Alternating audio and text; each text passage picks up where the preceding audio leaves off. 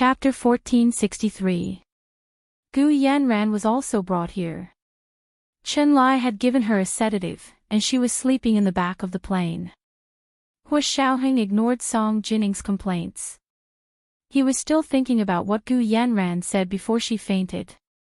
The purpose of their trip this time was to verify her statement. Hua Xiaoheng actually didn't like to use torture when interrogating suspects. In ancient times, there was a saying, "There's nothing you can't ask for." That was to say, no matter what kind of testimony you wanted, the other party would say it under torture. However, Hua Xiaoheng and the others were in this line of work.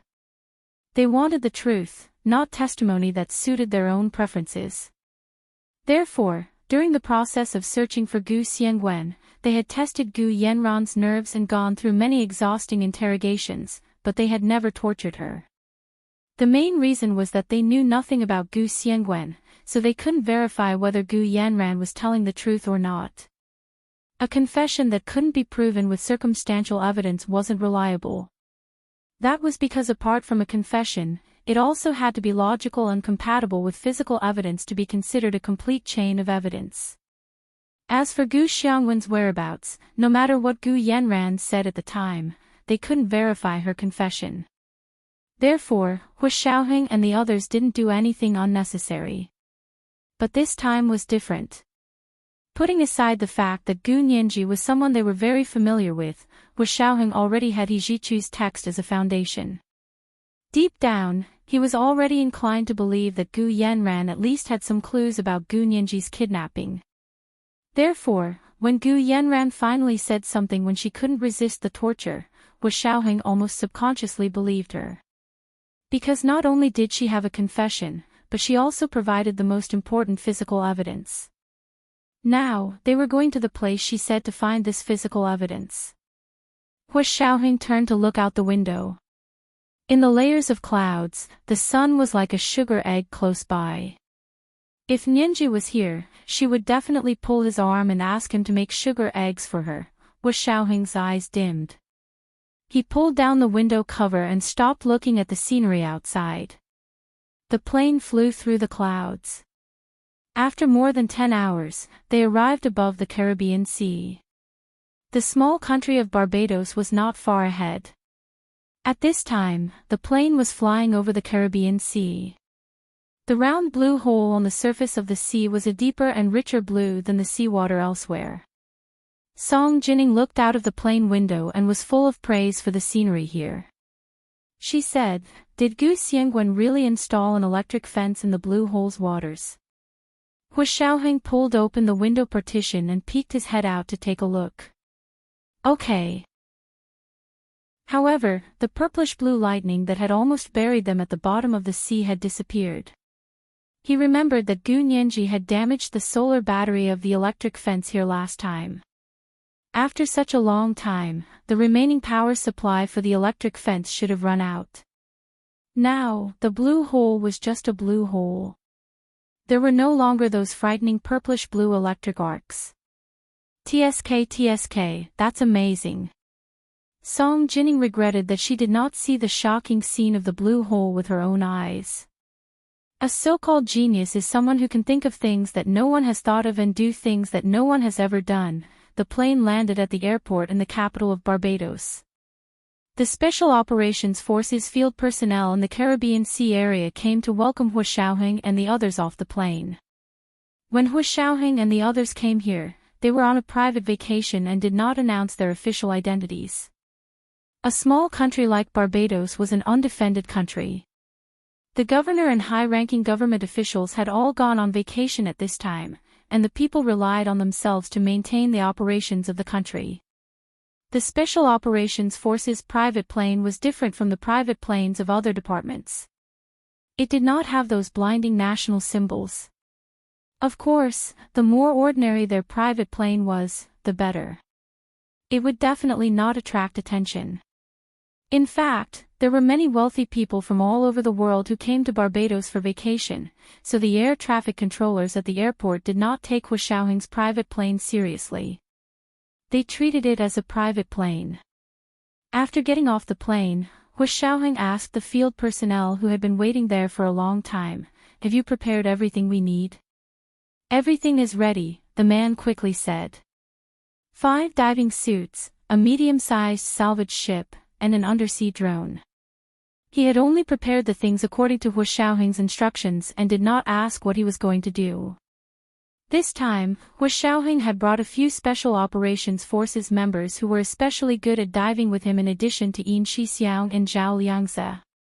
Everyone got off the plane and went to the detached villa that the field personnel had prepared for them to rest.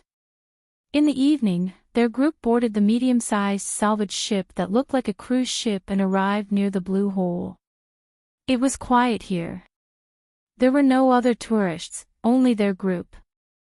The afterglow of the setting sun was still rippling on the surface of the sea, and half of the river was rustling and half of the river was red. The gray-backed seagulls spread their wings and glided at low altitudes, and the white seabirds walked back and forth on the reef with their tails up. The Blue Hole's waters were as beautiful as a dark blue dream, quietly appearing in front of them. When they got closer, the Blue Hole's waters were filled with reefs. The salvage ship could not enter at all and could only stop at the periphery. Fortunately, the mechanical arm could stretch freely at the bottom of the sea, so it was not afraid of these reefs. After the sky was completely dark, Hu Xiaoheng carried Gu Yanran to the deck and said, "Are you familiar with this place?" Gu Yanran opened her eyes and was at a loss for a while. Ever since she had fainted in the torture chamber on the high seas, she had been sedated and had been unconscious. However, when she opened her eyes again, she realized that she was already at sea. The sea in front of her was vast, and the night was dark. She could only tell where she was from the sporadic starlight above her head. Her heart sank, and she looked up at the night sky. She thought that today might be the last time she would see the starry sky of this sea. Although she had been mentally prepared ever since her identity had been exposed and she knew that she would not be able to escape death, she was still quite afraid when death really came. Hu Xiaoheng put his hands behind his back and looked at the blue hole in front of him calmly. He said calmly, "You'd better pray that you're telling the truth. Otherwise," Gu Yanran's eyes immediately revealed a look of fear. She looked at Hu Xiaoheng timidly, no longer having the arrogance she had before. She never thought that Hu Xiaoheng would not only be bold, but also ruthless. He would actually torture her for that fake. Her hands and feet were still shackled, and she was also wearing an electronic collar around her neck. As long as she made the slightest movement, the electronic collar would make her wish that she was dead but unable to die. At this point, the only comfort in her heart was that the fake would not end up well. Gu Yanran blinked. Gu Yanran blinked. Based on the light on the island in front of her, she was able to confirm the location. Or rather, from the moment she revealed the secret in her heart, she knew that she would be brought here to take out the evidence. Gu Yanran smiled bitterly. "Do you know why I let that fake take over the Gu family's property, leaving me with nothing and almost going to jail? Do you know why I didn't dare to say it?" Hu Xiaoheng's face was dark. "If you have something to say, just say it. I don't have time to beat around the bush with you. Because I know that if I don't say it, I'll only lose the Gu family's property. But if I say it, I'll lose my life. If I lose my life, what do I need money for? Don't you think so?" Hu Xiao. Gu Yanran looked at Hu Xiaoheng with a helpless expression. "If that fake didn't pretend to be Gu Xiangwen's daughter, you wouldn't even look at her, would you?" Hu Xiaoheng pursed his lips. "She's Gu Xiangwen's daughter. The DNA has already been verified." "Impossible," Gu Yanran said firmly again. "I don't know how she lied to you, but she definitely lied to you. If you don't believe me, you can go to the bottom of the blue hole and find out." Hu Xiaoheng glanced at her. "The bottom of the blue hole? Do you know how deep this hole is?" "I don't know," Gu Yanran answered calmly. "But if you want to know the truth, you have to go down. Bring her down." Hu Xiaoheng waved without looking back. A few people came up and blindfolded Gu Yanran. They sealed her mouth and immediately dragged her down. Hua Xiaoheng stood alone on the deck for a while. He recalled how Gu Nianji had risked her life to save him and little Zhe the last time they were in the sea. At that time, the most important thing in his heart was still his duty, his troops, and his comrades.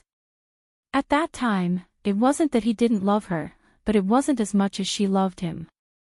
This realization stabbed into Hua Xiaoheng's heart like a needle. He pursed his lips, turned around, and changed into his diving suit.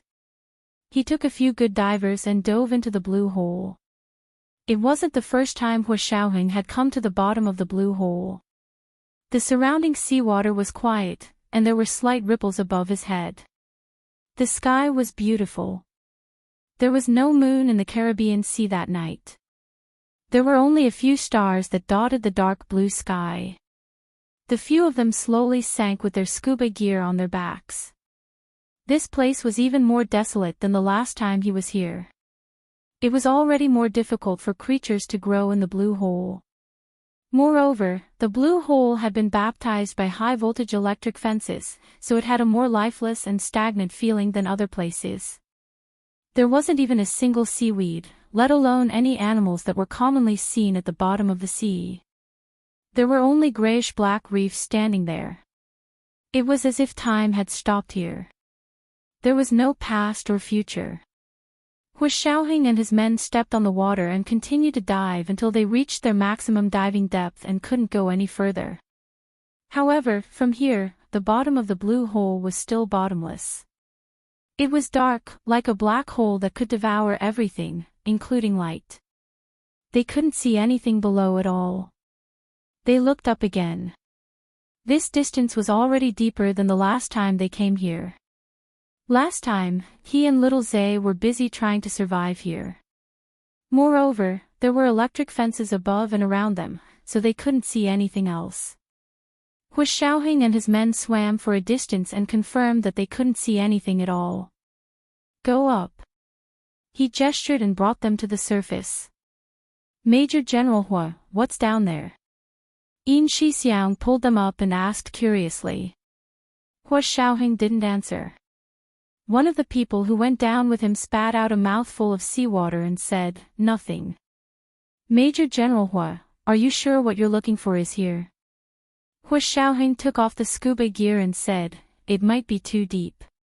Let's put the underwater drone down first." This time, Zhao Liangzi could control the underwater drone by himself. They put the ginger underwater drone into the sea, started it, and watched it drill into the bottom of the sea. The underwater drone's diving distance was 5,000 meters. It carried the camera and dived into the bottom of the blue hole. Hua Xiaoheng stood behind Zhao Liangzi and watched the surveillance video of the underwater drone. The underwater drone was shaped like a torpedo and was very fast in the water. The number of diving distance continued to rise on the surveillance video. 1,000 meters, 2,000 meters, 3,000 meters, 4,000 meters. Finally, when they dived to 4,500 meters, something flashing with fluorescence entered their field of vision. A black object appeared on the surveillance video. It looked like a huge bullet-shaped streamlined object, and there seemed to be something flashing on the top of the object. This scene was too familiar. Hua Xiaoheng's heart beat violently. Yin Shixiang and Song Jining also walked over curiously. They stood on both sides of Hua Xiaoheng and watched the surveillance video together. Chen Lai saw that they had all come over and also tiptoed to look inside. Zhao Liangzi nervously increased the clarity of the surveillance video. They could finally see the fluorescence on the bullet-shaped streamlined object clearly. It was a line of fluorescent cursive words. Serious Eye. Hua Xiaoheng's heart almost skipped a beat. Pause first. Hua Xiaoheng took the keyboard from Zhao Liangzi and pressed the pause button. Serious Eye. There's really serious. 2. Yin Shixiang almost shouted. Is this also a submarine? Why is it so small? If this thing was also a submarine, then it was about half as small as Sirius. It was very small and exquisite, and looked more like a banana boat ice cream. Hu Xiaoheng thought of the situation in Sirius. His heart, which had just jumped up, suddenly fell again, as if he had fallen into the unfathomable Mariana Trench. Zhao Liangzi also shouted, "Use the mechanical arm. And my little hummingbird robot go down together." Zhao Liangzi's hummingbird robot was actually an intelligent pinhole camera. Last time, they had used the mechanical arm to bring this intelligent pinhole camera down with them. They had entered the submarine and investigated the situation inside. Hu Xiaoheng's hand holding the mouse trembled slightly, but his voice remained calm. "Release the mechanical arm and little Zay's hummingbird robot." On the deck, the staff responsible for operating the mechanical arm's cables hung Zhao Liangzi's hummingbird robot on a special thin rope. At the lower end of the long rope, they carefully placed it into the pipe in the middle of the mechanical arm. This hummingbird robot was about the size of a freshwater pearl with a diameter of about 2 millimeters. It was almost impossible to tell that it was a camera. When they reached their destination, it could be reassembled. There would be 3 miniature rollers about 1 millimeter in diameter at the bottom that would carry it around to film. There was also a pair of wings that were as thin as cicada's wings that could stretch out from its back and fly with it to film. Just like the last time, the mechanical arm sank into the deep sea and finally touched the top of the small submarine. Then, the mechanical arm opened its 5 fingers, and the steel spikes at the top of its fingers pierced into the submarine's outer shell. Soon, the air collected from inside was continuously pumped up through a special pipe. Chen Lai and Song Jining acted as measurement experts and nervously measured the composition of the air. Just like last time, Chen Lai said in surprise, "It's also nitrogen." Hu Xiaoheng's vision went black. He gripped the back of Zhao Liangzi's chair tightly and said calmly, "Continue, get your hummingbird to upload the image quickly."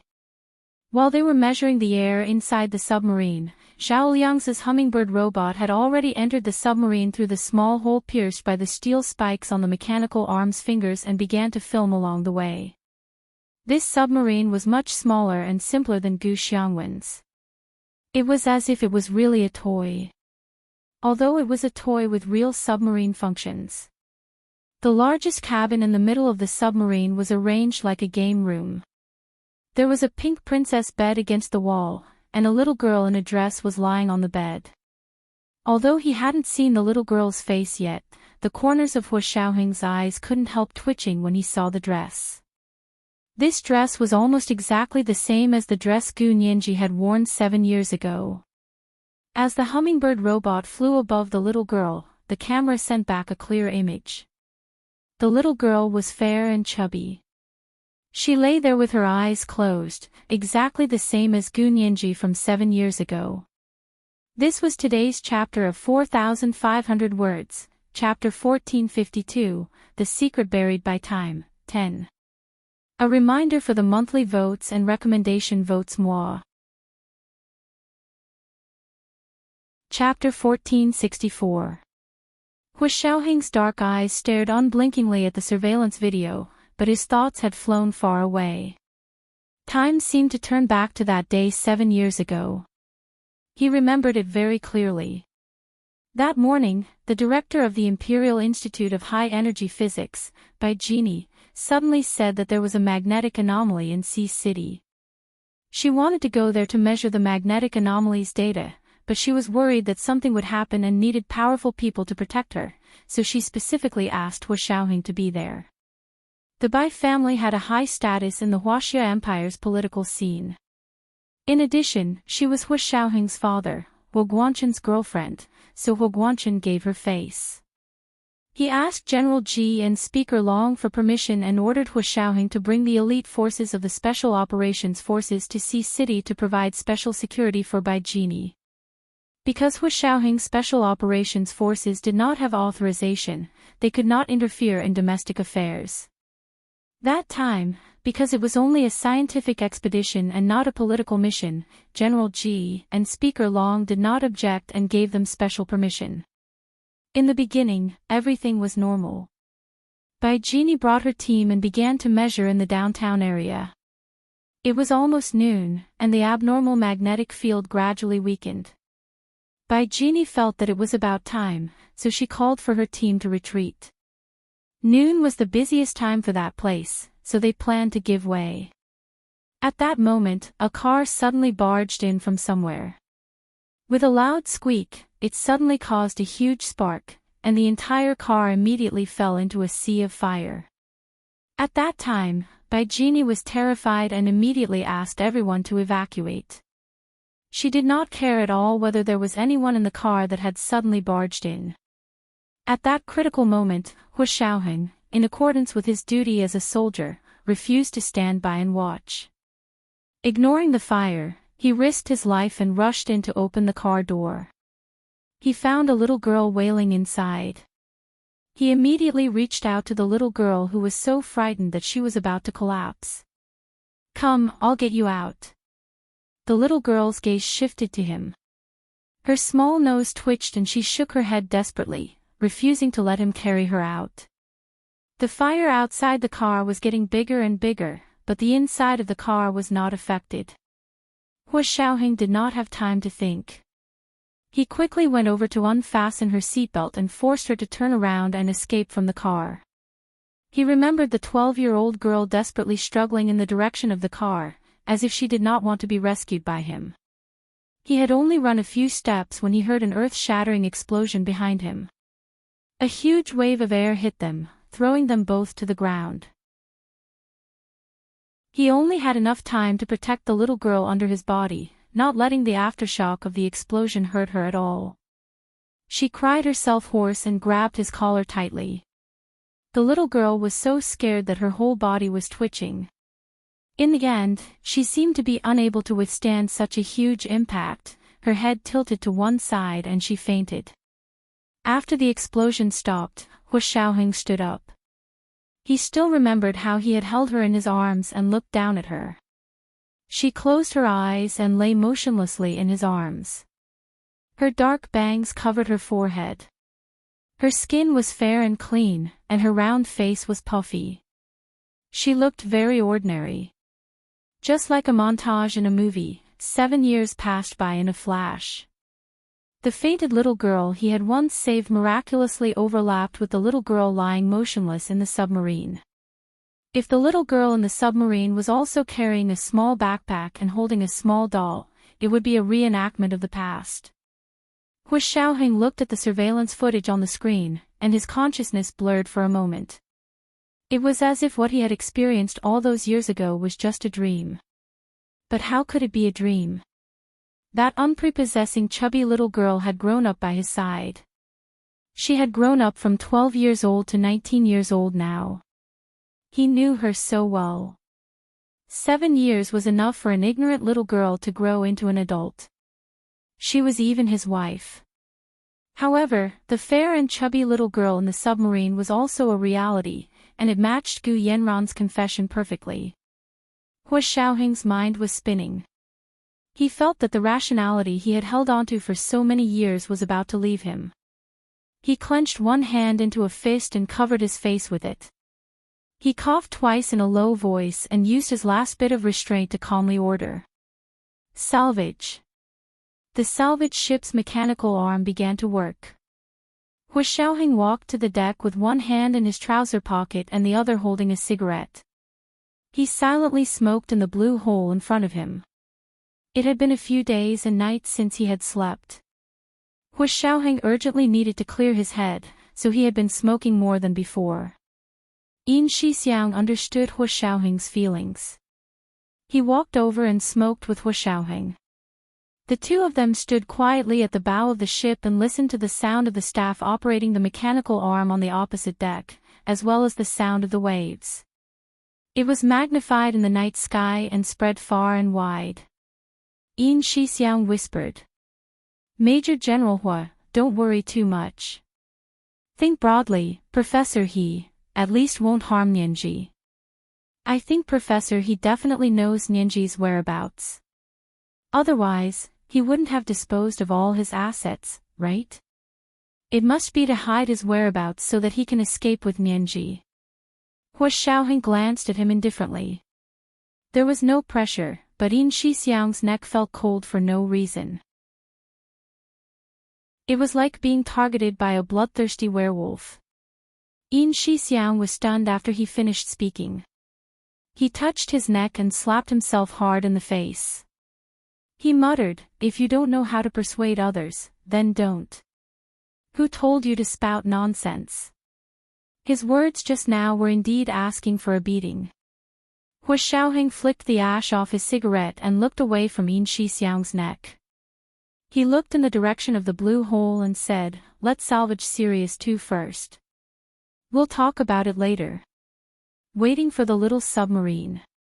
When 2 set sail, everyone on the ship was very nervous and in a bad mood. Zhao Liangzi became even more agitated and didn't want to watch the surveillance anymore. He went to the deck and operated his little hummingbird robot to take pictures everywhere. He actually captured quite a few pictures of the Caribbean Sea scenery that could be used directly as a desktop. Back in the cabin, he showed everyone the photos he had taken today and said to Yin Shixiang, "Big Xiong, look at this. Can we go to the photography exhibition directly?" Yin Shixiang glanced at it and saw that it was a photo taken in the evening. It was the time when the sun was about to set, and it was so round that it made one's hair stand on end. The evening glow in the blue sky was full, and the color was rich and rich. It was like a young girl wearing a grass skirt hanging in a tropical rainforest, and her posture was enchanting and bright. Not bad. Aren't your hands shaking out of habit? Yin Shixiang snorted. Who's habitually shaking their hands? Zhao Liangzi glared at him. You have no artistic talent. You have no appreciation standards. He got up and pushed Yin Shixiang away while cursing. Song Jining happened to turn around from her screen and saw the picture of the sunset on Zhao Liangzi's computer screen. She exclaimed, "It's so beautiful." "Ha ha ha ha, Director Song knows what's good for you." Zhao Liangzi quickly said, "I have a higher definition one here. Do you want to see it?" Song Jining rubbed her eyes and walked over. "Okay, it's just nice to let my eyes rest." Zhao Liangzi, Yin Shixiang, ft. Song Jining ignored them and sat down in Zhao Liangzi's seat. She held the mouse in her hand and right-clicked on the properties of the pictures to look through. In fact, Song Jining didn't have any artistic talent. She didn't look at the composition or color of these pictures, but at the pixel resolution and frequency coefficient. She could feel relaxed and happy just by looking at the data. Zhao Liangzi was also a computer expert, so he knew what Song Jining was looking at a glance. He couldn't help but feel even more depressed. Although Yin Shixiang had been in a bad mood for the past few days, he still felt much better when he saw Zhao Liangzi suffer. Song Jining looked at a group of photos and habitually began to combine all kinds of data in her mind. Gradually, she noticed some differences. She went back and looked at all the photos taken by Zhao Liangzi again. This time, she didn't look at the parameters of the photos, but at the photos themselves. Zhao Liangzi finally felt a little better. At that moment, Song Jining let out a soft, and said, "Little Zay, look at these 2 photos. Don't you think they're a little blurry?" Zhao Liangzi, Yin Shixiang. Hee, Director Song, Little Zay's hands are shaking out of habit. It's normal for them to be blurry. It's abnormal if they aren't blurry. Go. Get lost. Zhao Liangzi completely pushed Yin Shixiang away and sat next to Song Jining. Director Song, which one are you talking about? Song Jining placed the mouse on the 2 photos she was talking about and right-clicked on them. Look, the parameters of this one and this one are exactly the same as the previous data, but these 2 are a little blurry than the previous and subsequent photos. Zhao Liangzi narrowed his eyes and looked at it for a long time. I can't tell. It's clearly the same resolution, so how can it be blurry than the other photos? His smart small camera's automatic focus function was internationally leading. Although Yin Shixiang always joked that his hands were habitually shaking, in fact, with the automatic shock absorption and focus function of his camera, shaking a little was not a problem at all. It did not affect the final imaging function at all. Song Jining nodded. Oh, your eyesight might not be as good as mine. Do you want to print it out and look at it with a magnifying glass? Zhao Liangzi, Yin Shixiang, being told that their eyesight was not as good as hers by a woman who was old enough to be their mother, this feeling. TSK, they really knew how it felt. However, their eyes were about to pop out of their sockets, but they couldn't see the difference. In the end, they obediently printed it out on the highest resolution image paper. As soon as they printed it out, they immediately saw the difference. There were two photos that were indeed a little more blurry than the other photos, and this blurry wasn't the kind of blurry that could not be focused due to shaking hands, but the kind that seemed to have double images. However, each image was equally clear. What's going on? Zhao Liangzi and Yin Shixiang were both astonished, not understanding what was going on.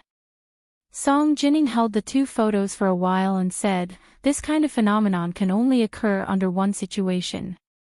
When your hands are shaking. Yin Shixiang was still unwilling to give up on the theory of habitually shaking hands.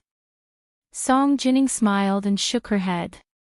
No, when your hands are shaking, the edges of the image are blurry. The edges of the image in these two photos are clear, but there is still a blurred vision. This is a phenomenon that only occurs when there is a strong magnetic field. Because a strong magnetic field will cause uncertainty in matter. According to the theory of quantum mechanics, the same particle can appear in two different places at the same time. The state shown in these two photos is very close to this theory. And when the magnetic field energy is strong enough, it can make larger objects appear in two different places at the same time. Therefore, the two images that are slightly overlapping may look blurry, but it's actually because of the super strong magnetic field that they appear in two different places at the same time. There was a strong magnetic field here today. Song Jining concluded. She stood up and said, I'm going to check my instrument. Zhao Liangzi and Yin Shixiang were dumbfounded the whole time, blindfolded. Hua Xiaoheng walked in and frowned. They've already started fishing. Aren't you going to help? Zhao Liangzi and Yin Shixiang snapped out of their daze and secretly admired Song Jining's ability. She had actually managed to use her academic skills to almost fool two experienced Special Operations Forces personnel like them. Yes, Chief. The two of them hurriedly ran to the deck and participated in the final fishing process. Song Jining was also called out by Hua Xiaoheng to help monitor the construction of a sealed room filled with nitrogen gas below the deck. After the last salvage operation, serious. High experience, and now this, serious. 2 was much smaller, so it would have been easier to salvage. However, the terrain of the blue hole here was more complicated than the sea at the Cape of Good Hope. There were more reefs, and the salvage ship could not get close. It could only rely on the mechanical arm to dive diagonally. This would take a lot of time. After the 5 fingers of the mechanical arm grabbed the small submarine, it lifted it from the bottom of the sea. Zhao Liangzi watched the staff controlling the mechanical arm carry out microprocessing through the monitor. They were really experienced. They could monitor the situation at the bottom of the sea through the camera on the mechanical arm and find a suitable route in time to avoid the complicated reefs. It was also because of this reason that the time they took was only 1 night less than the time they took to salvage Gu Xiangwen's large submarine.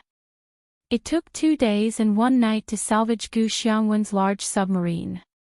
They took 2 days this time.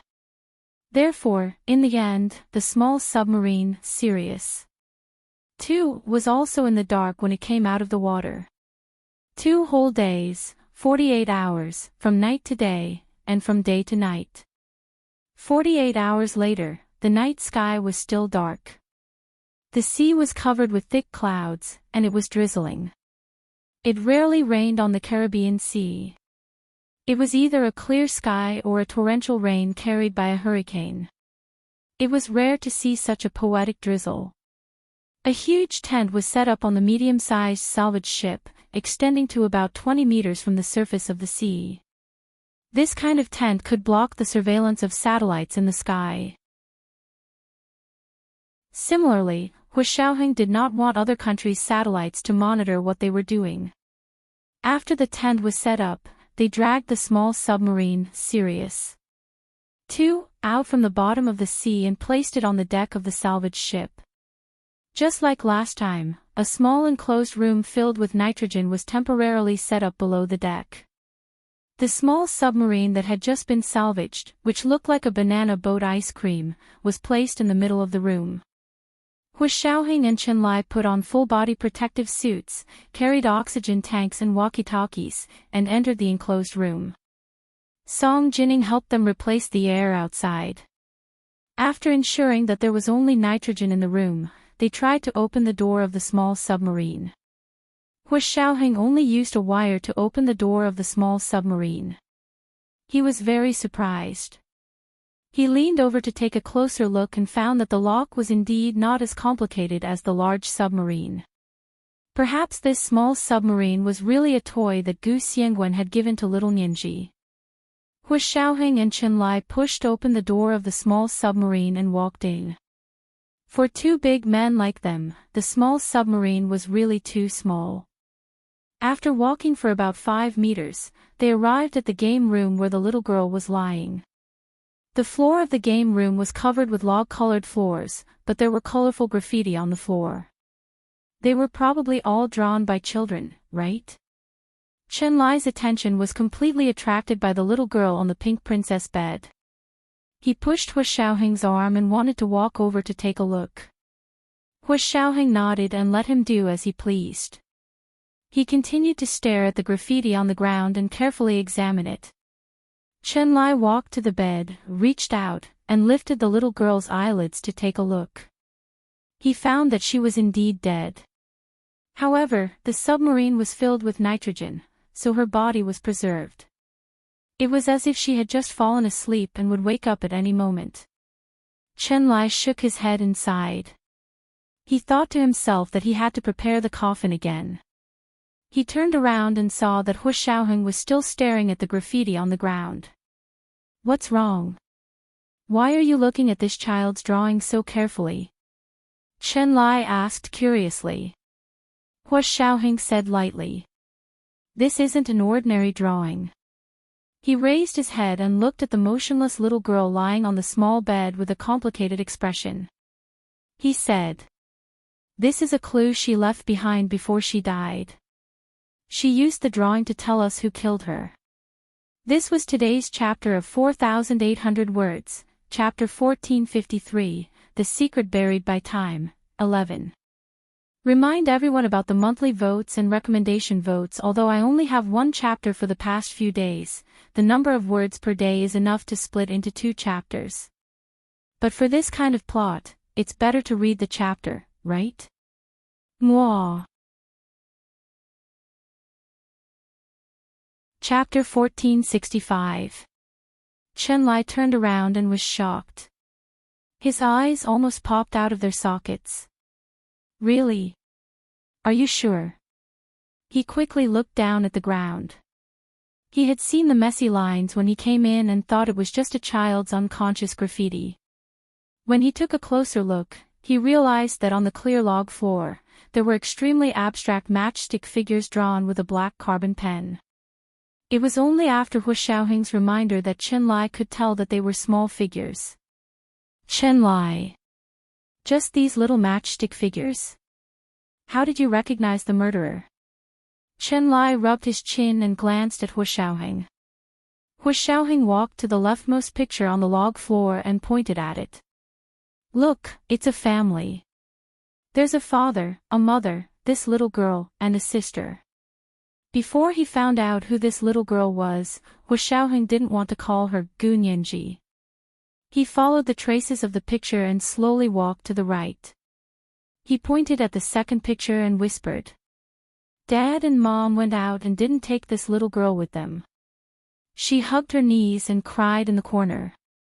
Sister came to comfort her. Took her to the banana boat. It was this small submarine. Then, Hu Xiaoheng couldn't continue and paused. Then what? Chen Lai asked anxiously. He was engrossed in listening. Hu Xiaoheng took a deep breath. Then, in the submarine, Sister gave her a glass of water. After drinking it, she fell asleep. When she woke up, she found that the door was locked. Sister wasn't here, and neither were her parents. She cried for a while and gradually couldn't breathe. Finally, she understood what was going on. She picked up the carbon pen that she used to write daily and left these pictures on the floor. Finally, Hu Xiaoheng paused again. His already low voice was even more like the evening drum and morning bell. She still remembered to climb back into bed and tidy herself up. Even if she was going to die, she didn't want herself to look messy. She was a child who loved cleanliness. Chen Lai tilted his head and looked at the pictures on the ground. He was dumbfounded. How did you see so much content? These children's scribbles were clearly abstract, like the most abstract drawings of the stream of consciousness. Hu Xiaoheng replied calmly. This is how Nianji paints. Chen Lai, so this was the experience of raising Nianji. Chen Lai shook his head and suppressed the sadness in his heart. He walked to the far left and pointed to the first picture. I can see that these are indeed 4 little matchstick people, but how can you tell that they are a family? And gender. What was even more amazing was that he could tell who was older and who was younger. In his opinion, there was no difference between the 4 little stick men. Hu Xiaoheng's voice came out of the intercom calmly, as if he was narrating a documentary, without the slightest hint of emotion. Look closely. These 4 stick men are all different in height, weight, and weight. The taller ones are Daddy and Mommy. Daddy's face has D written on it, and Mommy's face has M written on it. The corners of Chen Lai's mouth twitched. He simply lay on the ground to see the 2 crooked letters clearly. He didn't get up and simply continued to lie down. He reached out and gave Hu Xiaoheng a thumbs up to express his appreciation. What about the older sister? How can you tell? Chen Lai asked again, looking at the remaining 2 little stick men. He didn't have Hu Xiaoheng's keen observation skills. Of course, more importantly, he hadn't raised Gu Nianji before, so he didn't know how to distinguish the stick men drawn by children. This stick man is shorter than Daddy and Mommy, but a little taller than the smallest person. Its hair is longer, so it's the older sister. Hu Xiaoheng walked to his side and stood near the picture. If he wasn't wearing a protective suit that covered him from head to toe, Chen Lai would have rubbed his eyes. He felt that his eyesight must have deteriorated again. The 2 little stick men thought he was cross-eyed. Following Hu Xiaoheng's explanation, Chen Lai looked at it again and understood a little. This, the little dot next to the smallest stick man's head. What is it? It's tears, Hu Xiaoheng said softly. She's crying. Chen Lai was speechless for a long time. Then the 2 over here are about the same height. One has long hair and the other has short hair. The 2 little stick men hold hands and walk out of a square. That's going out, right? Hu Xiaoheng nodded and replied, yes. Although the child's stickman drawing was abstract, it still had its own unique ideographic logic in it.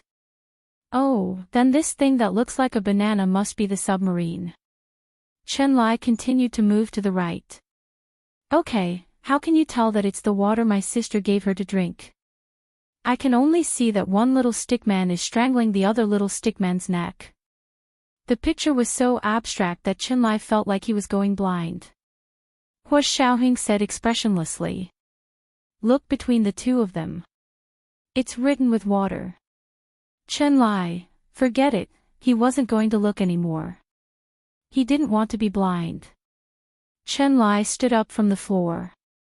Hua Xiaoheng pointed at the picture at the back. Then she's asleep. You can tell, right? She's already lying on the ground. In fact, in Chen Lai's eyes, it made no difference whether these extremely abstract stick men were standing, kneeling, or lying down. However, he still pretended to see it and nodded. The picture after waking up is more complicated, Hua Xiaoheng said calmly. I only understood it after looking at it for a while. It was a picture of a little stick man kneeling in front of the door and knocking on it. There was a dialogue box diagonally above the little stick man's head with the words, Daddy, Mommy written inside. Then there was the little stick man sitting on the ground, holding his neck with his hands. His mouth was so wide that it almost occupied his entire head. All the pictures were actually very rough. It was obvious that the little girl who drew didn't have much talent in drawing. This was exactly the same as Gu Nianji. However, when he thought about the situation at that time, it was extremely uncomfortable to think of a little girl who was about to die holding her last breath and leaving these pictures on the floor of the submarine with a carbon pen that would never fade. Chen Lai stood up, his heart pounding. He opened the door and went out. Hua Xiaoheng didn't go out immediately. He thought of the structure of Gu Xiangwen's big submarine and the superb holographic projection system. He couldn't help looking around the small submarine room. If Gu Xiangwen loved his daughter so much that he had built a toy submarine for her, there was no reason for it not to have any safety measures, right? Normally, as long as a family had the slightest bit of money, they would install surveillance cameras in their children's rooms. Would there be surveillance cameras here too? Hua Xiaoheng remembered the location of the surveillance cameras in Gu Xiangwen's big submarine. He roughly figured out the location and walked to the right corner of the room. There was a flower-like floor lamp there. Hua Xiaoheng narrowed his eyes and looked around. Sure enough, he found the camera behind the floor lamp. He carefully removed the camera and surveillance system and put them in his backpack. He then walked to the pink princess's bed and quietly looked at the little girl who had been dead for 7 years. He bent down and pulled the blanket at the corner of the bed to cover her. He picked up a few strands of black hair from her pillow and put them in a transparent evidence bag before leaving the small submarine. Back on the deck, Chen Lai took off his chemical suit and sat on a plastic stool with a bottle of beer. He held the bottle of beer and gulped it down in the Caribbean. Hua Xiaoheng returned to the cabin and changed into his regular clothes. He handed the camera and surveillance system to Zhao Liangze and asked him to transfer the contents to the computer. He looked around the cabin and didn't see Chen Lai. Hua Xiaoheng asked, "Where's Chen Lai?" "On the deck." Yin Shixiang came over to help Zhao Liangze. Hua Xiaoheng walked out of the cabin and saw Chen Lai's back. He felt a little lonely.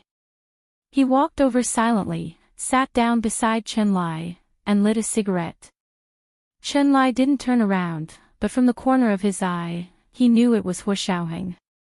He took a few more sips from the beer bottle and muttered. "Who do you think that little girl is?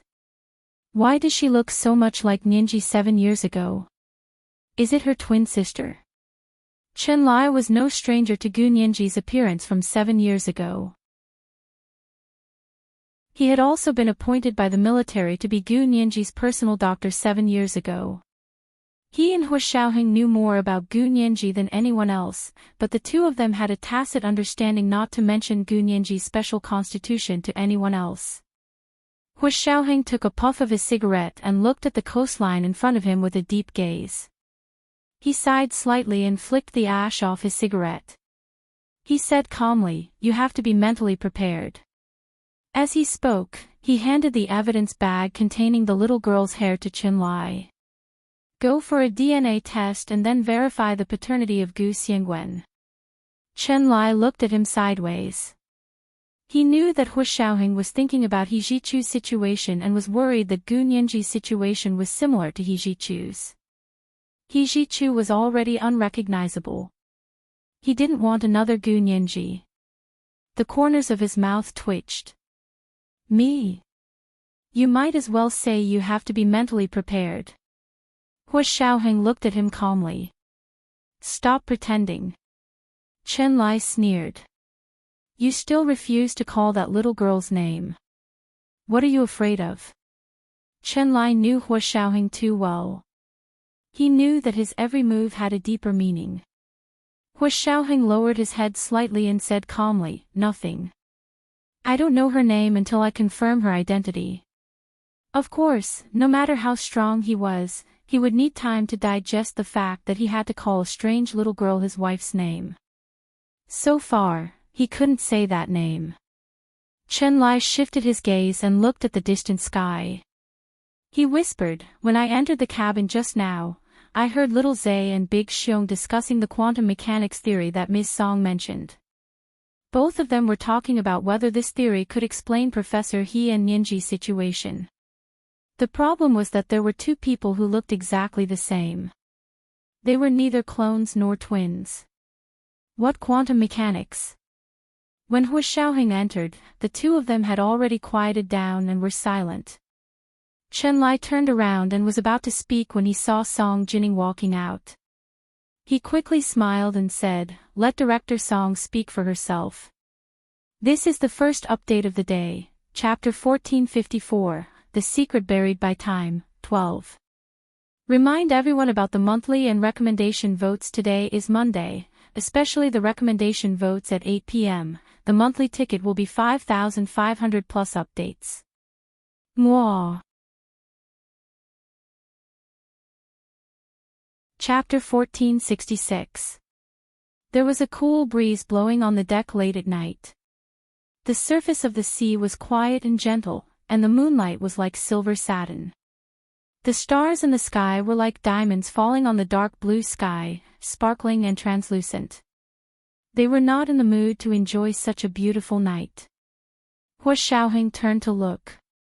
Miss Song, what quantum mechanics are Big Xiong and Little Zay talking about? They even said it's more similar to Nianji and Professor He's situation. Song Jining walked to his side and held the railing of the ship with both hands. She thought for a moment and said, are they talking about the phenomenon of the super-strong magnetic field I discovered causing the scenery to overlap? Hua Xiaoheng, Chen Lai scratched his head. I think so. They're saying, could it be?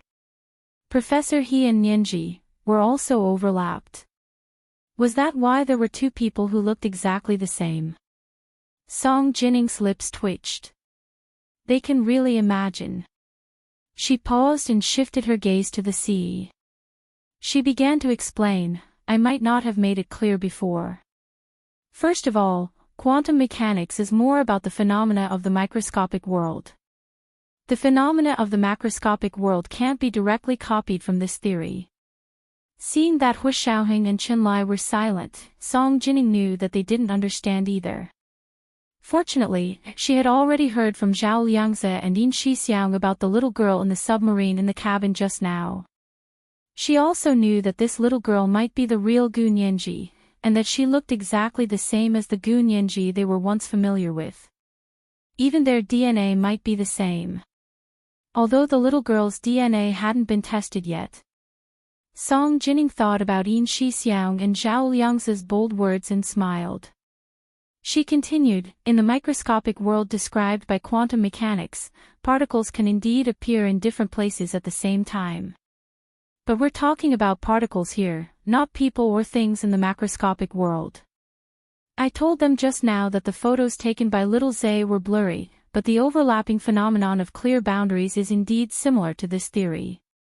But there's another explanation for this phenomenon in the macroscopic world. It can't simply be explained as the same scene appearing in different places at the same time. Hua Xiaoheng was silent for a moment. Then what's your explanation? Song Jining made a gesture. If we have to use the macroscopic world to apply the theory of quantum mechanics, then it's Schrödinger's cat. When the cat is in the box, it can be alive and dead at the same time. As the saying goes, dead and alive. But when you opened the box and found the cat, there was only one state left. At this time, whether it's alive or dead, there's only one state. It's either alive or dead. There won't be a situation where it's both alive and dead at the same time. Do you understand? So if you insist on using Hijichu and Ninji situation, I don't think it's appropriate. What's not suitable? Hu Xiaoheng understood a little, and a glimmer of hope rose in his heart. Because in the theory of Schrödinger's cat, there is only one cat from beginning to end. Whether it is dead or alive, or both, it only appears in one cat. There has never been two cats. And the situation you're facing now is that there are two Hijichu and possibly two Gunyanji. In one group, Hijichu and Gunyanji have already grown up, but in the other group, they all died when they were young. You even found their corpses. How can they be the same as Schrödinger's cat? What are you guys thinking? Song Jining sighed. I don't believe they're clones either, so the problem is still with their DNA. Hu Xiaoheng frowned. But Qinlai has already tested their DNA and confirmed that Ninji, who grew up with us, is indeed Gu Xiangwen's daughter. If the little girl in this small submarine is also Gu Xiangwen's daughter and has the same DNA as Ninji, then it's the same situation as Hijichu and the 16-year-old boy. Then why do you say the problem is still with the DNA?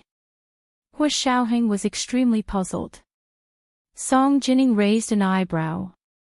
Are the two of them really the same DNA? Her sharp gaze turned to Qinlai. There are 6 billion base pairs in the human chromosome. Have you really compared all the base pairs? Including the order in which they are arranged? How is that possible? Qinlai smiled bitterly. It's impossible to compare 6 billion base pairs according to the order in which they are arranged. So you didn't compare all the base pairs, so you can't say that their DNA is exactly the same. Song Jining was a standard scientist. She was very particular about rigorous reasoning and logic. When ordinary people said, exactly the same, it was actually a general category. However, in Song Jining's opinion, if the two people really had the same DNA, then they would need to compare every base pair to reach this conclusion. Without a set of base pairs to compare, they couldn't say that the two of them were exactly the same, even if they looked exactly the same. Qinlai couldn't believe his ears. You mean, we have to compare all their DNA base pairs? 6 billion base pairs? Song Jining nodded and said implicitly, I know this is a lot of work, but before we find a suitable theory to guide the appraisal, we can only use the exhaustive method. Hu Xiaoheng frowned and looked at Qinlai. You didn't use the exhaustive method to compare before. Hee hee. Qinlai laughed dryly. Major General Hu, everyone has 6 billion base pairs in their DNA. 6 billion, plus the order of the sequence. Do you know what that means? Hu Xiaoheng looked at him quietly. This is your job scope. You're asking me. Qinlai blushed at his words. After a while, he said embarrassedly, Major General Hu, using DNA to test the relationship of immediate family and comparing the sequence of all the DNA base pairs of two people are two different things. Speak human language. Hu Xiaoheng raised his voice. Don't talk to me about biomedical terms. Qinlai pushed his glasses up with his hand and said thoughtfully, using DNA to test the relationship of immediate family actually only needs to test 3 kinds of unique microsatellites. DNA can do it. The usual practice is to determine the 3 kinds of microsatellites contained in the father and mother. DNA. As long as you can find these kinds of microsatellites in children, DNA can be confirmed. We can be sure that they are biological children. If you can't find any of these, then you're 100% sure that they're not immediate family. Hu Xiaoheng listened for a long time and digested it. He said, You mean, there are 2 situations when DNA is used to test the relationship of immediate family. One is that there is an immediate family relationship, and the other is that there is no immediate family relationship. Using this method, we can very accurately rule out the situation where the two of them don't have an immediate family relationship, that is, they aren't biological father and son or mother and son. But to determine their immediate family relationship, we can't be 100% sure. Yes. That's what I mean. Chen Lai nodded at Hu Xiaoheng. When I compared the DNA of Professor He and the 16-year-old boy's skeleton, I did the same thing. I compared these microsatellites and found that they were exactly the same. The DNA was exactly the same. Even the usual mutation nodes were exactly the same. But what? Hu Xiaoheng's gaze sharpened. Song Jining understood and explained to Hu Xiaoheng, I understand what Chen Lai means. But from the current situation, only a few groups of microsatellites and DNA can be compared. They can't meet our test requirements at all. Simply put, to do an immediate family identification, they only needed to test 3 random microsatellites. The DNA series would do. However, to prove that the DNA of the 2 people was exactly the same, they had to compare all 6 billion base pairs of them. When the 2 numbers of 3 billion and 6 billion were compared, anyone with a discerning eye would know the workload and difficulty of the latter. Compared to the former, it was of course a geometric increase. She turned to look at Chen Lai. So you should still compare the 6 billion base pairs of the 2 of them according to the order they were arranged one by one to figure out what the situation is. Because in terms of DNA itself, the difference between people wasn't that big. Then, to really do all the DNA comparisons, they would need to compare the 6 billion base pairs according to the original order. Hu Xiaoheng had originally believed in Chen Lai's test for He Zhichu's situation. Now that he heard Song Jining say that there seemed to be other situations, he immediately looked at Chen Lai. You haven't done a comparison of the 6 billion base pairs before. This is today's second monthly ticket for 5,500 plus updates, Chapter 1455, Schrödinger's cat only has one. Remind everyone about the monthly and recommendation tickets. Today is Monday, especially the recommendation tickets moi. Chapter 1467. Of course not. Chen Lai's face was bitter. There are so many base pairs. How can I have the time? Besides, the international identification methods aren't so complicated. The situation is special now. We have to compare them one by one, Song Jining said seriously. Science cannot allow any falsehoods or guesses. Chen Lai, don't be lazy. Hu Xiaoheng also looked at Chen Lai and said indifferently, Miss Song is right. From now on, I will monitor your entire sequencing and comparison process from beginning to end. I will not let go of a single detail. But the world's recognized method of identifying immediate family relationships is the method I used. No one would compare the sequence of all the base pairs. There's no need for that. Chen Lai felt wronged. And I don't have such a powerful computer. I want to compare their 2 sets of chromosomes. There are a total of 6 billion base pairs. Using the equipment in my laboratory, it will take about 100 years to complete the comparison according to the sequence of the base pairs. Hu Xiao, can you wait 100 years? Chen Lai looked at Hu Xiaoheng from the corner of his eyes. So it was because his computing ability couldn't keep up. Song Jining's heart skipped a beat and she looked at Hu Xiaoheng inquiringly. Hu Xiaoheng understood what Song Jining meant and nodded. Yes. This was permission for Song Jining. Song Jining whispered, Little Chen, our Institute of High Energy Physics has just developed a prototype quantum computer. Although it's only a prototype and can't be programmed, its computing ability is 1,000,000 times faster than the most powerful computer today.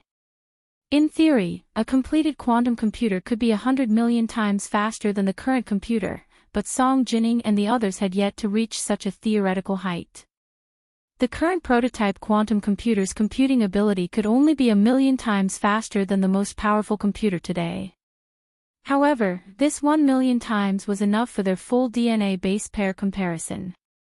This was a top secret of the military, so Song Jining needed Hu Xiaoheng's authorization to say it.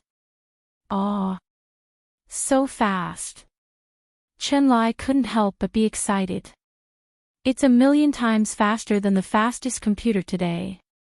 That means... Chen Lai wanted to count with his fingers.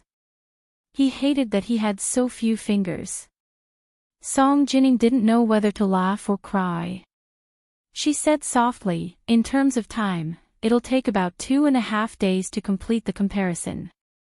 It won't take as long as 100 years. That's great. I'll start the comparison immediately when I get back. 3 billion base pairs. If there's one less comparison, you can chop my head off. Chen Lai was elated and almost worshipped Song Jining. Song Jining smiled and patted Hu Xiaoheng's shoulder. Don't worry. Only when the 3 billion base pairs are exactly the same, or even in the same order, can it mean that they're the same person. Otherwise, they're different people. So, don't jump to conclusions so early. Ms. Song, if you're free, should we discuss whether there's an optimized comparison method? Chen Lai followed Song Jining into the cabin like a tail. Hu Xiaoheng looked at their backs and reminded Chen Lai, do a simple check on the little girl's immediate family relationship with Gu Xiangwen. When we get back, use the exhaustive method to verify her relationship with Nianji. Chen Lai waved his hand behind him and quickly said, got it. I was planning to do that anyway. Chen Lai and Song Jining went to the cabin together. As they discussed the verification method, they began to use simple equipment to test the DNA on the strand of hair. The technology for paternity tests was already very mature and not cumbersome, so this matter could be carried out immediately. However, if it was confirmed that the little girl who died 7 years ago was also Gu Xiangwen's daughter, then it had to be compared with Gu Nianji's DNA. It was the same as He Zhichu's situation. Therefore, it was only a rough test now. The specific sequencing comparison could only be carried out with a quantum computer when they got back. Hu Xiaoheng sat alone on the deck, smoking and waiting for the results.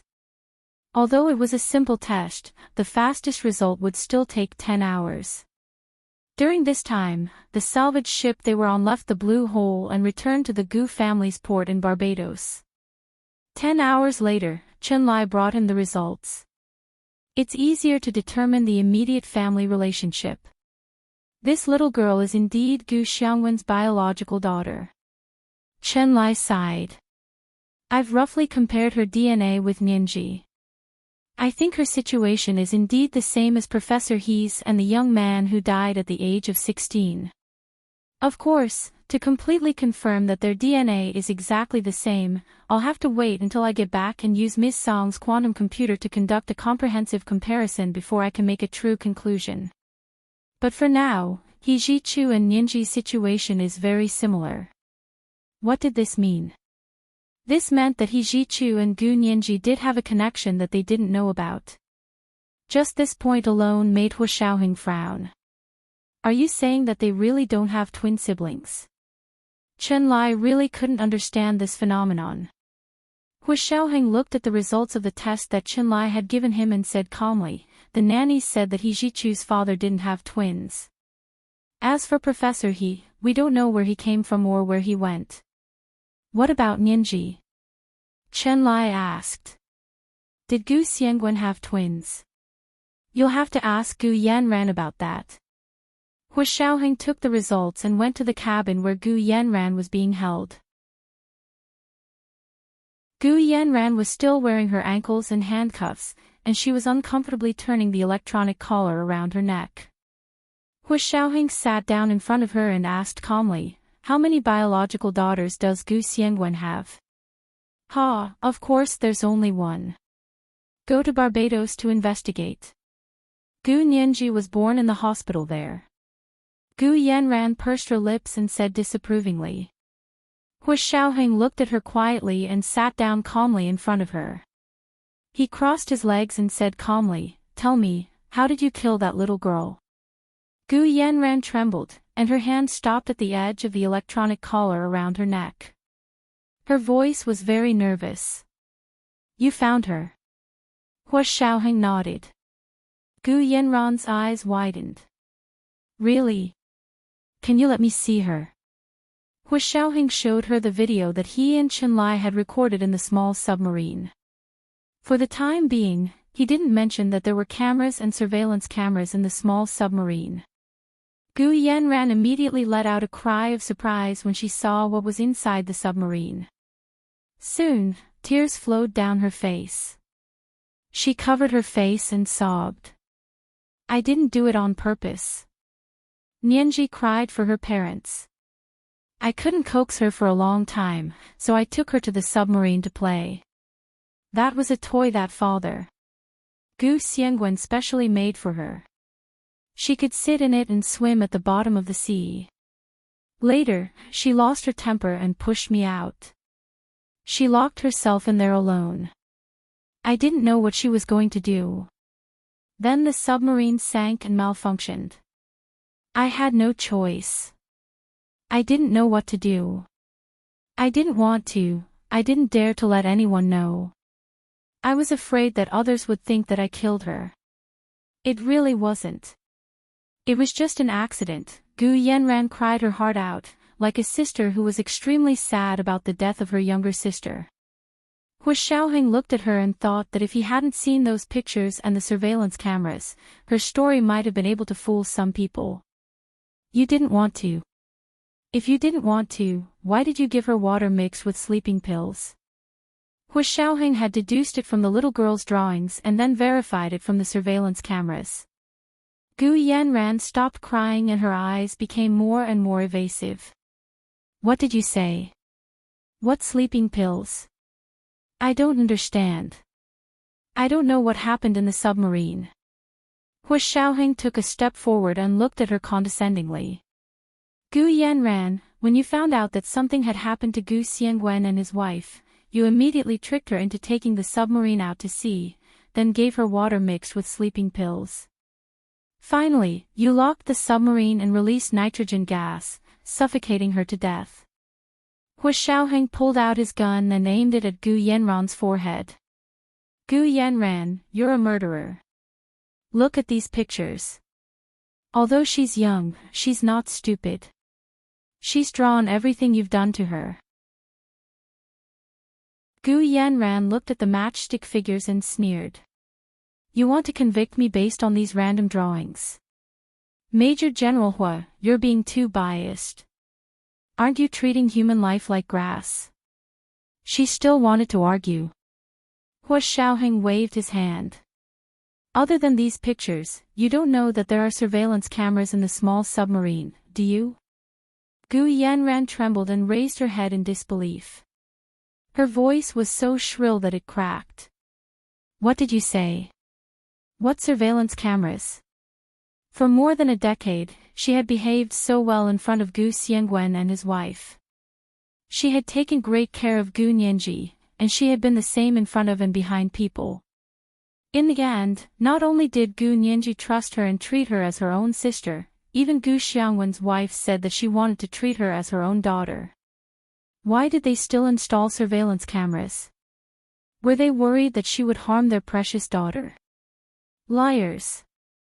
They were all liars. Had these people never truly believed her? The biggest blow to Gu Yanran wasn't that her scheme had been exposed, but that the people she thought she had deceived were actually still wary of her. Hua Xiaoheng waved his hand, and Zhao Liangze immediately played the surveillance footage from the small submarine's game room. On the big screen on the wall, they clearly saw Gu Yanran bringing a little girl into the game room. She turned around and closed the door. She turned on the television in the game room for the little girl to watch and went to the next room to pour a glass of water. There was also a camera in the next room, and it was all captured by the surveillance system. Gu Yanran took out 2 white pills from her pocket, removed the sugar coating, and put them into the water. Then, she stirred them twice. The camera turned, and Gu Yanran was already standing in front of the little girl, asking her to drink the water. The little girl didn't want to drink the water, but Gu Yanran's expression changed, and she grabbed the little girl's throat. The little girl opened her mouth in surprise and looked at her. Gu Yanran took advantage of this moment to pour the water into the little girl's mouth. The little girl was forced to drink the glass of water, and not long after, she lay motionless on the floor. The camera fast-forwarded, and the little girl woke up again. She looked around, then went to the door and knocked hard on it. However, no one paid attention to her. She gradually felt it was difficult to breathe, so she held her neck and knelt down in front of the door. She seemed to have understood what was happening. She turned around and took a black carbon pen, then began to draw on the floor. In the end, she used her remaining strength to climb back onto the bed, tidied her hair, and quietly closed her eyes. Hu Xiaoheng gestured for Zhao Liangzi to stop. Gu Yanran, what else do you want me to say? Gu Yanran looked at the surveillance footage expressionlessly and said, "It's actually just vitamins. What do you think it is? If I want her life." "Shut up. There's still footage of you opening the button inside the submarine and releasing nitrogen gas. Do you want to see it?" Hu Xiaoheng said calmly, "The entire process of your crime is preserved here. Gu Xiangwen never really believed you, right? Although you've been pretending well, he's still wary of you." However, this precaution wasn't strong enough, so Gu Yanran still succeeded. Gu Yanran's psychological defense finally collapsed, and she started crying. "Since they've never believed me, I don't feel guilty anymore. Yes, I'm a murderer. Just kill me. You're right. I've never liked her. So fat. So ugly. And so bad-tempered. Who would have the patience to take care of this bad child who would die one day?" Gu Xiangwen said that Gu Nianji wouldn't live past the age of 18. "I just let her die 6 years early." Hu Xiaoheng was slightly stunned. When did Gu Xiangwen say that? Gu Yanran's crying quieted down. He was talking to his wife. "I overheard it in secret. Why won't she live past the age of 18? Because she has congenital genetic deficiency syndrome," Gu Yanran said hatefully. "All the daughters of the Gu family have it. My mother made a backup for them, and I want to make a backup too. I don't want this to happen." Chen Lai sneered. "Don't flatter yourself. Do you think you're that important? Actually, Gu Xiangwen hasn't developed a suitable treatment. The bone marrow of you and your mother, Gu Jing, can only treat the symptoms and alleviate some of the symptoms. It can't cure the root cause. So with or without you, that little girl won't change much. Unless there was a powerful gene like Gu Nianji that could repair itself, it would be possible to save that little girl's life. But if that little girl was Gu Nianji from 7 years ago, then did she save her own life? But if she really saved her own life, then what about this little girl's body? This dead little girl was the real Gu Nianji, Gu Xiangwen's daughter. Because she had Gu Yanran and the surveillance cameras in the small submarine, as well as Gu Xiangwen's last words as evidence. Then, who was the Gu Nianji who had grown up beside them? Logic had reached a dead end here, and their worldview was about to receive a new baptism. Gu Xiangwen took in you and your daughter as a charity. Do you really think you can help save people? Chen Lai continued to mock them. He rolled his eyes so disdainfully that he almost rolled them to the sky. Gu Yanran couldn't take it anymore, but she couldn't resist. Just as she was agitated, the electronic collar around her neck tightened, and she was so suffocated that she saw stars. Hu Xiaoheng said coldly, "Even if she has a terminal illness, it can't be a legitimate reason for you to kill her. Is it so hard to admit that you just want to seize the Gu family's inheritance? This little girl is the one you lived with since you were young. Gu Nianji." At this point, Hu Xiaoheng could finally call the girl Gu Nianji. Gu Yanran nodded and trembled to calm herself down. She looked up at Hu Xiaoheng and said timidly, she's the real Gu Nianji, Gu Xiangwen's daughter. I lived with their family for more than 10 years. From the moment Gu Nianji was born to the moment she left this world, she never left the Caribbean Sea. You don't even know what the fake beside you is, do you? Looking at Hu Xiaoheng's expressionless and handsome face, Gu Yanran was indignant and asked provocatively, "What's wrong? Did you realize that you loved the wrong person? Do you regret it?" This was today's chapter of 4,400 words, chapter 1456, Loving the Wrong Person. There was only one update today. P.S. Yesterday's second update, Schrodinger's cat only has one, was revised. The base pairs of the human chromosome were 3 billion, and the base pairs were 6 billion. Thank you for pointing it out. The 6 billion base pairs mentioned later were 2 sets of chromosomes. Those who were not familiar with this content could pretend to understand, but it would not affect the main plot. Mwah. Chapter 1468. Hu Xiaoheng looked at her without batting an eyelid. Although he was greatly shocked, he didn't show it on his face. However, the other spectators did not have such good self-control and self-restraint. Your nagging attitude is really disgusting. Chen Lai mocked her rudely. They're a loving couple. What does that have to do with an ugly freak like you? Gu Yanran's face turned as red as pig's blood. She was about to retort when Hu Xiaoheng said calmly, "You have a murder case on you. Tell me honestly how you killed little Nianji." Leniency for those who confess, severity for those who resist. At this moment, Hu Xiaoheng finally understood what He Zhichu's text meant when he said, "If you want to avenge little Nianji, kill Gu Yanran for her life." Did He Zhichu already know about this little Nianji? However, he didn't say a word. He even deliberately led everyone's attention and hinted that the amnesiac Gu Nianji beside them was Gu Xiangwen's daughter. Hu Xiaoheng's expression froze. He immediately asked Gu Yanran, "When did you meet He Zhichu?" 3 years. Oh, no, it should be 4 years ago. Why? Gu Yanran was confused. You only met her 4 years ago. Hu Xiaoheng was surprised. The He and Gu families aren't family friends. I don't know. You have to ask Gu Xiangwen. Unfortunately, he's already dead. Gu Yanran shrugged, looking numb. In other words, what the nanny said was most likely true. Hu Xiaoheng frowned. Could it be that little He Zhichu and his father had really died not long after they left the small town of Uni in Bolivia? If that was the case, Professor He would be even more troublesome to deal with. As Hu Xiaoheng pondered, he said to Gu Yanran, "Tell me about how you murdered little Nianji." Gu Yanran didn't want to say it, but when Hu Xiaoheng narrowed his eyes, she couldn't help but remember the fear of being tortured with electrodes.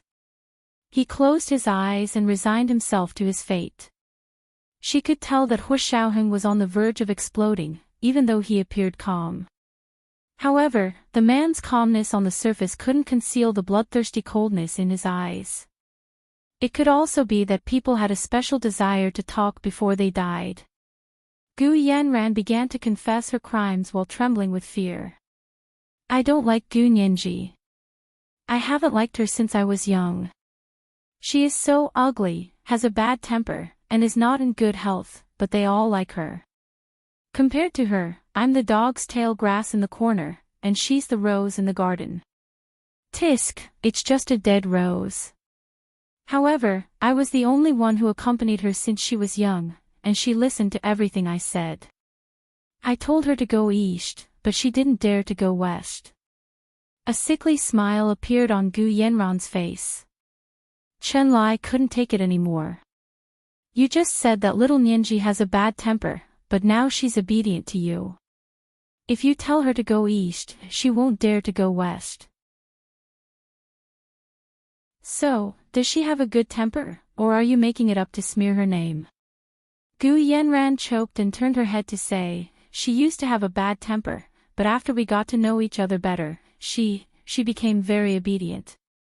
In short, you can't escape the blame for smearing her name. Chen Lai's face darkened. I don't want to listen to such a meaningless and illogical confession. I'll go out first. Hua Xiaoheng nodded. Close the door. After Chen Lai left, Zhao Liangze and Yin Shixiang were still in the cabin. The two of them were more well-behaved and had been recording and listening from the side. They weren't as sarcastic and questioning as Chen Lai. Chen Lai left angrily. Gu Yanran restrained herself and didn't say anything else to slander little Ninji. She lowered her head and twisted the corner of her shirt with one hand. She continued, later, news came from Japan that they had already hijacked Gu Xiangwen's plane. I acted according to plan and took her to the submarine. She stopped talking after she finished speaking. Hua Xiaoheng was already clear about the situation in Japan. He was only concerned about Gu Ninji's whereabouts. After waiting for a while, seeing that Gu Yanran still didn't speak, Hua Xiaoheng could only ask calmly, what happened after entering the submarine?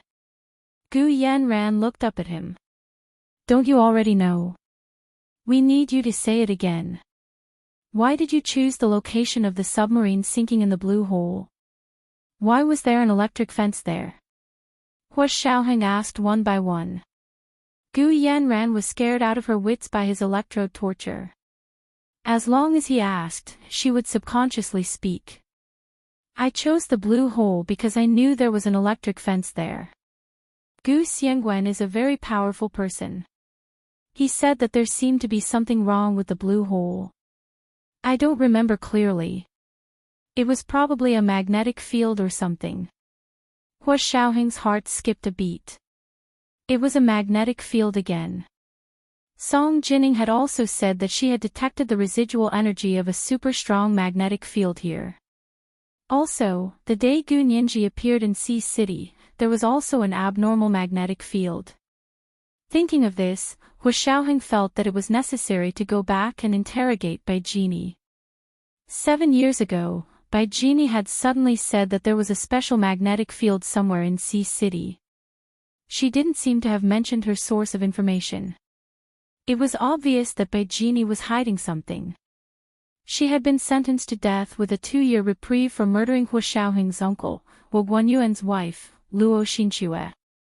It had already been a year.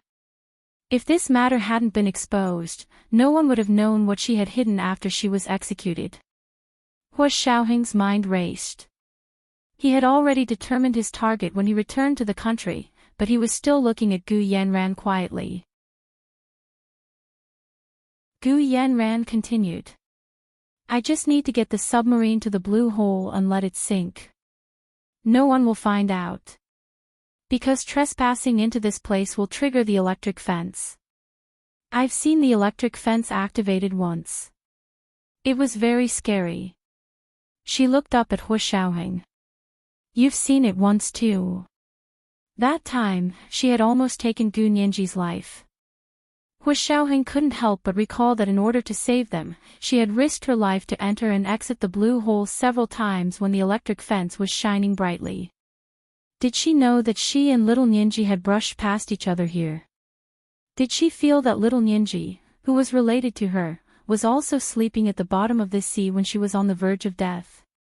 This kind of association was like a sharp blade, stabbing at him again and again. It was as if it wanted to dig out his heart, cut it into pieces, and scatter it in this sea. Gu Yanran was very afraid when she saw Hua Xiaoheng's face suddenly turn ashen. She quickly said, That's right. I can't tell anyone that she's dead. I can only say that she's missing. Because if she said that little Ninji was dead, she had to hand over the body. If she couldn't hand over the body, how could she say that she was dead? Only the murderer could say with certainty that the victim was dead without seeing the body. Of course, Gu Yanran didn't want to be accused of being a murderer. She was just waiting for 7 years. After little Ninji had disappeared for 7 years, she would be able to accept the Gu family's assets. Gu Yanran pursed her lips and said, 4 years ago, I met Professor He and his assistant, Wenshui, in the United States. I hired lawyer Wen to represent me. They were the ones who encouraged me to go to the Huaxia Empire to find a backer. She regretted it so much that her intestines turned green. She actually didn't need a backer, but He Zichu and Wen Shui had encouraged her. In addition, the Japanese felt that it was a good idea for her to go to the Huaxia Empire. She could help them gather more information about the upper class of the Huaxia Empire, so they agreed to let her contact the Huaxia Secret Service. Now that she thought about it, if she hadn't gone to the Huaxia Empire, she wouldn't have met the fake Gu Nianji, and she wouldn't have provoked Hua Xiaoheng and caused all this trouble that would cause her to die a tragic death. Hua Xiaoheng recalled the first time Gu Yanran saw Gu Nianji. He said calmly, "The first time you saw Nianji, you didn't recognize her." Gu Yanran shook her head with a bitter smile. "When I first heard her name, I was so scared that I almost went crazy. But when I saw her face again, I was relieved. I thought it was just someone with the same name." "Why?" Hua Xiaoheng asked very carefully. He didn't want to miss any clues related to Gu Nianji. Gu Yanran cried out involuntarily, "Can't you tell? What was Nianji like when she was young? How could she grow up to be so beautiful? Not only was she beautiful, but she was also tall and curvy. She was many times better than the figure that Gu Yanran had once been proud of." Gu Yanran was deeply jealous. She didn't believe that the fake Gu Nianji had anything to do with the real little Nianji.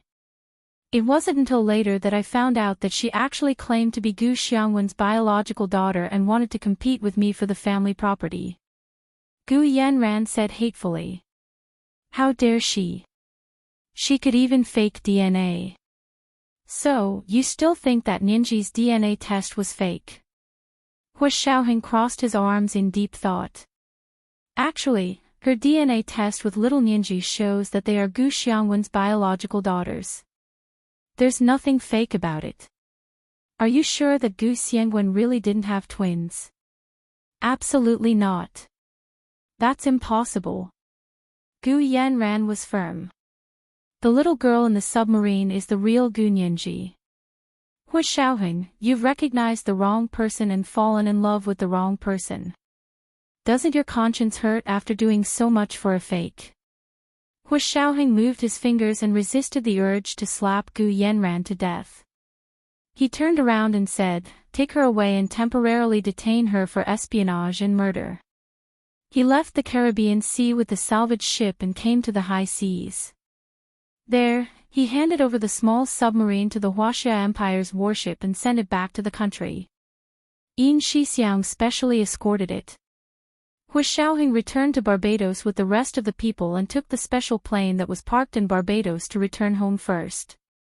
As soon as he returned to the imperial capital, Hua Xiaoheng ordered someone to call Yi Xian. In order to confirm little Nianji's identity, Hua Xiaoheng also wanted other evidence besides DNA. Yi Xian heard that they had found the body of a little girl in the blue hole of the Caribbean Sea and immediately came to the Special Operations Forces. He sat in the small conference room and saw the situation inside the small submarine on the big screen. He also saw the little girl lying quietly on the pink princess bed. Yi Xian's tears burst out. He covered his face and sobbed silently. He choked and said, "Yes, this is the little Nianji in my memories.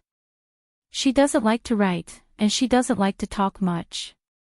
I mentioned these little matchstick men to her when I was chatting with her on the internet. She likes them very much. I should have known that I had the wrong person. She drew a lot of pictures of me online, and they were all like this. Later, I thought Gu Yanran was her, and I even asked her why she stopped drawing matchstick figures. She said her sister didn't allow her to draw them. I also thought that her sister was too overbearing. Because she didn't like her sister, she didn't even allow her to draw her favorite matchstick figures. Later, something happened to Uncle Gu. I heard that little Nianji had disappeared, and Gu Yanran was the only one left to support the huge family fortune. It was difficult to support it alone, so I came back to help her. Yi Xian spoke intermittently about what had happened back then. He was extremely regretful about his choice and mistake. Hu Xiaoheng listened expressionlessly from the side and suddenly said, "Did you realize that you loved the wrong person and regret it?" Yi Xian's eyes reddened and he nodded heavily. "Of course I regret it. I regret it so much. Little Nianji and I have known each other since we were young. But Gu Yanran made me think that she was the little girl who saved me and chatted with me online. Do you want to see Gu Yanran?" Hu Xiaoheng folded his hands and placed them on the desk in front of him. His voice was calm and his tone was flat. Yi Xian shook his head decisively and said with a look of disdain, "Why haven't you shot her yet? She has done so many wrong things, committed so many crimes, and even killed a child. How can you let her get away with it?" Hu Xiaoheng knocked on the desk. "Let me correct you. We didn't let her get away with it. She has always been in our custody. It's just that there are still some things that haven't been closed, so we haven't shot her yet." "You mean, you'll shoot her?" Yi Xian looked up abruptly, and his eyes lit up. "If that day comes, can you let me watch the execution?" "Why?" Hu Xiaoheng suddenly felt that Yi Xian had quite a heavy taste. "I want to see how she dies." Yi Xian snorted. "Then, I want to draw her fate into a matchstick figure and burn it for little Nianji to see." Hu Xiaoheng was silent. He couldn't refuse this request. This man was supposed to be the only man who truly treated little Nianji well other than Gu Xianwen, right? If Hu Xiaoheng's guess was right, this Yi Xian might be the son-in-law that Gu Xianwen had specially chosen for little Nianji. "If that day comes, I'll let you know." Hu Xiaoheng was very conflicted. After all, he already treated Gu Xianwen as his father-in-law, but this had suddenly happened. He stood up and finally said, "Everything you said and did here today has been recorded. Do you mind if I show it to others?" Yi Xian was stunned. "I didn't say anything illegal just now, did I?" The corners of Hu Xiaoheng's mouth twitched. "No, don't worry. This is your privacy. Even if there's something wrong, it won't be used as evidence in court." Yi Xian breathed a sigh of relief. "That's up to you. I believe you'll know what to do." After hesitating for a while, he finally asked, "According to the video you showed me, little Nianji died 7 years ago. Then the woman beside you, who is she? Why is she also called Gu Nianji? And I remember you saying that she's also Uncle Gu's daughter. You've done a DNA test. The DNA isn't fake, right?" Anyone who knew the 19-year-old Gu Nianji would have this question when they saw the 12-year-old little Nianji's body, right? Hu Xiaoheng didn't know how to explain it. He thought about it for a long time and finally said, "We're investigating." To be exact, he was waiting for the results of the DNA sequence comparison from Qinlai. Yi Xian was silent for a moment, then said, "Where's little Nianji's body? Can I see her?" "She's not back yet." Hu Xiaoheng put his hands in his trouser pockets and looked like he was seeing him off. "When she comes back, I'll take you to see her." "Thank you." Yi Xian nodded at him. "I have one more request. I hope I can bury her with Uncle Gu and Auntie Gu." Hu Xiaoheng, she's Uncle Gu and Auntie Gu's daughter. She was only 12 years old when she died. She was alone at the bottom of the sea for so many years. She must miss her parents so much. Yi Xian choked up again. "I beg you, Major General Hu." This was today's chapter of 4,500 words, chapter 1457, Once Brushed Shoulders. Mwah.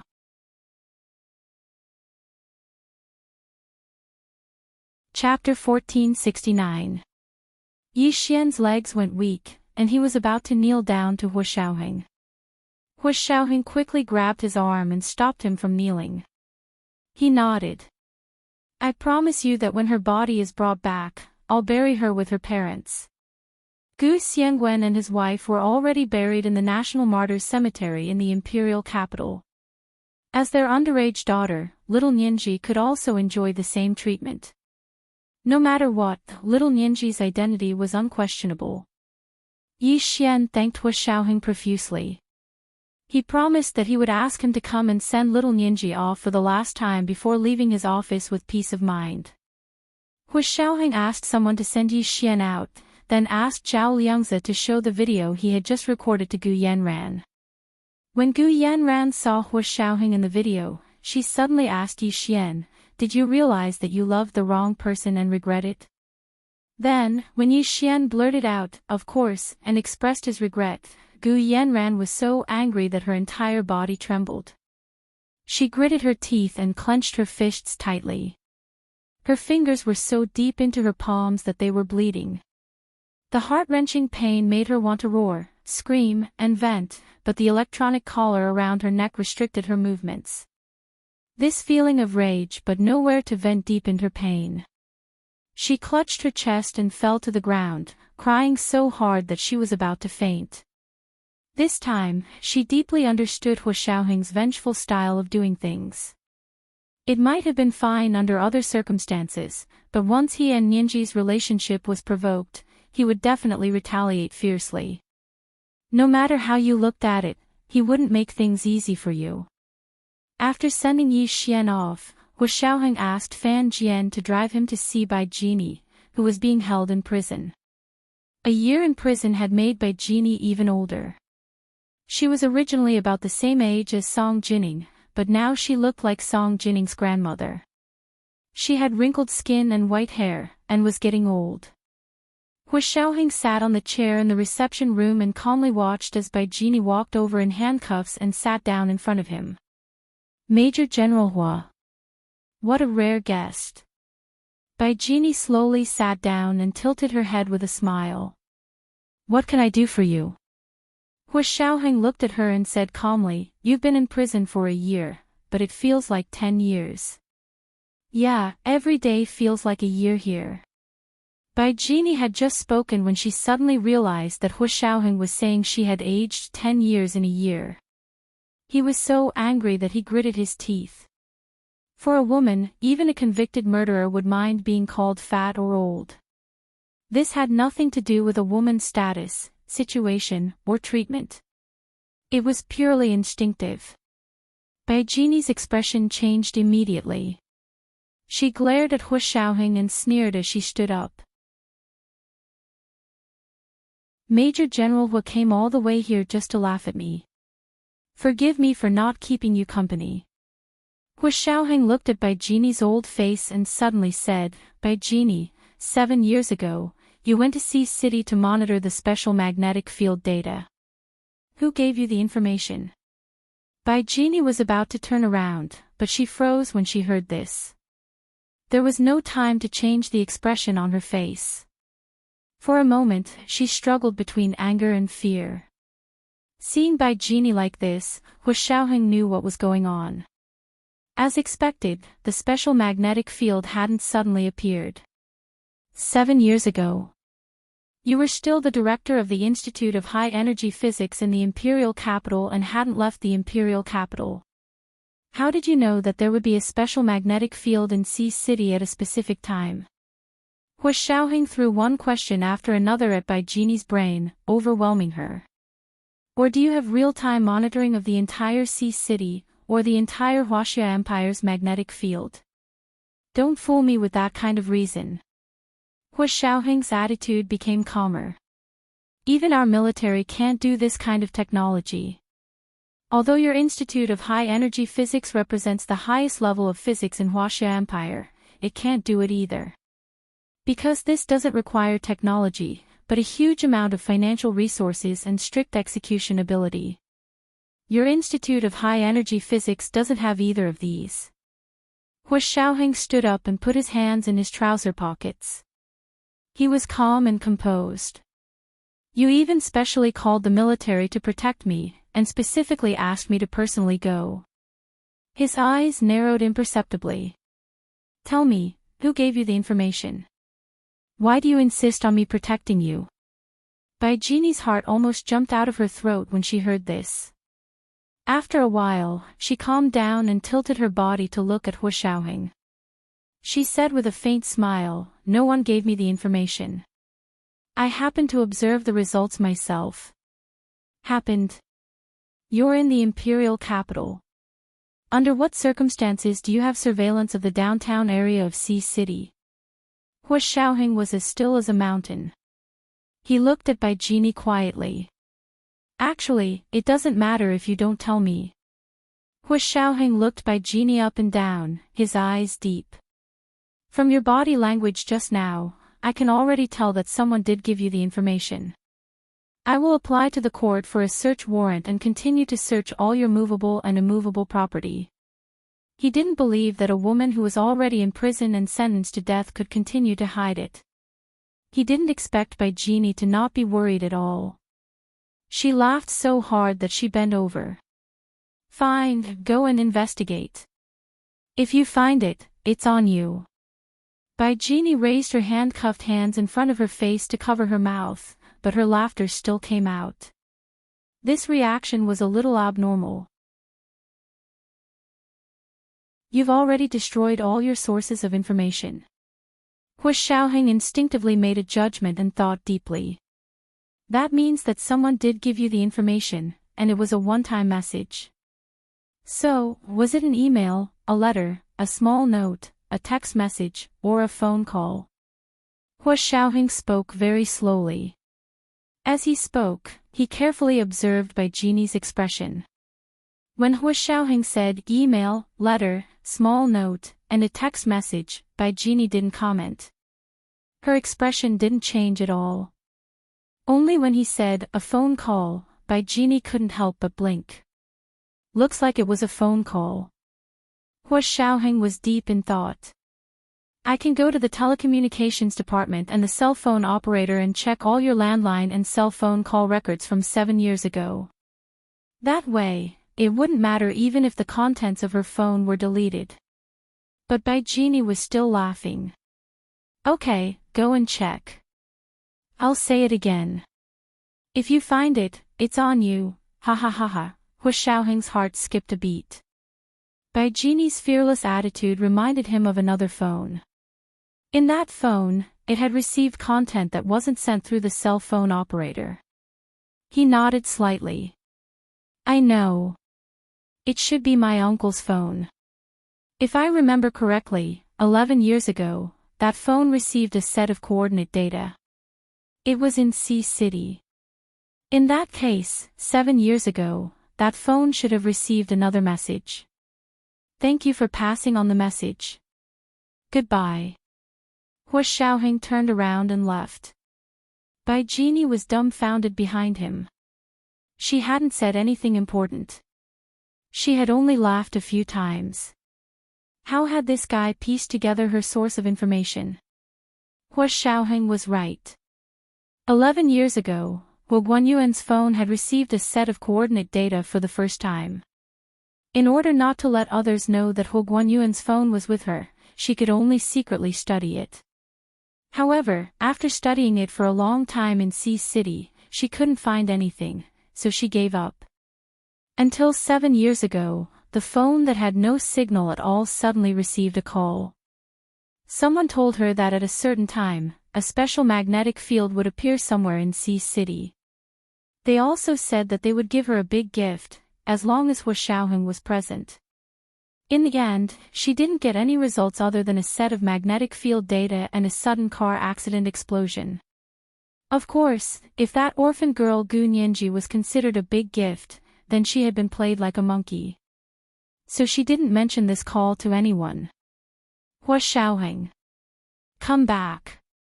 Bai Jeannie was anxious. When Hu Xiaoheng mentioned this just now, she remembered. Seeing that Hu Xiaoheng was so anxious and had specially come to visit the prison, she immediately knew that this information was the clue that Hu Xiaoheng and the others desperately needed. She immediately planned to discuss it with her niece, Bai Yueran, and strive for a reduction in her sentence. In the end, Hu Xiaoheng had guessed the source of the information immediately. How could she reduce her sentence?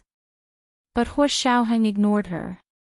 His uncle, Wu Guanyuan's phone was now in Song Jinning's hands.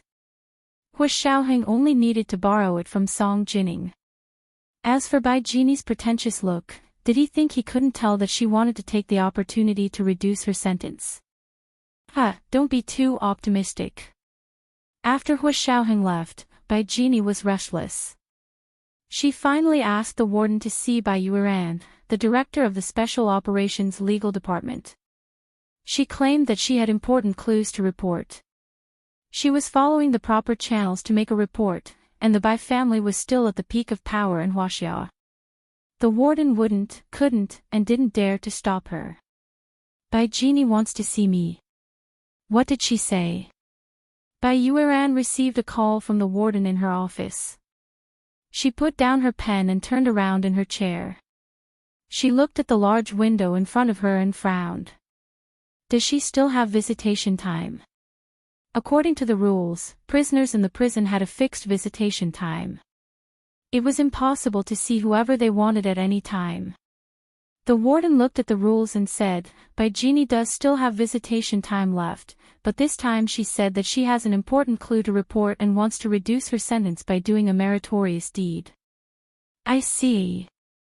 Bai Yueran pondered for a moment. Wait a moment, I'll see if I still have time. As the director of the Special Operations Legal Department, her schedule was also very busy. She looked at her schedule. There was indeed an hour of free time this afternoon. She had originally planned to hold a meeting with the legal department to discuss the work needs after the day. However, Bai Jini said that she had an important clue to report and wanted to reduce her sentence. This request couldn't be ignored. She could hold meetings every day, but her aunt was already sentenced to death. However, a 2-year suspension of execution could usually be commuted to life imprisonment. Bai Yueran also knew that Bai Jini had offended the Hu family.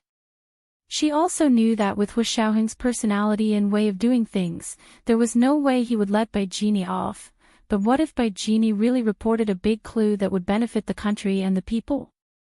There were precedents for felons in prison to have their sentences reduced because they reported important clues. Bai Yueran hesitated for a moment, but still said to the warden on the other end of the phone, then it's 4:00 today. Is it convenient for you? Yes. Then I'll tell her. 4:00 in the afternoon. The warden made an appointment and politely said to Bai Yueran, see you in the afternoon. Then he hung up. Bai Yueran couldn't continue working. She packed her things and got up to look for her father, Bai Jianqing. Her father was now the prime minister of the Huaxia Empire. Although she was his daughter, she couldn't see the prime minister of a country whenever she wanted. It was impossible for her to be like the daughter of a certain country's president, who could sit in his Oval Office and meet foreign guests with him. Even when the Huaxia Empire had an emperor, there wasn't such a tradition. She still waited outside the door obediently and waited for 15 minutes for her father to have afternoon tea. Yueran, why are you free to look for me at this hour? Bai Jianqing smiled and pushed a plate of vanilla French cake in front of Bai Yueran.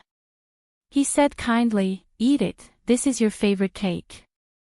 Bai Yueran reached out to pick up a piece and ate it in small bites. After eating, she whispered, Auntie just got someone to call me. She said she had important news to report and wanted to do a meritorious deed to reduce her sentence. When Bai Jianqing heard that it was news about Bai Jini, he immediately frowned. What other important news could she have? She's not trying to trick you into pleading for mercy and commuting her sentence, is she? Bai Yueran thought that was most likely the reason. But what if Bai Jini really thought of some great clues? That was also possible. Bai Yueran was a lawyer, and she was also a very good lawyer. She never let go of any useful clues. I'd better make a trip. It's not a big deal for me to visit her. Apart from work, Bai Yueran was also Bai Jini's family. They couldn't deliberately alienate her just because she was now a prisoner. If they did this, ordinary people wouldn't think that they were deliberately avoiding suspicion. Instead, they would think that they were inhumane. An inhumane label wasn't a good thing for a prime minister who came to power through an election. Bai Yueran stood up and said cautiously, "If there's anything, I'll report it to you immediately." Bai Jianqing thought about it for a moment and agreed. "Okay, no matter what, she's your aunt. It's only right for me to send her off on her last journey." Bai Yueran nodded and left Bai Jianqing's office to go to the prison where Bai Jini was being held. Bai Jini didn't expect Bai Yueran to agree to see her immediately, and her heart was filled with mixed feelings. She had thought that ever since her brother was elected prime minister, he would draw a clear line between them. So in the past year, she hadn't made any requests, and she didn't dare remind anyone that Bai Jianqing had a sister like her, a felon. Although this matter had already been used by Bai Jianqing's political enemies during the election, it was better to avoid it if possible. She waited anxiously in the prison visiting room.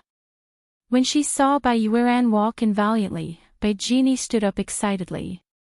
"Yueran. Long time no see."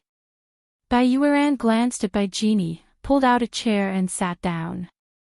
She also said to Bai Jini, "Please sit." Bai Jini sat down as well and rested her arms on the long table in front of her.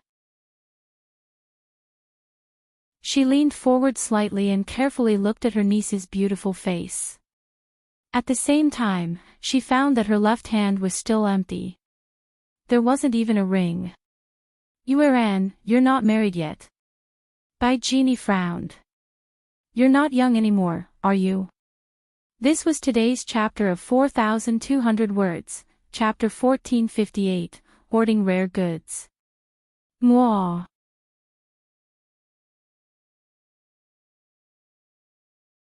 Chapter 1470. Bai Jini's words were really touching on a sore spot. Bai Yueran felt slightly embarrassed and retracted her hand to place it on the armrest beside her. She said calmly, "Auntie, you said you have important clues to report. I'm on a tight schedule. I only have 40 minutes left." It had taken her 20 minutes to drive over, so she only had an hour's free time. Bai Jini was dragging her feet, so it would be over quickly. Bai Jini composed herself and had no choice but to stop the awkward small talk. She lowered her voice nervously. "Yueran, I don't know if this information will help me reduce my sentence, but I know that Hu Xiaoheng is anxiously looking for this information." Bai Yueran raised her eyebrows in surprise. "What information? How do you know that Hu Xiao is looking for this information?" Gu Nianji was missing, and Hu Xiaoheng was looking for her all over the world. Did Bai Jini know about her? That couldn't be. If that was the case, then this prison also needed to be properly investigated. However, Bai Jini quickly dispelled her doubts. "Hu Xiaoheng just came to see me specifically to ask about this." "He came to see you specifically?" Bai Yueran's brows furrowed even more. Could it really be news related to Gu Nianji? She looked at Bai Jini suspiciously, "But how did you know?" As a felon, Bai Jini had been locked up for a year, and Gu Nianji's disappearance had only happened half a month ago. How did Bai Jini know about this? Of course, Bai Jini didn't know that Gu Nianji was missing. She quickly said, "It's about 7 years ago, when I went to Sea City to monitor the magnetic field." 7 years ago. Bai Yueran's brows furrowed slightly as she remembered. Was it that time to monitor the magnetic field data, when a car suddenly broke into, and then the car exploded? Yes, yes. Bai Jini quickly nodded and leaned forward, almost to Bai Yueran's ear. She frowned and complained, "It was that time. They said they were going to give me a big gift, but in the end, they only sent a little orphan girl that no one wanted. I didn't want to be a free babysitter, so I didn't say anything." And what made Bai Jini even more displeased was that this little orphan girl that no one wanted had actually sent her to prison 6 years later. She gritted her teeth in hatred just thinking about it. So big gift my ass. It was like a talisman sent to hasten his death. If she hadn't been greedy for shortcuts and was in a hurry to get results, she wouldn't have been lured by others and spent so much effort to monitor the magnetic field. In the end, she was fooled. Bai Jini grumbled to express her deep-seated hatred for Gu Nianji. What? Bai Yueran vaguely felt that something was amiss. Can you say that again? What do you mean by a big present? Didn't you say that you suddenly observed a special magnetic field? Bai Jini ran her fingers through her hair in embarrassment, her wrinkled face flushed with embarrassment. She stammered. That's not important. What's important is that my phone, no, I should say Guan Yuan's phone, received a call 7 years ago. That's not important. Bai Yueran's frown deepened. How can that not be important? However, she hesitated. Gu Nianji's case was a secret mission for the Special Operations Forces, and there were many things that needed to be kept secret. Bai Jini did not have the appropriate security clearance, so she did not know many things. For example, the airplane engine blueprint in Gu Nianji's backpack was 50 years more advanced than the world's most advanced engine. Also, Gu Nianji had suddenly been kidnapped and disappeared. Thinking about it carefully, her disappearance was as sudden as her arrival. Could there be a connection between the two? Bai Yueran quietly turned on the record button on her phone and continued Bai Jini's words. Auntie, you said that Hu Xiao's uncle, Colonel Hu Guanyuan's phone, received a call 7 years ago. I remember that last time, you didn't say anything. And there shouldn't be any call records on the phone, right? No. Bai Jini shook her head and continued to speak in Bai Yueran's ear. The only thing they could find was the text message that was saved on the phone 11 years ago. This call didn't leave any trace on the phone after it was made. As long as I don't say anything, Hu Xiaoheng can't know anything. A year ago, Bai Yueran had listened to Bai Jini's case from beginning to end. She remembered that Bai Jini had killed Luo Xinchue to take this phone. If she guessed correctly, this phone was probably not found by the phone operator. So as long as Bai Jini didn't say anything, Hu Xiaoheng really couldn't know anything about it. Bai Yueran intuitively felt that this information would be very helpful to Hu Xiaoheng in his search for Gu Nianji. Therefore, she deliberately led Bai Jini to say the contents of the call. Bai Yueran discreetly moved the phone very close to Bai Jini. She smiled at Bai Jini, reassuring her not to be nervous. Then she asked, really? Is this what you want to use to reduce your sentence? But it also depends on what the information is. If it's not a particularly important clue, it's not easy to get a reduction in sentence. Bai Jini was a little anxious, but still remembered to keep her voice very low. Then can you help me plead again? I can tell you about that phone call. Because she knew that there were surveillance cameras in this house, she didn't want to be recorded by the surveillance cameras, so she spoke very softly and whispered into Bai Yueran's ear. However, she didn't expect that Bai Yueran was already recording them. Bai Jini completely trusted her niece, Bai Yueran, and she could only trust her. As a prisoner on death row with a reprieve, she actually had no bargaining chips in her hands. If Hu Xiaoheng hadn't suddenly asked her if she had hidden any information 7 years ago, she would have completely forgotten about this humiliating phone call. Actually, until now, she was just gambling on her psychological state. It would be good if it succeeded, but if it didn't, could it be worse? Anyway, she had already been sentenced to death. After a year in prison, Bai Jini had already resigned herself to her fate. It was Hu Xiaoheng's sudden visit that reignited her hope of survival. Bai Yueran didn't bat an eyelid and said patiently, okay, can you tell me in detail what that phone call was about? Who called? What about the phone number? Do you still remember? Bai Jini sighed. I don't know who called me. The phone number was also very strange.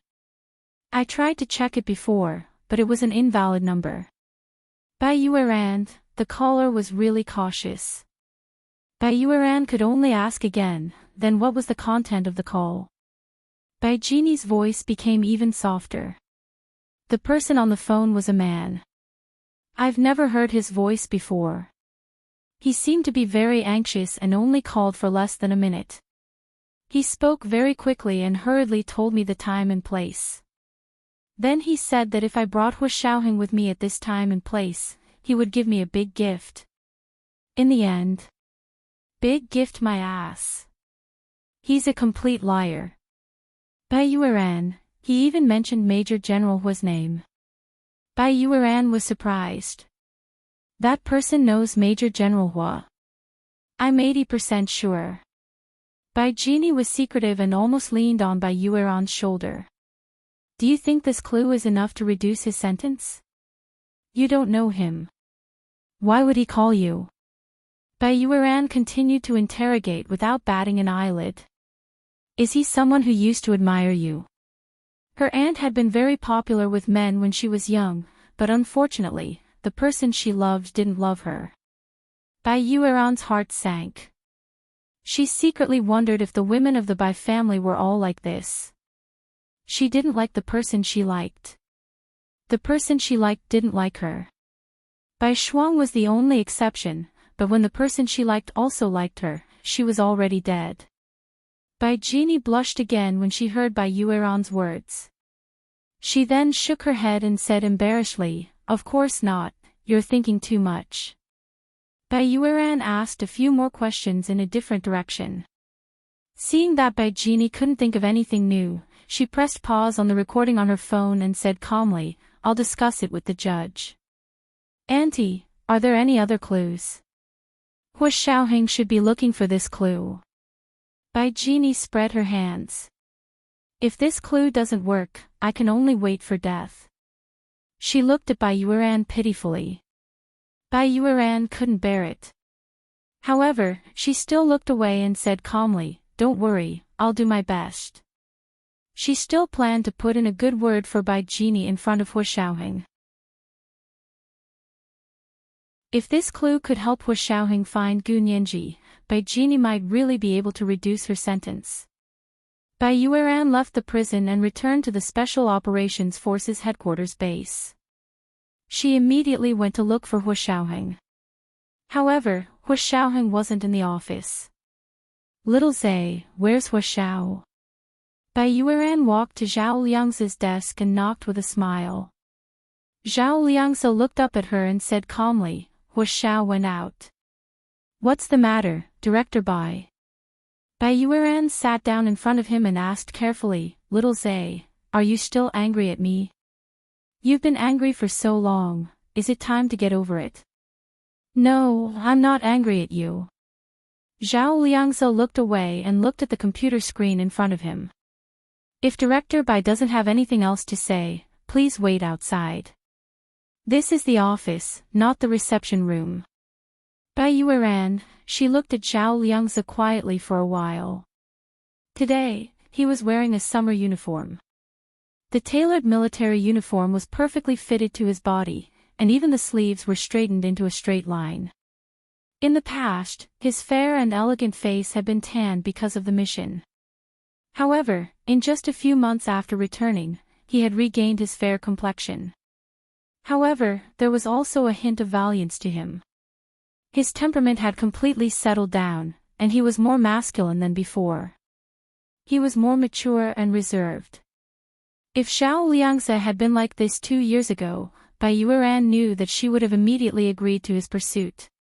But now, he had become a better him, and she had become the one pursuing him. Bai Yueran was slightly dazed and said, "I have something important to report to Hu Xiao. If you know where he is, please let me know." "Something important? What is it?" Zhao Liangzi looked up at her. "It's fine to tell you." Hu Xiaoheng went to the hospital building to see the patient. Bai Yueran understood immediately. Hu Xiao went to visit Xiao Yi. Zhao Liangzi didn't comment. Bai Yueran stood up and whispered, "Then I'll go find Hu Xiao. Take care." When she reached the door, she turned back and said, "Goodbye." Zhao Liangzi didn't even look up. He was focused on his work. The hospital building at the headquarters of the Special Operations Forces wasn't far from the office building. Chen Lai worked there. Xiao Yi was a key patient that Chen Lai had recently received. By the time Bai Yueran hurried over, it was already evening. It was early September.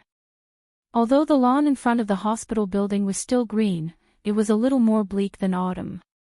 The afterglow of the setting sun was yellow, like a blanket covering the lawn.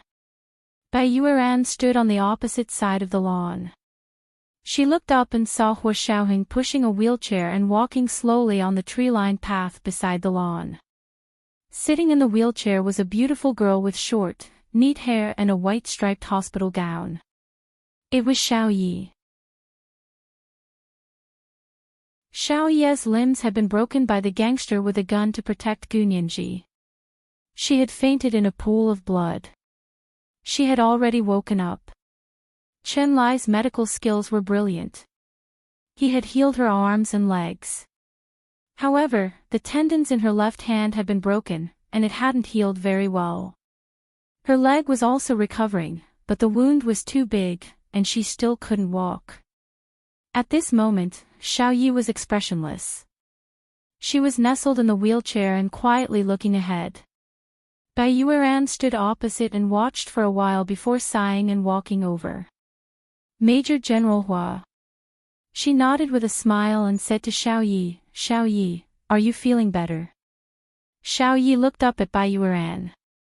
Her eyes were a little dazed as she nodded slowly. Okay. Hua Xiaoheng knew that Bai Yueran wouldn't come to the temple for no reason, so he looked at her inquisitively. Bai Yueran immediately said, Major General Hua, there's something I want to report to you. Xiao Yi came back to her senses and quickly said, go ahead. I'll go back first. She pressed the button on her wheelchair, turned around, and went back to the hospital building. Hua Xiaoheng was worried, so he called the nurse over to push Xiao Yi away. Looking at Xiao Yi's back in the wheelchair, Bai Yueran's heart felt slightly stifled. She whispered, Major General Hua, what will Xiao Yi do in the future? Will she change jobs? I respect her decision. Hua Xiaoheng didn't want to talk about Xiao Yi. He looked away and calmly looked at Bai Yueran. He asked, why is Director Bai looking for me? Bai Yueran looked around. It was dusk, and the sunset glow gradually dissipated from the horizon. The tree-lined path was quiet, and there was no one coming or going. She said in a low voice. I just went to see my aunt. Hua Xiaoheng's sharp eyes narrowed. You just went to see Bai Genie. Why? Bai Yueran said frankly, it was my aunt who looked for me. She said she wanted to redeem herself. Hua Xiaoheng smiled. If you want to plead on behalf of your aunt, you can save some effort. I'm very busy. With that, he walked away.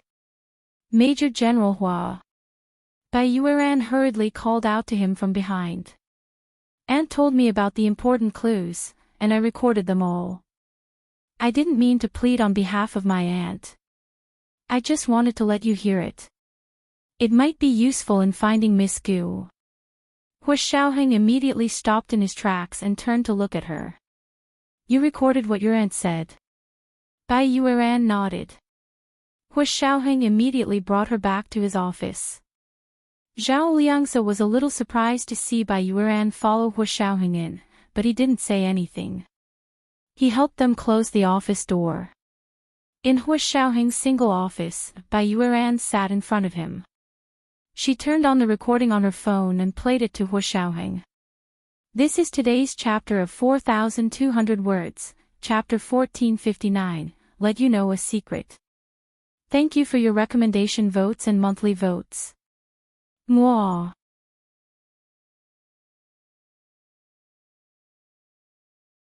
Chapter 1471.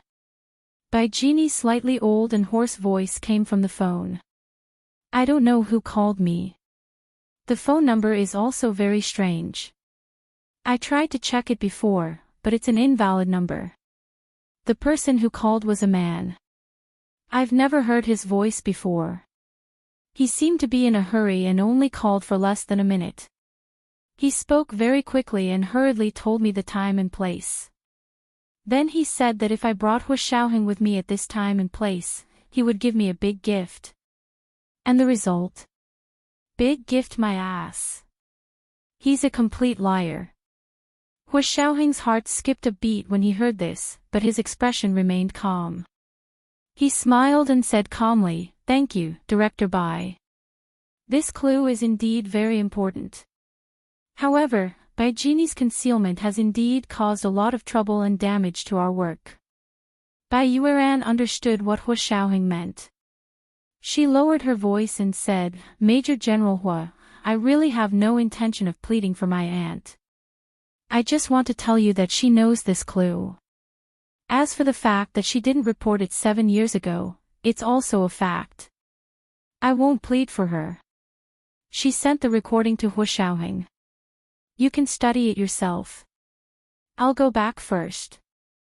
Hu Xiaoheng looked at Bai Yueran's lonely back as she turned around and said sincerely, "Thank you, Director Bai." Bai Yueran didn't turn around and waved her hand casually. "Major General Hu, you're welcome. This is my duty." She had selfish motives. She wanted to protect the Bai family's reputation and the family's overall interests, but she had never made a mistake in her work. Moreover, to her, the country's interests were definitely before the Bai family's. Perhaps in the eyes of some people, she couldn't be completely selfless, nor could she care and protect her family regardless of their gains and losses. She might even be a little unreasonable, but she didn't want to change her ways. She had her own sense of what she should and shouldn't do. Hu Xiaoheng silently shifted his gaze to his phone. Bai Yueran had just sent all the contents of Bai Genie's conversation to his phone. Bai Genie's voice was very, very low. With such a low voice, the surveillance system in the visiting room probably wouldn't be able to record this conversation. So Bai Yueran had really done him a great favor. Hu Xiaoheng's brows furrowed slightly. He transferred the conversation to the computer and used the audio system to analyze for tampering and editing before amplifying it so he could hear it more clearly. Alone in his office, he listened to the recording over and over again and gradually came up with a few clues. 7 years ago, he had saved Nianji. It was the result of a meticulous plot. It was not a coincidence. As for Nianji's memory loss, he didn't know if the other party had done it on purpose, or if it had been an accident, or if she had lost her memory to begin with. However, he could be sure of one thing. As soon as Nianji came to his side, he lost contact with her. That was because they had spent 6 years without finding any clues. The only clue that surfaced was when He Zhichu came to Nianji's side a year ago. It looked like He Zhichu was the key to the problem. Hu Xiaoheng's frown deepened. Was the invalid number that had been called to Bai Genie the same as the 2 invalid numbers that they had encountered later? However, Bai Genie definitely wouldn't say it directly. This was her trump card that she wanted to hang up and sell. After careful consideration, Hu Xiaoheng didn't plan to let her have her way. In fact, even if this invalid number was the same as the previous 2, it would be useless. Because with their current technology, they couldn't investigate this invalid number at all. Moreover, after thinking about it, he still believed that there were 2 groups of people behind this living Gu Nianji. One group had no ill intentions towards her, and the other group wanted nothing more than to kill her. The person who had sent the text message to Xiao Ye's mother must have wanted nothing more than to kill her. However, the people who had kidnapped her this time should be the group that had no ill intentions towards her. Even so, Hu Xiaoheng still felt uneasy. He was used to having her under his wing. This woman could have no parents or friends, but she couldn't live without him. He also didn't feel at ease leaving her in anyone's hands. But now, she was nowhere to be found. Hu Xiaoheng walked out of the office with a heavy heart. He said expressionlessly to Zhao Liangzi, who was outside the door, "I'm going to the Institute of High Energy Physics." You're in charge of everything here. Zhao Liangzi looked at him worriedly. He felt that Hu Xiaoheng's mental state wasn't right. In his opinion, Hu Xiaoheng should be very sad, very angry, and very desperate, just like how he had watched Bai Shuang die in front of him. However, Hu Xiaoheng's expression didn't change at all. He kept working and was as comfortable as before. Although he was also constantly looking for Gu Nianji, he didn't neglect the entire Special Operations Forces and the military. No matter how capable Hu Xiaoheng was, he was still human. Although they were soldiers and had a much higher ability to endure hardships than ordinary people, it didn't mean that they were made of steel and couldn't feel pain. If he couldn't find Gu Nianji after suppressing himself like this, Zhao Liangzi didn't dare to imagine the consequences. However, looking at Hu Xiaoheng's tall and determined back, he could only say, "Yes, sir." Hu Xiaoheng came out of his office and asked Fan Jian to drive him to the Institute of High Energy Physics. Firstly, he wanted to study Hu Guanyuan's phone again. Secondly, he wanted to see the results of Chen Lai's full series of DNA comparisons. After they got off the plane, Chen Lai rushed into the Institute of High Energy Physics and worked with Song Jining and used the quantum computer to perform large-scale calculations. He didn't return to the Special Operations Forces headquarters at all. It was already dark when they arrived at the entrance of the Institute of High Energy Physics. Hu Xiaoheng got out of the car and leaned against the car door to smoke a cigarette before walking in. Song Jining was eating dinner in her office while looking at the data on the computer. When she saw Hu Xiaoheng come in, she quickly asked, "You're here. Have you had dinner?" Hu Xiaoheng wasn't hungry at first, but when he saw the 2 dishes and soup on Song Jining's desk, he suddenly felt a little hungry. He shook his head. "Not yet. Do you have anything to eat here? Let's go to the cafeteria. Our cafeteria here is pretty good." Song Jining cleaned up the bowls, chopsticks, and spoons on the table and stood up with her meal card.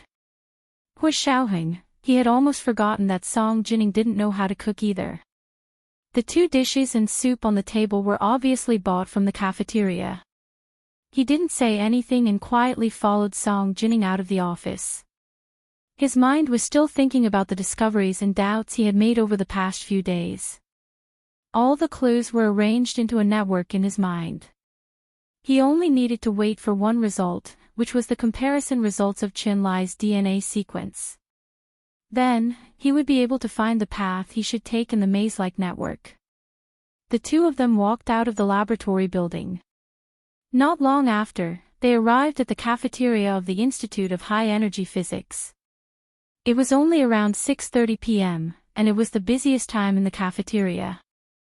People came and went, and the lights were brightly lit. The air was filled with the unique aroma of the food in the cafeteria. There was a sense of beauty and warmth in the world. Hu Xiaoheng and Song Jining walked in. Director Song brought his son here for dinner. People who were familiar with Song Jining greeted her with a smile. Song Jining nodded with a smile. "Yes, he's too busy and didn't even have time for dinner. I accompanied him to get another meal." Hu Xiaoheng had his hands in his trouser pockets. It was obvious that he was distracted. He only nodded casually and followed Song Jining to buy 2 dishes and a soup. He placed them in a food box that could be taken away. The 2 of them returned to Song Jining's office. Hu Xiaoheng sat in front of Song Jining's desk and began to eat dinner. It was rare for the mother and son to eat together like this. Song Jining looked at Hu Xiaoheng carefully and suddenly said, "You've lost a lot of weight recently. Although you're busy with work, you have to take care of your health." When Hu Xiaoheng wasn't on a mission, his eating schedule was very regular. In his official residence, he had to eat a steak every meal, as well as all kinds of high-protein and nutritious meals. However, during this period of time, he was indeed hungry and full. He couldn't eat, and he didn't feel anything when he ate. Hu Xiaoheng paused and grunted. He quickly finished everything on the plate. After cleaning up the dishes, he said to Song Jining, "Uncle's phone is still with you, right?" Song Jining looked at him strangely. "Yes, what's wrong? Why do you want his phone?" "I want to take a look." He told Song Jining what Bai Genie had said, and finally asked, "Do you think there's a way to find out where the phone call from 7 years ago came from?" Song Jining's expression was very cautious. She frowned and thought for a moment, then said, "It's hard to say. If the phone operator can't find out where that number came from, then only the quantum communicator has the ability." Hua Xiaoheng looked up in surprise. "Quantum communicator? Doesn't Gu Xiangwen have a broken quantum communicator?" Song Jining nodded. "Yes, I don't have the ability to fix it. Didn't Nianji say that she wanted to study it properly?" Song Jining was filled with regret for accidentally mentioning Gu Nianji. She quickly glanced at Hua Xiaoheng. Hua Xiaoheng had already fallen silent. He said, "It should be at Nianji's house. I'll bring it over for you to study." "I really don't have that ability," Song Jining told the truth. Song Jining told the truth. "Look, the quantum computer we worked so hard to create is only a prototype. How can we repair a more advanced quantum communicator? Even you don't have such great ability." Then Gu Xiangwen. How did he research it? Hua Xiaoheng was puzzled. Song Jining shook her head. "I don't know either, but I'm about to unlock that music box. Why don't I give you the phone and you can study it yourself? I'll see if I can unlock Gu Xiangwen's music box as soon as possible." That music box was the one Hua Xiaoheng and the others had found in Gu Xiangwen's Sirius I submarine. It was found in the submarine. According to Gu Xiangwen's holographic last words, it contained his greatest research results. "Okay, I'll take a look at that phone." Hua Xiaoheng agreed. He took his uncle Hua Guanyuan's phone from Song Jining. This is the first update of the day, Chapter 1460, Where is the Person? Thank you for your recommendation votes and monthly votes. Originally, he was still working overtime today, but when he saw that the monthly vote was actually 6,000, he went home and worked hard to update the second update. There were 6,000 monthly votes at 8 p.m. Mwah.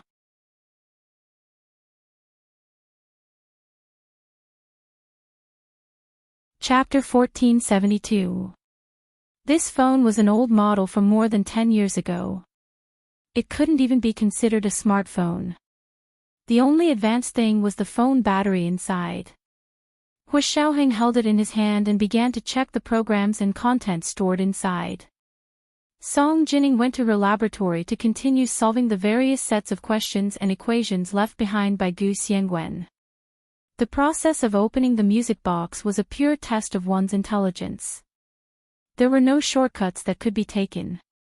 When people were immersed in their work, time passed very quickly. It was midnight in the blink of an eye. Hua Xiaoheng withdrew his thoughts from the program on his phone and sighed helplessly. No, he didn't find any clues. Bai Yueran's recording of Bai Genie's whisper still didn't have any evidence to support it.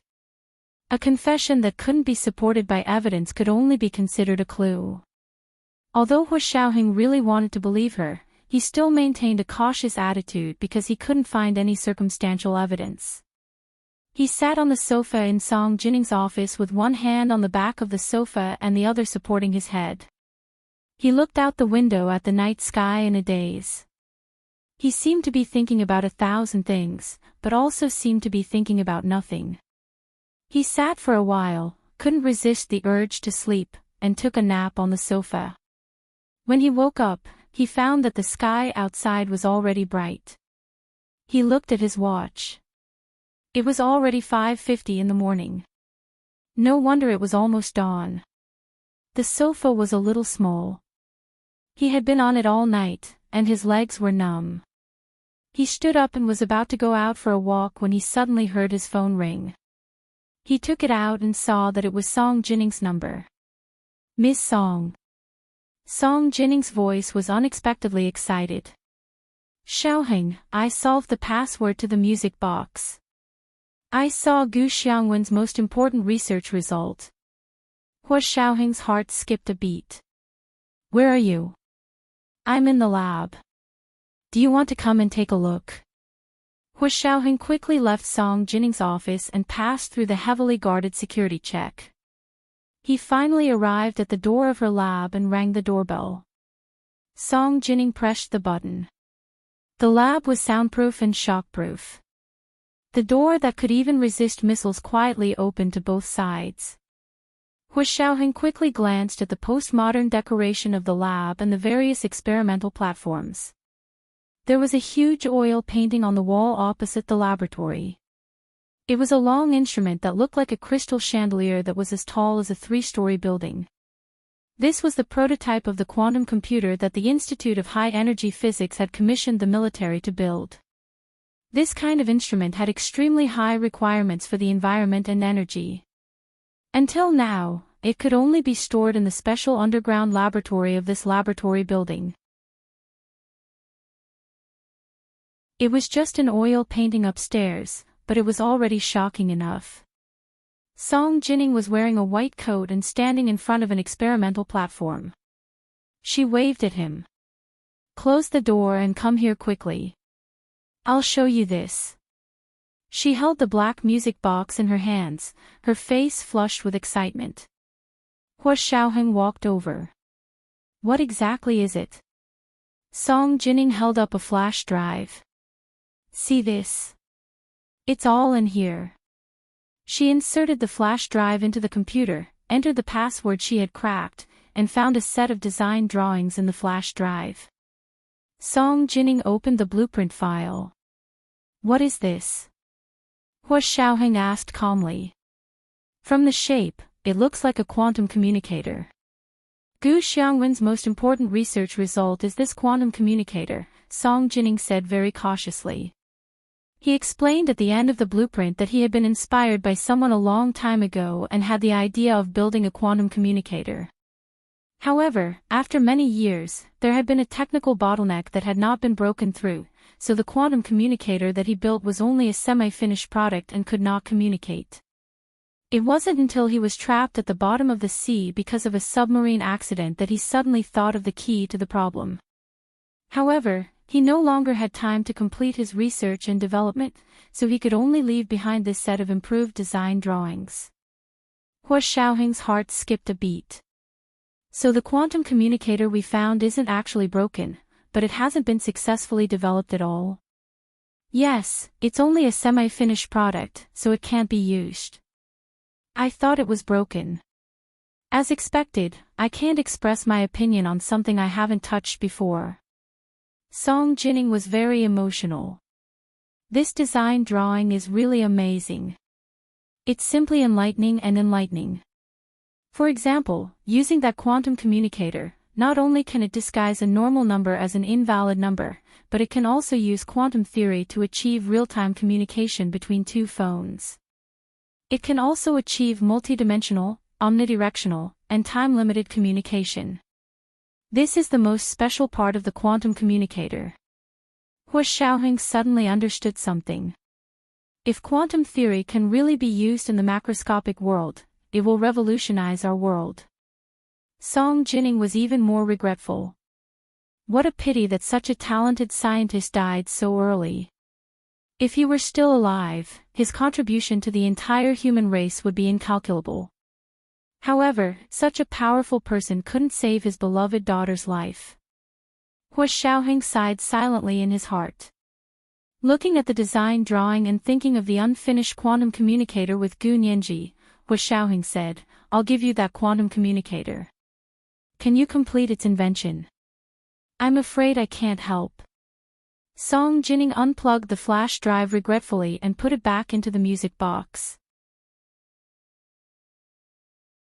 Then, she closed the music box according to the original procedure. She continued, I can't help much because this isn't my main research direction. It's not even a field I'm familiar with. There were too few scientists like Gu Xiangwen who were almost all round. With Song Jinning's high intelligence, she could only be outstanding in certain areas. It was impossible for her to be like Gu Xiangwen, who could cross the three major fields of physics, medicine, and biology with ease. However, this design drawing wasn't completely useless for Song Jinning. This was because this design drawing was about how to use quantum theory to create related instruments. In this regard, they could understand everything. Therefore, this design drawing was also a great inspiration for Song Jinning's research in her main field. She was originally a big shot at studying high-energy magnetic fields. 17 years ago, the military and their Institute of High-Energy Physics experiment was related to super-strong magnetic fields. Our experiment has recently reached a bottleneck and hasn't made any progress. But this design drawing has given me a new direction. I think our experimental equipment can be changed. And most importantly, the magnetic field data I've obtained recently has allowed me to improve my understanding of high-energy magnetic fields. In his design drawing, how to allow the quantum communicator to obtain energy from the electric field is very original and very effective. Last time in the Sea of Japan, Ninji helped me realize the transformation from a super-strong magnetic field to an electric field. It showed me how much potential power a super-strong magnetic field has when it transforms energy. There's also the high-energy magnetic field data that Gu Xiangwen left for your uncle, as well as the abnormal magnetic field fluctuations that appeared near the sinkhole in the Tunguska region of Russia in the first half of the year. They all made me think of how to obtain the high-energy magnetic field needed for the experiment. Song Jinning's eyes lit up. I think our experiment is just around the corner. Hu Xiaoheng, he realized that he didn't care at all about whether the military and the Institute of High-Energy Physics experiment would succeed. He only wanted to find Gu Ninji now. He only wanted to see her by his side so that his heart could truly calm down. Hu Xiaoheng had never interfered with Song Jinning's work and life, nor would he interfere with her research. But this time, he made an exception and said, "Ms. Song, can you put aside your experiment for now and help us find Ninji's whereabouts?" Song Jinning stopped her excited thoughts and looked at Hu Xiaoheng. Her heart skipped a beat. This was her son, a son who was unmoved by anything. This was the first time he had asked her to help him find his beloved girl. She really wasn't a good mother. Song Jinning patted his shoulder. "Okay, I'll help you." She then asked, "What can I help you with?" Hu Xiaoheng. What Hu Xiaoheng hoped the most was that Song Jinning could complete the design and manufacture of the quantum communicator so that it could be used. However, Song Jinning had already made it clear that she couldn't do it. Hu Xiaoheng didn't force her. He thought about it for a moment and said, "I haven't thought about it yet, but when Ninji disappeared, we found some related surveillance videos. Can you help me do a technical analysis of those surveillance videos?" Of course, it's a higher level of technical analysis. The Special Operations Forces could do the general technical analysis themselves. However, for a higher level of technical analysis, they needed the amazing people from the Institute of High-Energy Physics. No problem. Song Jinning quickly agreed. "Send me the surveillance videos. I'll help you do the technical analysis." This is today's second monthly vote, 6,000 plus updates, Chapter 1461, Breaking Through the Bottleneck. Thank you for your recommendation votes and monthly votes. Mwah.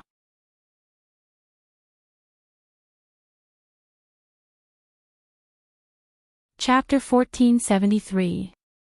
Thank you, Miss Song. Hu Xiaoheng was truly exhausted, so much so that he had no choice but to ask for help from Song Jinning, who had nothing to do with their work. This was the first time in his career that he had ever experienced something like this. Song Jinning was very worried about his physical condition, but she still said, "I will do my best to help you, but you have to be mentally prepared. Professionals do professional things. I'm not good at finding people." She was also worried about Gu Ninji's whereabouts, but this wasn't something she was good at, so she wisely didn't criticize Hu Xiaoheng's work to avoid affecting their normal work. Hu Xiaoheng also knew this, but he really had no other choice. It was obvious that the other party's technology was more advanced than theirs, and it was premeditated. They had prepared for such a long time, like casting a net. If he did not think of another way, then he really had no chance of winning. He explained the procedures and goals of their work to Song Jining and discussed the follow-up. He then called Zhao Liangze and asked him to send him the surveillance footage related to Gu Nianji's disappearance. After Song Jining received all the surveillance videos, she immediately began to analyze the data. Hu Xiaoheng bid farewell and prepared to leave her lab. As soon as he opened the door, he saw a chubby man in a white coat standing at the door, about to press the doorbell. "Mr. Hua. Why are you here?" The person standing in front of Song Jinning's laboratory was actually Chen Lai. Hu Xiaoheng was also very surprised. "Weren't you doing a DNA comparison? It should be in the underground laboratory, right? Because the quantum computer is underground." Chen Lai narrowed his eyes and smiled absent-mindedly. "Of course. Damn it, I'm so tired. Now, all I see are numbers, and you're just like data, ha ha ha ha." He stepped aside.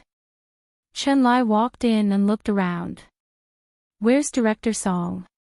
Why are you here?" After working with the quantum computer for more than 2 days, Chen Lai was a little dizzy. He rubbed his eyes and looked around. He was extremely excited and even trembling. Hu Xiaoheng thought for a moment. "Let's go out first. Let's not disturb Ms. Song's work." He gently closed the lab door and left the Institute of High Energy Physics with Chen Lai. By the time the two of them returned to the office building of the headquarters of the Special Operations Forces, it was already dawn. The September sun brought with it the heat of late summer. Although it was only early in the morning, it already had some power. Hu Xiaoheng closed the door to his office and looked at Chen Lai. His expression was still calm, but his voice was a little shaky. "The results are out." Chen Lai's round eyes narrowed into slits as he smiled. "We're out." Hu Xiaoheng looked at him calmly. "Why are you so agitated?" Chen Lai leaned forward and said mysteriously, "Beg me. Beg me and I'll tell you." Hu Xiaoheng closed his eyes speechlessly and said dryly, "Chen Lai, Nianji is waiting for us to save her. Why are you still keeping us in suspense? Ask your own conscience. It will hurt." Chen Lai rubbed his chest, his expression pained and conflicted. "I'm in such a good mood and so excited. I've really let Nianji down. My conscience really hurts." The corners of Hu Xiaoheng's mouth twitched. He sat down on the sofa across from him and said calmly, "If you hadn't laughed so hard that I couldn't see your eyes, I might have believed you." Chen Lai didn't want to laugh, but he couldn't suppress the smile on his face. "Hu Xiao, my conscience really hurts. Believe me." "I don't believe you." Hu Xiaoheng stretched his long legs and crossed his arms. He was calm and composed. "Hurry up and tell me, or I'll let you have a taste of the iron fist of the people's dictatorship." Hu Xiaoheng's deterrence was still somewhat effective. Chen Lai took a deep breath and finally calmed down. He said, "I spent 2 days and 1 night using a quantum computer to finally compare the 6 billion base pairs of the 2 sets of DNA in order." Hu Xiaoheng listened attentively. He turned on his phone and pointed it at Chen Lai to record the video. Chen Lai rambled on. "Do you know, I've never seen such a situation before. I first compared the DNA base pair sequence of He Zhichu and the 16-year-old boy," Chen Lai said as he took out a flash drive from his pocket. "I'll show you." The computer in Hu Xiaoheng's office was connected to the big screen on the wall. Chen Lai walked to the back of the computer and plugged in the flash drive. Opening the file in the flash drive, Chen Lai beamed with joy. Look, this is the DNA of the boy who died at the age of 16. We can call him little Hijichu. This is the DNA base pair sequence of big Hijichu, which is also Professor He. From the comparison of all the base pairs, I found that their DNA base pairs are almost exactly the same. Yes, you heard me right. I said almost.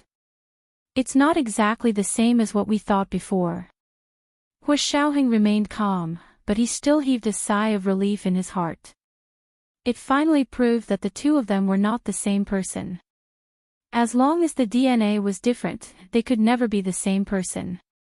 But where are the differences? Chen Lai pointed at Hu Xiaoheng with the mouse.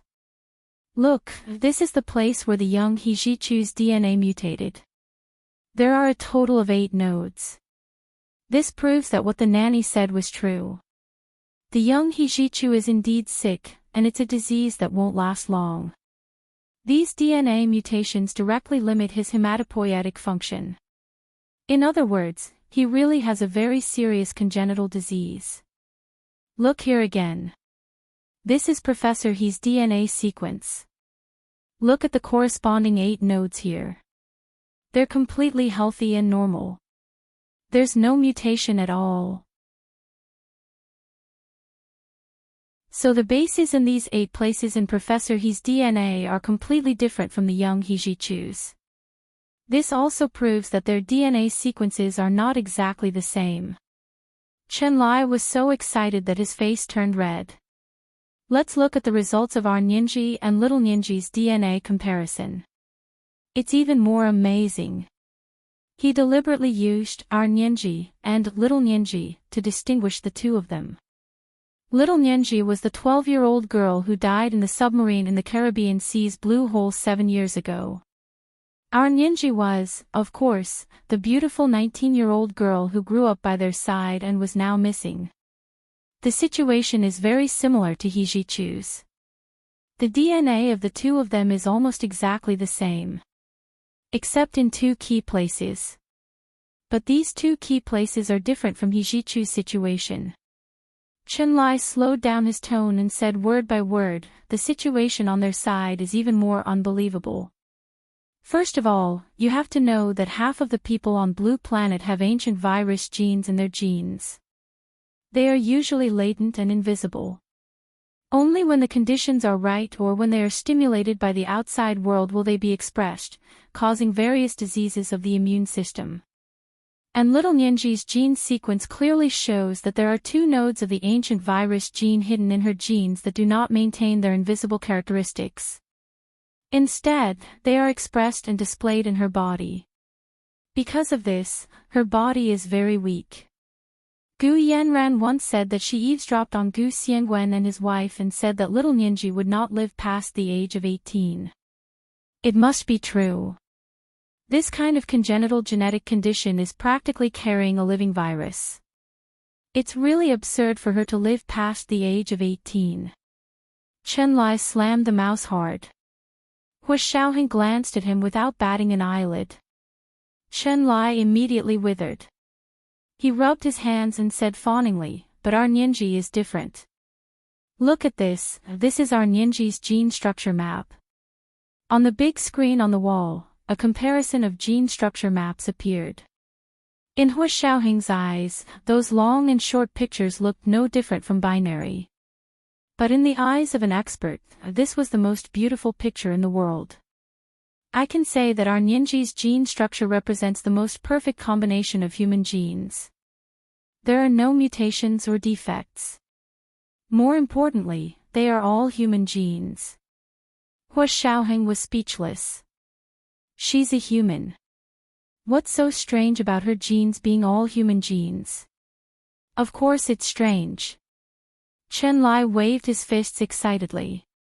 I just said that 8% of the genes in the identified human gene map actually come from viruses. 8%. Do you understand? In other words, each of us has more or less non-human genes in our bodies. Hu Xiaoheng, this was really hard to understand and believe. How could there be 8% of virus genes in human genes? Chen Lai pushed his glasses up the bridge of his nose and explained to Hu Xiaoheng with a flushed face. It's like this. First of all, you have to know what a virus is. It's called a virus in English. In the textbooks, it's stated that a virus is a non-cellular form. It's between a living and non-living body. It's neither living nor non-living.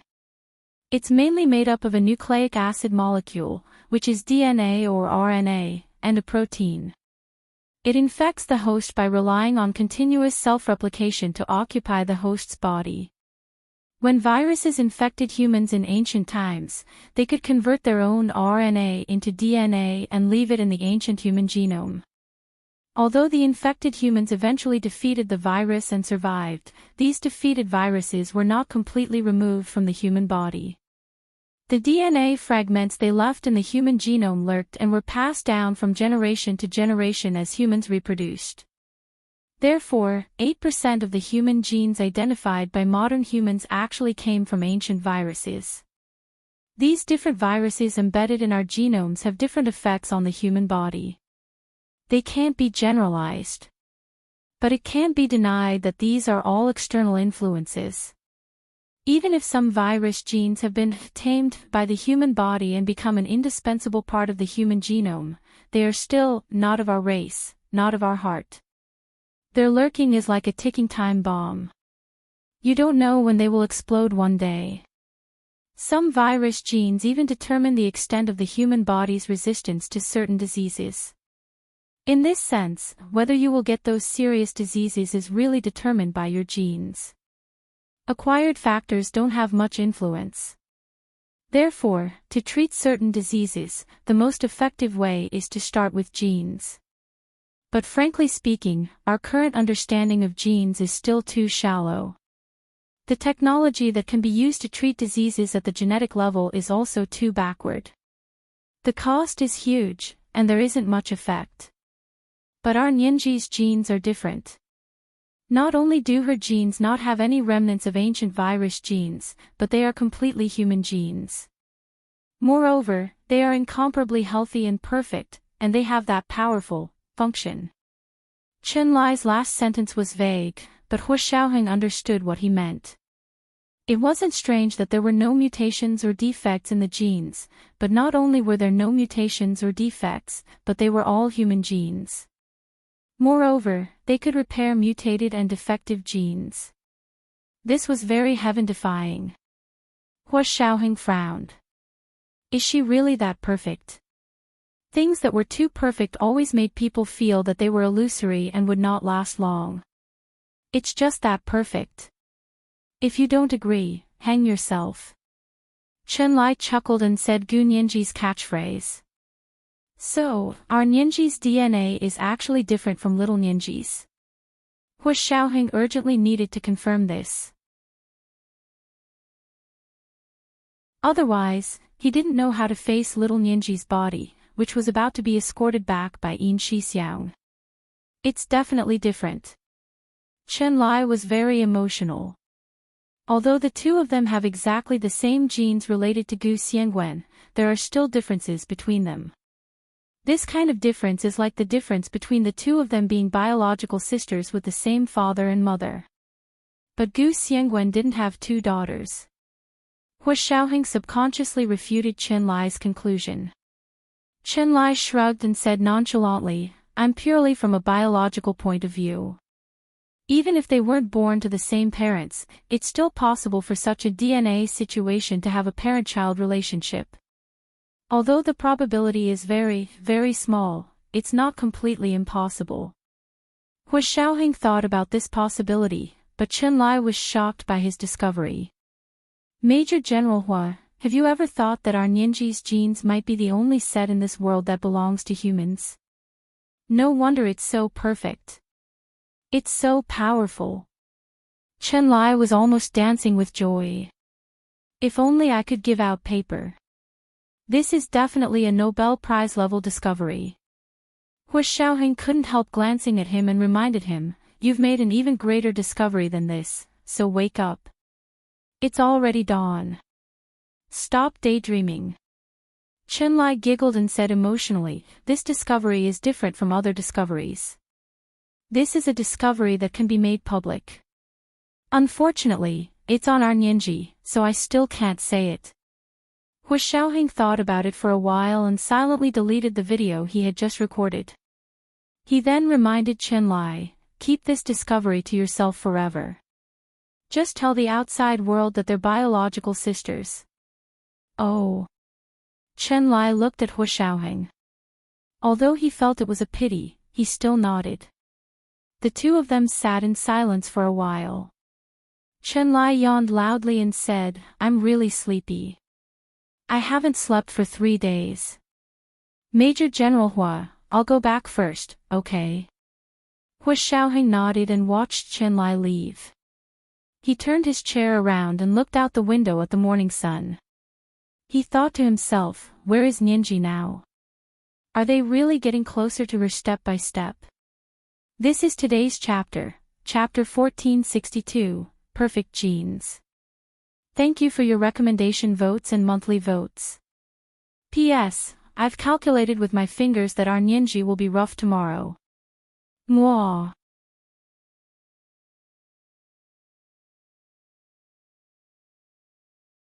Chapter 1474. After careful consideration, Hu Xiaoheng once again deployed a new direction of action. Time passed nervously. A week later, Yin Shixiang finally returned to the southernmost military port of the Huaxia Empire with the submarine and warship containing little Nianji's body. Like Gu Xiangwen's large submarine, Sirius I little Nianji's small submarine, Sirius II, also stayed at this military base. 2 was also left in this military base. Sirius III could finally be placed side by side. 2, they could finally be placed side by side. It was still the same huge cave, surrounded by cold steel supports. The light of the shadowless lamp poured down from the top and shone on the 2 submarines, one large and one small. Even the cold incandescent seemed to have softened a little, like a kind father looking at his naughty child with a gentle gaze. The corners of Yin Shixiang's eyes were moist. He took a few photos with his phone. Then, he left the military port and boarded a military transport plane back to the imperial capital. Little Nianji's body was placed in an exquisite cherry wood coffin and brought back to the imperial capital. When the military transport plane landed at the imperial capital airport, Hu Xiaoheng called Yi Xian over to welcome them. Yi Xian had specially dressed up today. He was wearing a black tuxedo and a bow tie. His shiny black hair complemented his mixed-race handsome face, adding a sense of charm and beauty. He held a budding rose in his hand and waited for little Nianji's coffin to come down from the plane like he was waiting for his beloved girl's lover. Hu Xiaoheng stood beside him with his hands behind his back, a little speechless. However, this was Yi Xian's matter, so he didn't want to comment. A few soldiers carried the small cherry wood coffin down from the military transport plane, and Yin Shixiang walked at the front. When he passed by Hu Xiaoheng nodded at him. "Thank you for your hard work." Yin Shixiang quickly said. "It's not hard work." Yi Xian walked over and looked at Yin Shixiang carefully. "Sir, can I help her carry the coffin? Send her on her last journey." Yin Shixiang's mouth was half open as he looked at Hu Xiaoheng in surprise. Hu Xiaoheng nodded calmly. "Let him send her." Yin Shixiang quickly gave up his position. Yi Xian pinned the rose to his chest and carried little Nianji's cherry wood coffin on his shoulder. He thought to himself, "Little Nianji, I'll send you back to your parents." With the special approval of the relevant departments of the state, little Nianji was finally buried in the National Martyrs Cemetery as a minor child of a martyr. She was buried with Gu Xiangwen and his wife.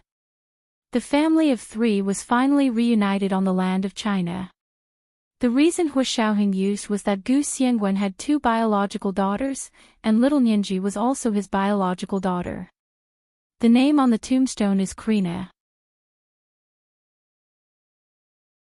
Ku was the Latin name Hu Xiaoheng had given little Nianji. It had the same meaning as the English name Sirius. He didn't want to see the name Gu Nianji, or serious, engraved on the tombstone. Although Gu Yanran insisted that Gu Xiangwen didn't have two daughters, the results of the DNA test were there for all to see. Saying anything more would only make people think that she had ulterior motives and was a habitual liar.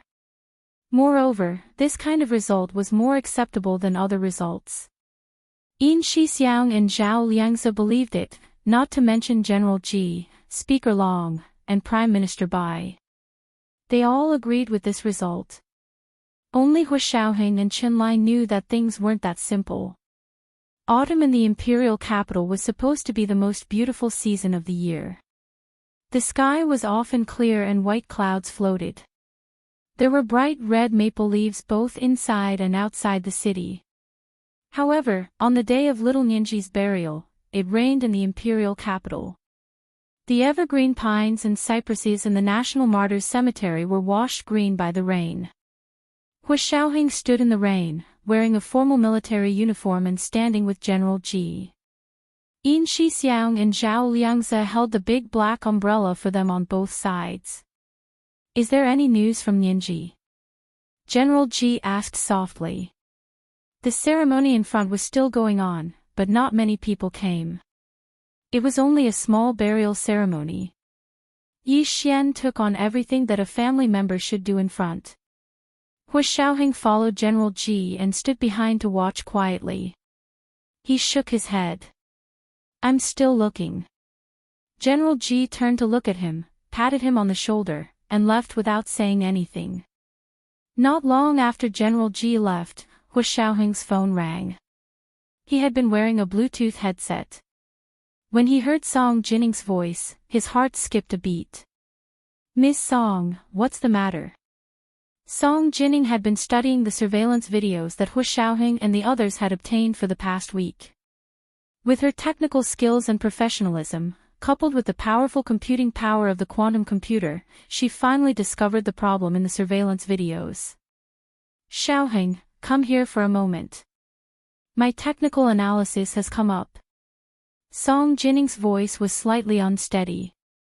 Hu Xiaoheng's face twitched involuntarily, and his heart suddenly beat very fast. This was an intuition that he had developed on the battlefield. When a target or danger appeared, he could intuitively sense it. Hu Xiaoheng immediately turned around and walked to his car. What's the result? He had never been so anxious before. He couldn't help but want to know the result on the way. Song Jinning didn't keep him in suspense. She looked at the computer screen in front of her and said excitedly, "There is indeed something wrong with the surveillance video, especially the surveillance video of 4 black SUVs that suddenly appeared. There are traces of an abnormal magnetic field on the image at the same time. The abnormal magnetic field this time is very subtle. It's not as powerful as any abnormal magnetic field we found before, but it's more precise and leaves no traces. That's why your technical analysis didn't notice it. I didn't notice it when I first analyzed it.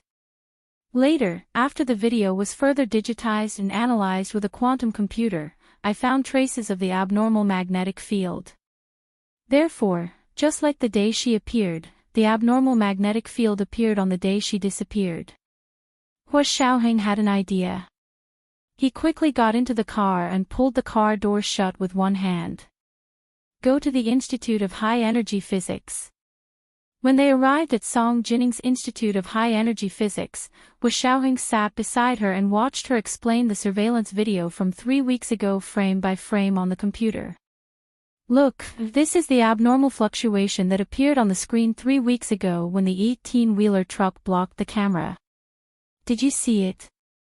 Even without high-definition digital processing, the image will blur and jump for a few seconds at this time. Although it's very short and the human eye might not be able to see it, the instrument can capture it." Hu Xiaoheng agreed. "Our technicians noticed this phenomenon, but after analysis, they think that this is just a common focus problem for ordinary cameras."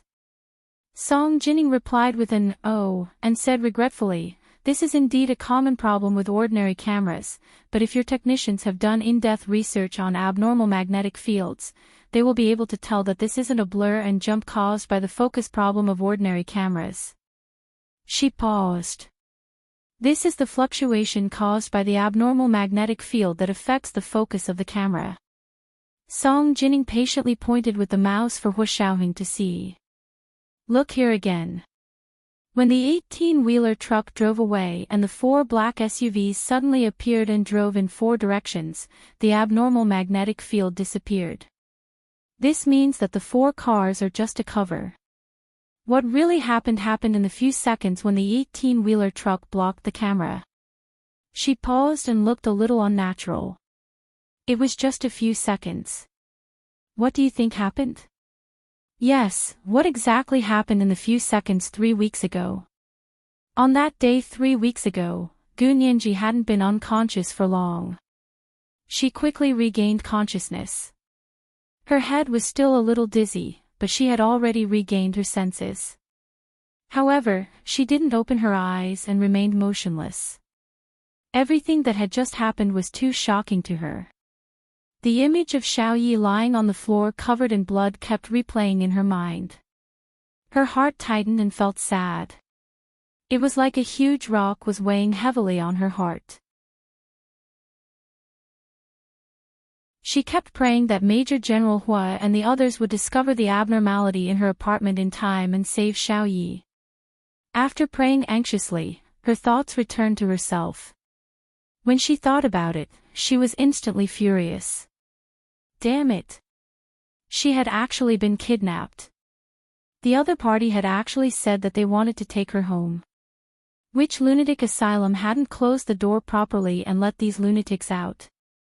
How dare they kidnap her in the Huaxia Empire? These people were either crazy or idiots. When Major General Hu caught them, he would definitely cut them into pieces. Gu Nianji thought angrily. Her eyelids quietly lifted. Her thick and long eyelashes trembled slightly and opened a tiny gap. She wanted to see where she was. Major General Hua and the others should be able to find her soon. She was very confident of that. But before that, she had to have a clear understanding of her situation.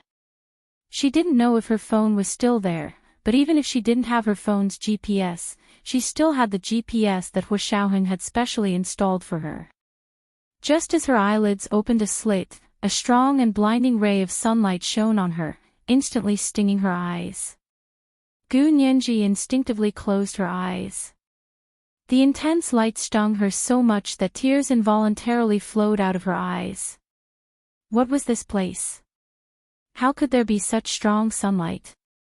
Gu Nianji recalled the weather in the imperial capital and began to feel that something was wrong. No matter how strong the sunlight in the imperial capital was, it couldn't be so pure and scorching. The light was burning her eyes like a high temperature. Her eyes were about to go blind from looking at him. Gu Nianji's entire body stiffened.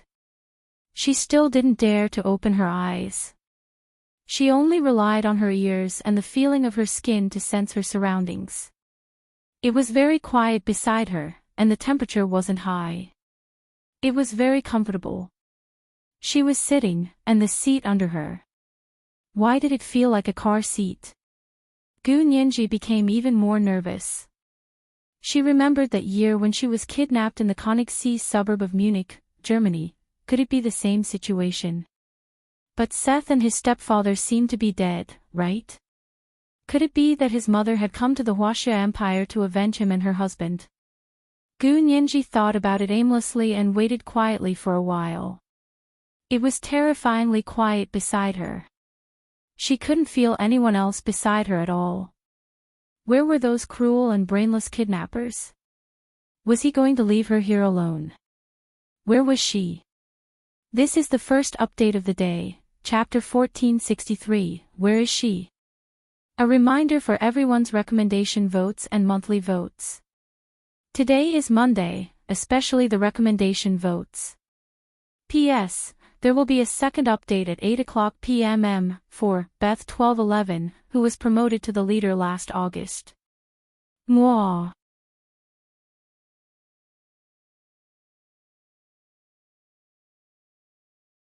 Chapter 1475.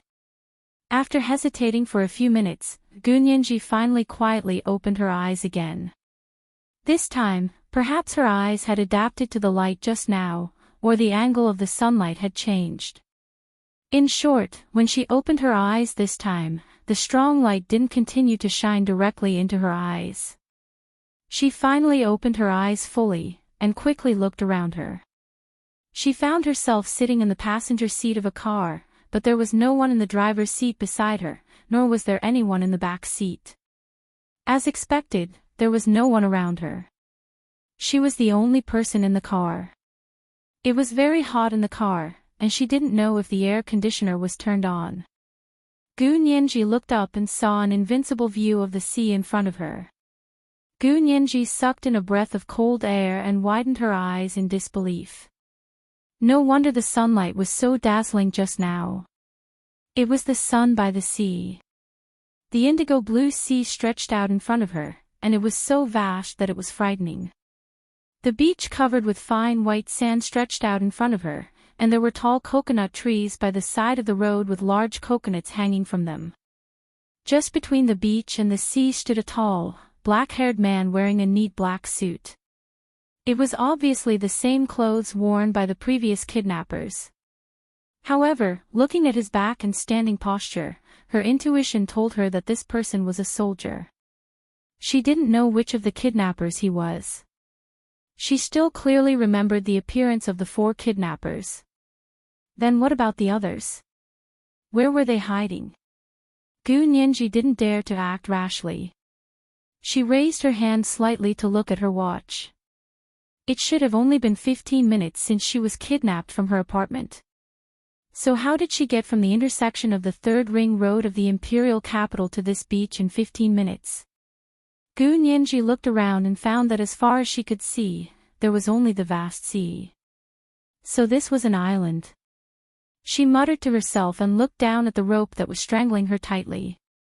It turned out to be the seat belt in the car. She reached out and tried to unfasten the seat belt. With a click, the seat belt was unfastened just like that.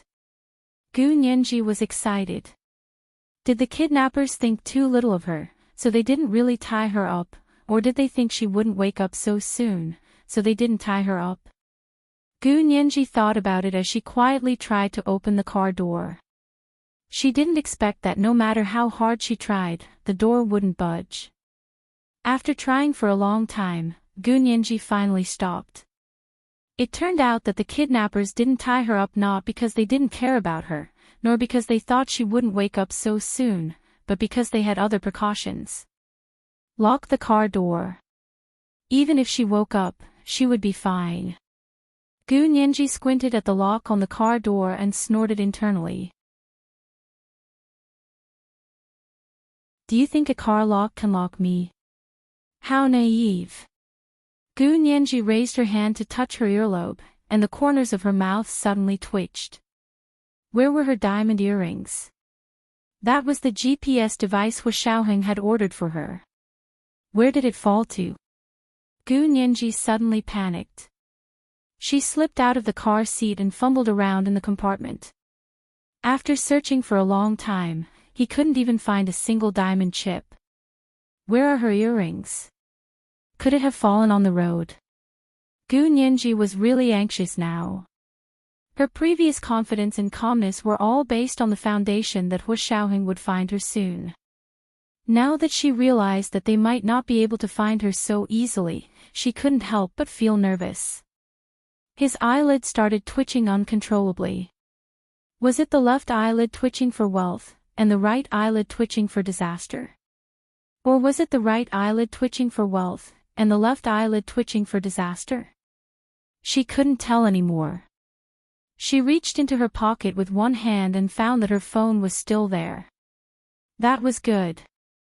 Gunyanji quickly took out her phone again.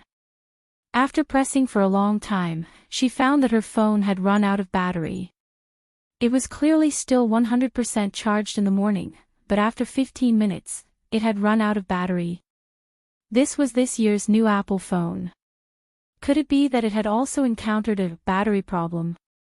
Gu Nianji thought about it for a while and put the phone back into her pocket. What the hell was going on? Could it be that this time was even more dangerous than the time in the German Alps? Gu Nianji sat back in her seat in a daze and suddenly noticed that the man standing on the beach in front of her, looking at the sea, suddenly moved as if he was about to turn around. She quickly fastened her seat belt again, closed her eyes again, and pretended to be unconscious. She couldn't run out, and she didn't know where the kidnappers were.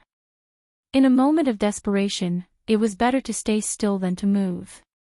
She closed her eyes and waited in the car for a while.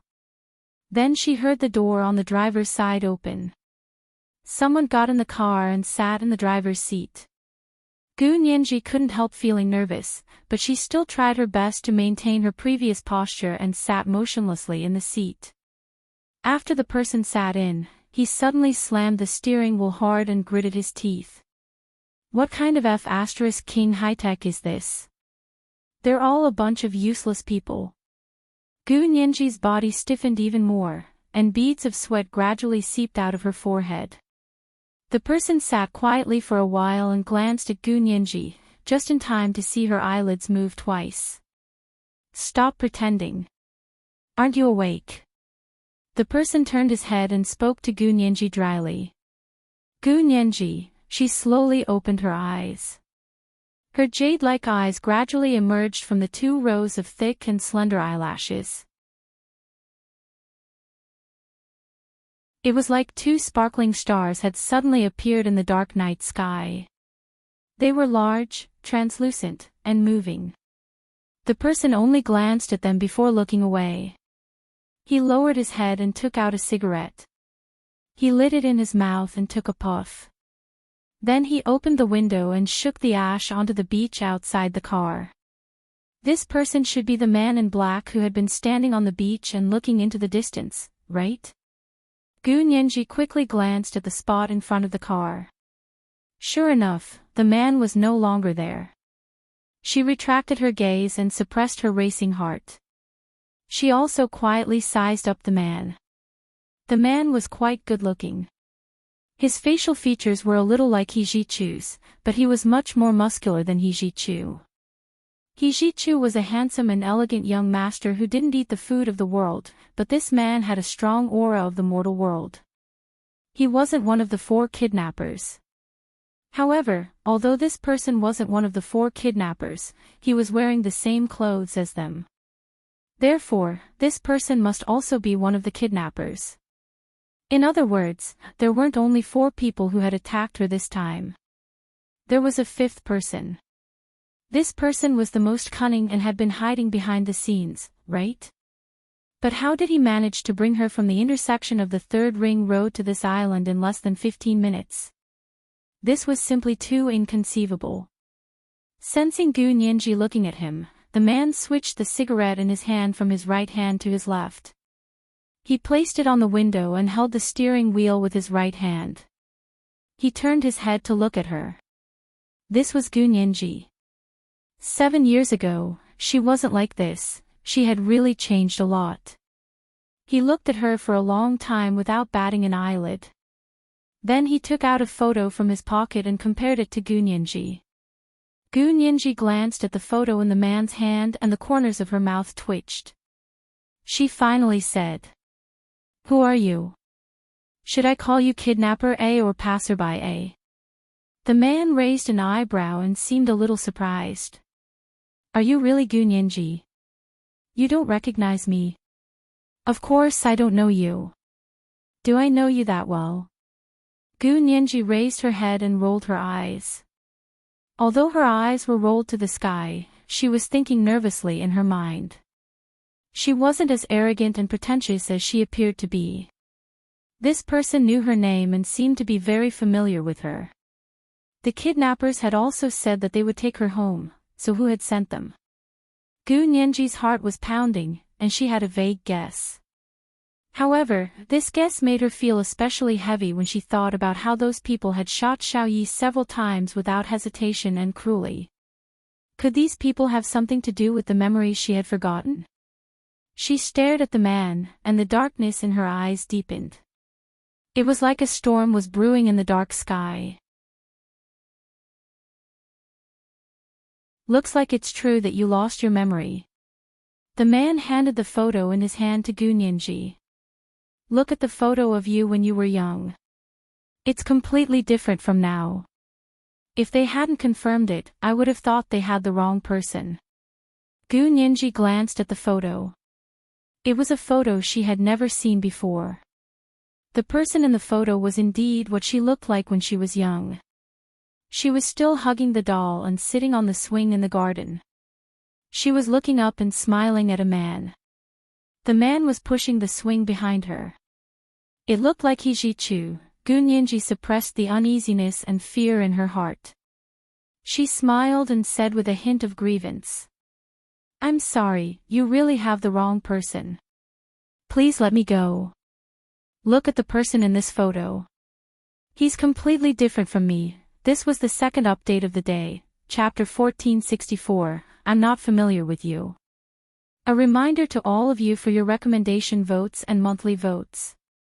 Today is Monday, especially the recommendation votes.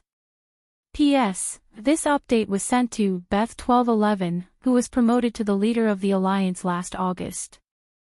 Mwah.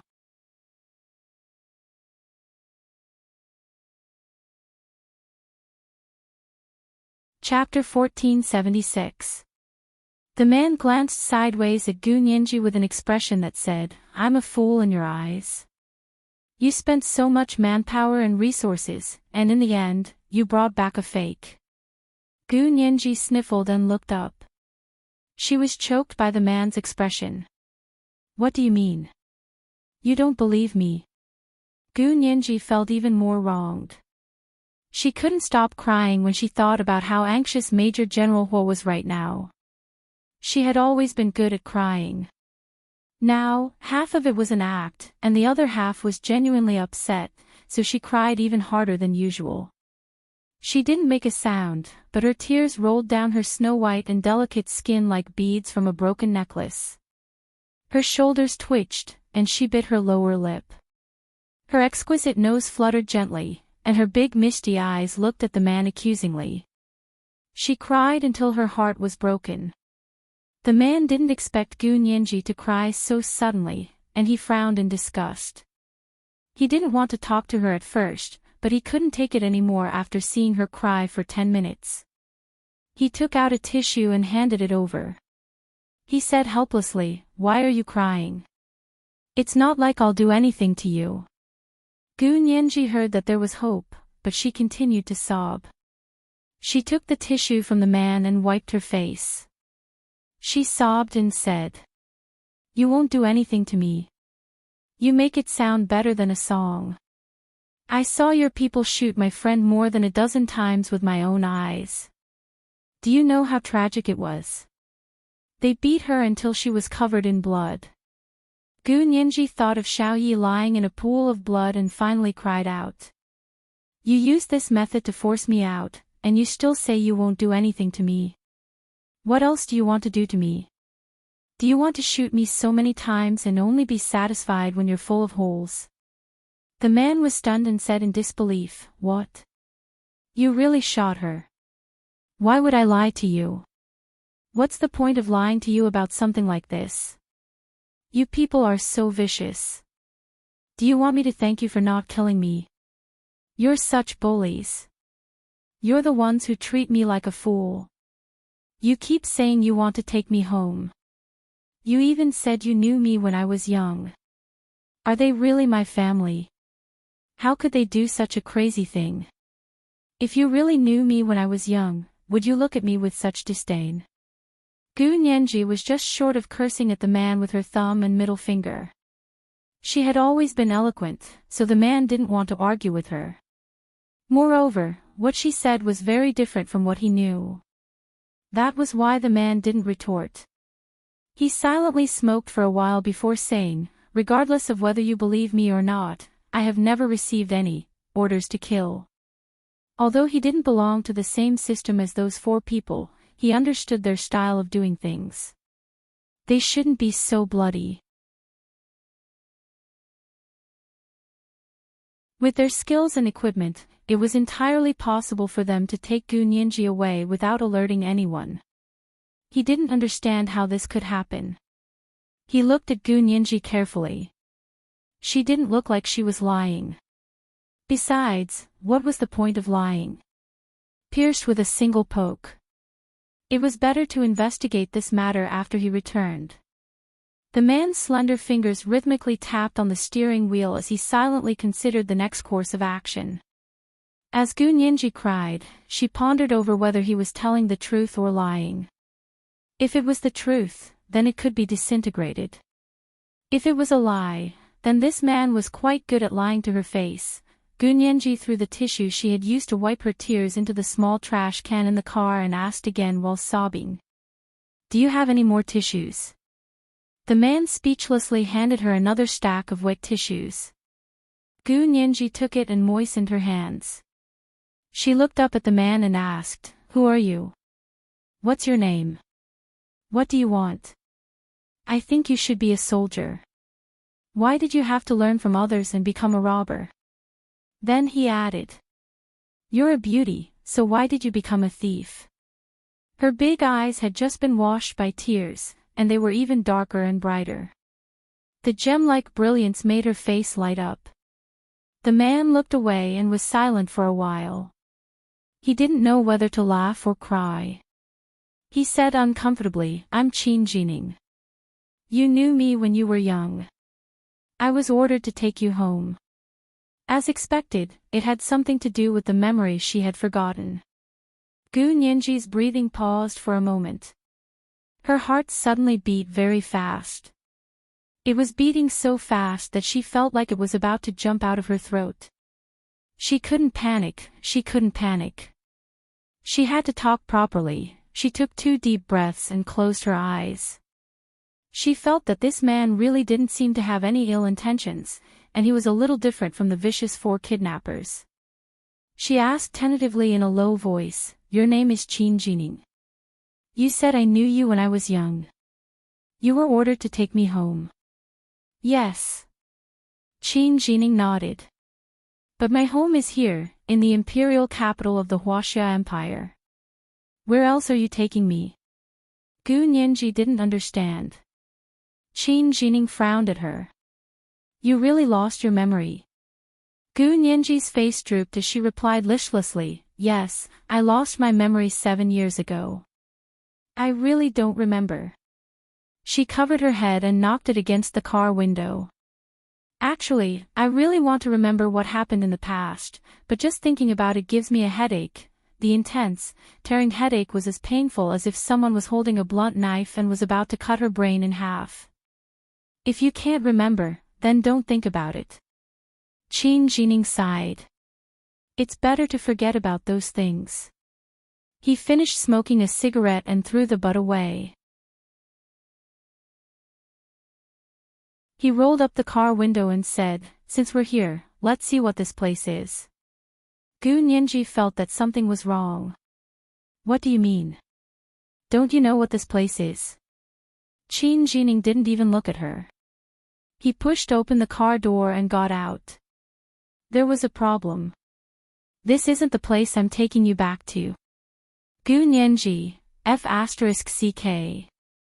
So the kidnapper was lost. Gu Nianji stared at Qin Jining's tall and sturdy back, not knowing what to say. "Do you want to go take a look?" Qin Jining turned to look at her. "This car has no battery left and can't start. We can only walk." Gu Nianji didn't want to speak. This unreliable kidnapper. She got out of the car aggrievedly and followed Qin Jining around the island. It took her a full 4 hours to circle the island. Her legs were almost limping along the way, but the man in front of her was still unhurried. He looked around as if he was on a scenic tour. They measured it with their feet and found that it was a very small island. They didn't know where it was in the sea. Both her and Qin Jining's phones were out of battery, and the battery in the car was also out of battery, so there was no way to charge their phones. Therefore, they couldn't use their phones to determine their location, nor could they use their phones to contact the outside world. But how did we get here? Gu Nianji asked, panting from exhaustion. I remember we were still in the third ring road of the imperial capital 15 minutes ago, right?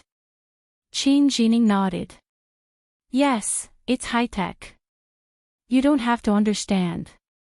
Gu Nianji, King high-tech. Gu Nianji wanted to curse. She rolled her eyes. This high-tech is too unreliable, isn't it?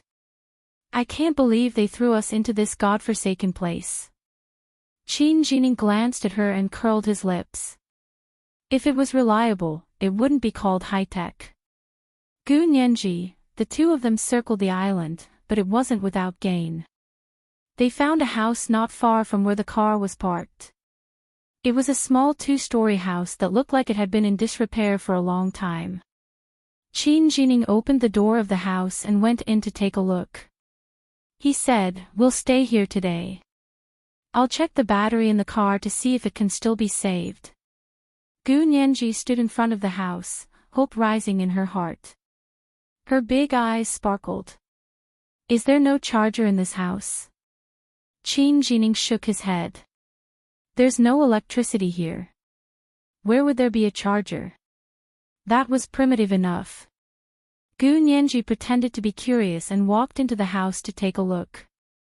Qin Jining seemed to be very at ease with her. He went back to the car alone, got the toolbox, and began to check the battery. Gu Nianji's heart was pounding. She walked into the small building and looked out the window at Qin Jining. She saw him open the front cover of the car and bury his head in repairing the battery. He didn't seem to care at all, so she immediately ran out the back door with her arms around her waist. After leaving Qin Jining's line of sight, Gu Nianji hurriedly ran into the small forest that she had been secretly paying attention to when she was scouting the way. Although the island was small, there were quite a few coconut trees and shrubs. The mountains were lined with rocks, and the streams were gurgling. The scenery was indeed not bad. Gu Nianji had the experience of escaping in the Alps, so this time she was familiar with it and quickly ran into the forest. Although this place was small, it wouldn't be easy for Qin Jining to find her by himself. Although the sun was shining brightly on the island, it was still very cool in the forest. She burrowed into a dense forest. Her eyes were not used to the darkness for a moment when she first entered a dark place from a sunny place. After getting used to it, she saw that the scenery here was really not bad. There were long and short colorful tree hangers hanging from the trees like ropes. She was about to walk over when she suddenly saw one of the tree hangers wriggle. What was it? When she understood what was going on, she immediately let out an earth-shattering scream. Then, she hurriedly turned around and ran back the way she had come, as if a ghost was chasing her from behind. Help! Help! Gu Nianji screamed as she ran. Her heart-wrenching screams echoed throughout the entire island. Qin Jining looked up from the front of the car. Gu Nianji happened to run behind him and grabbed him from behind. Her entire body was trembling. Snakes! So many snakes. Hanging on the tree. Ah! She was trembling so hard that she was going crazy. Qin Jining didn't like to have physical contact with her. He grabbed her wrist and twisted it. He turned around and was about to scold her when he suddenly saw that her eyes were dazed. She was on the verge of breaking down. The hand holding her wrist paused for a moment, then he let go of one hand and patted her back on hurriedly. He said calmly, "It's okay. The snakes won't chase after you if you run into the sun." Gu Nianji's entire body was trembling. Qin Jining comforted her for a long time, but in the end, he had no choice but to carry her into the car. Gu Nianji curled up into a ball and buried her head in her knees. She curled up in the back seat like an ostrich. Qin Jining thought about it and asked, "Where are the snakes?" Gu Nianji didn't look up. She pointed ahead and said, "Just go out from behind that house. About 500 meters from the path, there's a small forest. What are you doing there?" Qin Jining frowned, then understood. He sneered and rubbed his fists. You want to run? Run away. Don't come back if you have the guts. Gu Nianji was originally very afraid, but Qin Jining's words successfully aroused her anger. She couldn't care less about her fear. She looked up and said angrily, "Do you think I don't want to run? If it weren't for those snakes, I would have run far away." Qin Jining had never known that someone could say such a shameless thing in front of him so confidently. "Huh, you're indeed spoiled." Qin Jining glared at her for a while and shook his head. "You're in the right if you want to run. Let me tell you, no one has ever escaped from me, Qin Jining. If you're the first, I'll change my name to yours for the rest of my life." This is today's first update, Chapter 1465, A Beautiful Woman, Why Become a Thief? Thank you for your recommendation votes and monthly votes. She suddenly realized that the monthly votes were almost 6,500. The monthly votes and updates were given in advance at 8 p.m. Mwah.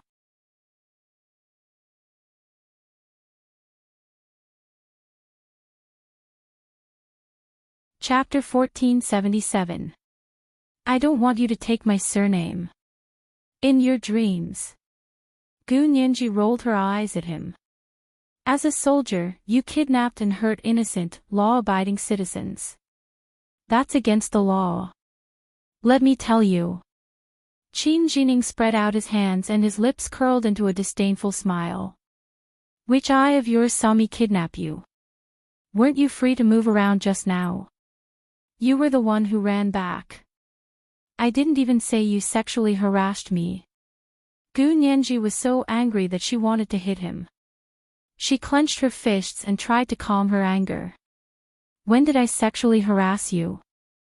Don't flatter yourself. Who threw herself at me just now? Qin Jining glanced at her disdainfully. I'm a good man who's clean and honest.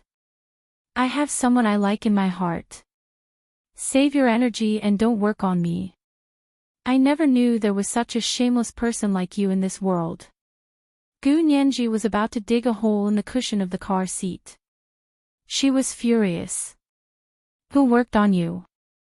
Don't forget that you're a vicious kidnapper.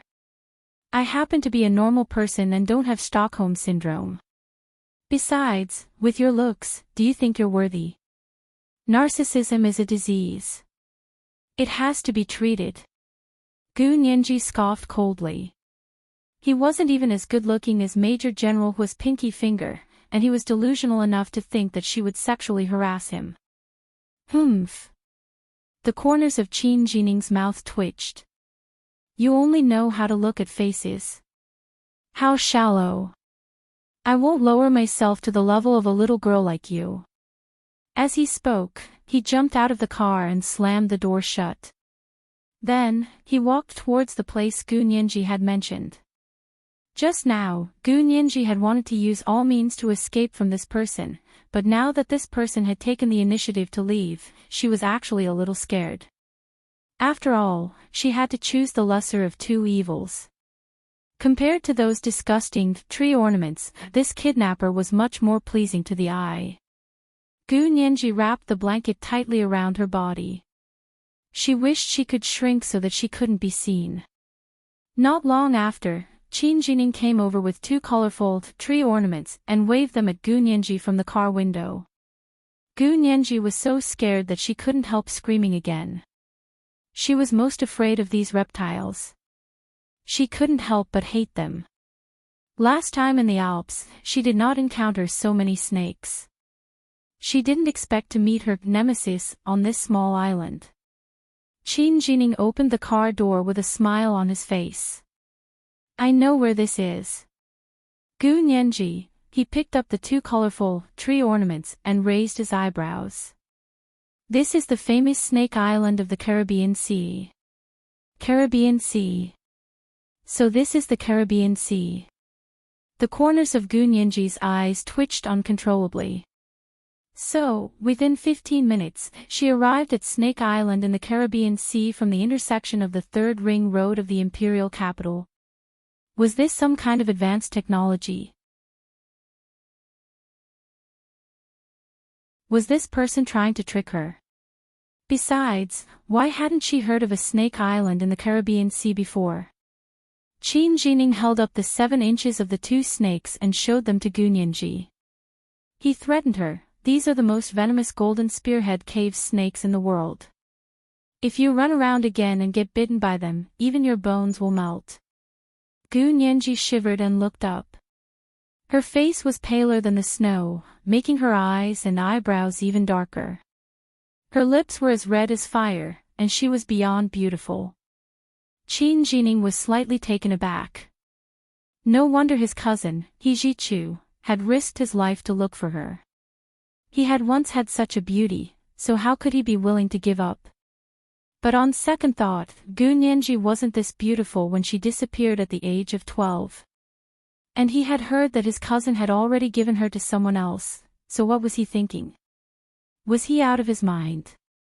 Qin Jining shook his head and stopped trying to figure out He Jichu's intentions, but he didn't scare Gu Nianji either. He said, "This snake tastes good. We'll roast it later.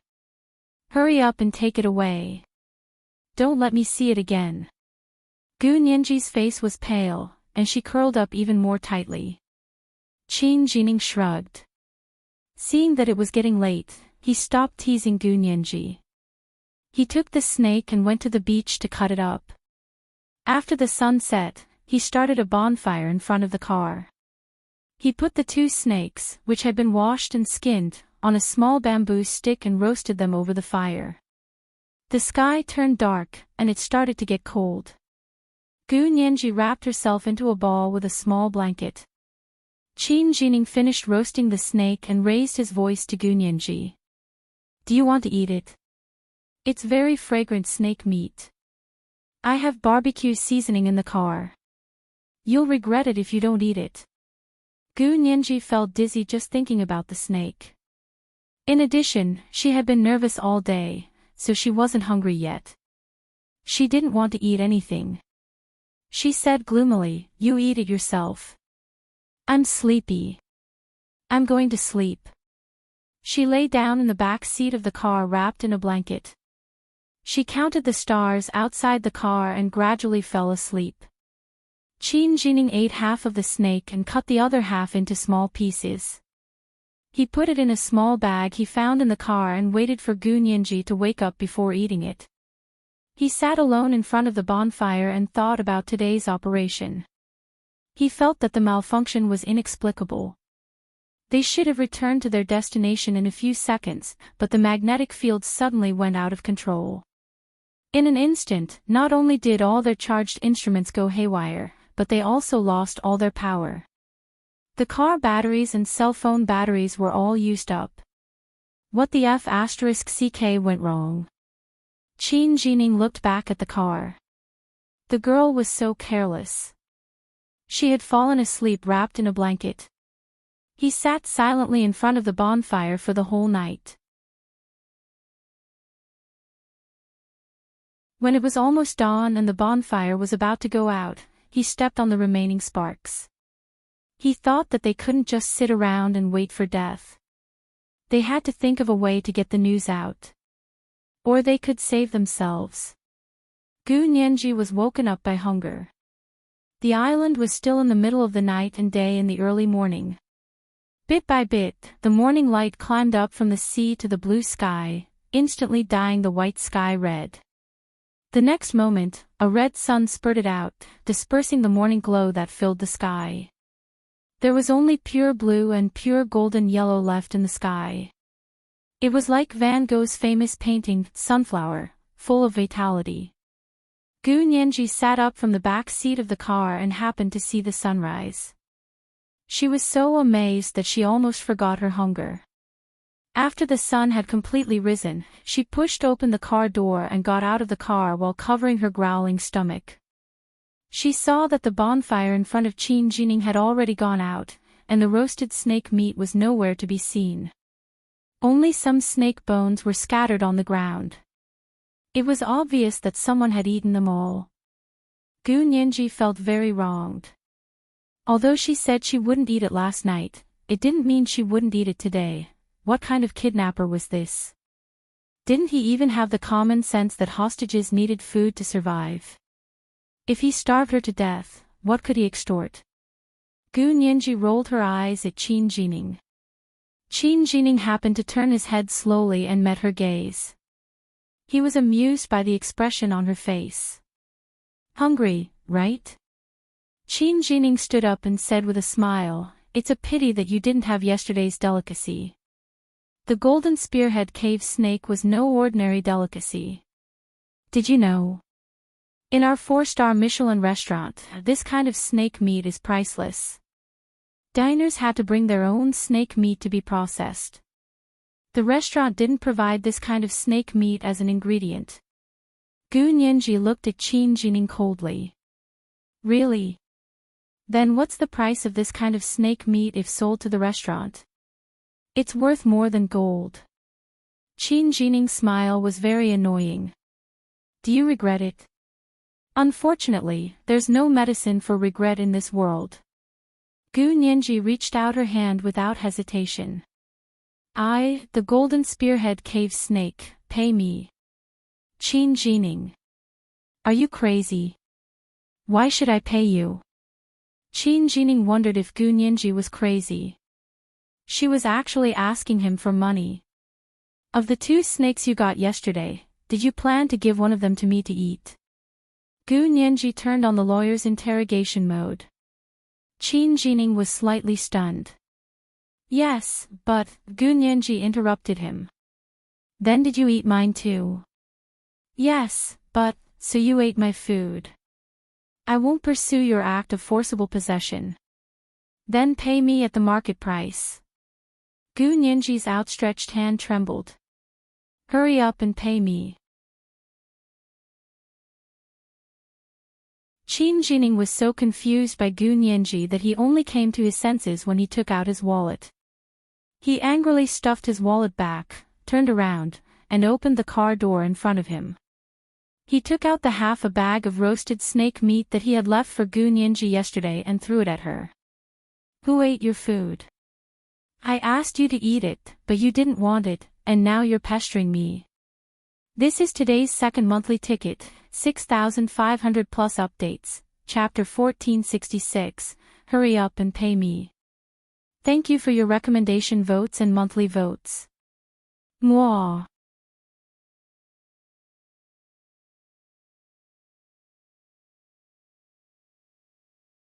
Chapter 1478. Gu Nianji didn't expect Qin Jining to really leave food for her. She was slightly stunned. She took the bag of roasted snake meat, lowered her head, and sighed slightly in her heart. This Qin Jining really didn't treat her too badly. If only he hadn't been involved in the shooting of Xiao Yi. Qin Jining watched as Gu Nianji returned to the back seat of the car. He took out the cold roasted snake meat from the small bag and began to eat it. The snake meat was already cold and had a fishy smell. It didn't even smell good, let alone eat it. However, she sat upright and held a small piece of snake meat in her hand. She ate it seriously and looked very cultured. It was as if it was a supreme delicacy, and she was sitting in a first-class restaurant. Her demeanor was impeccable. She was so tolerant and able to restrain herself. She really didn't look like someone who was spoiled. Qin Jining raked his hair with his hand and became annoyed. Stop eating. I'll go catch a few more snakes and cook snake soup in the house over there later. Didn't you say there's no electricity over there? How do you cook snake soup? Gu Nianji swallowed a small mouthful of snake meat. When there was no more food in her mouth, she looked up and asked in confusion. There's a kitchen in the resort over there.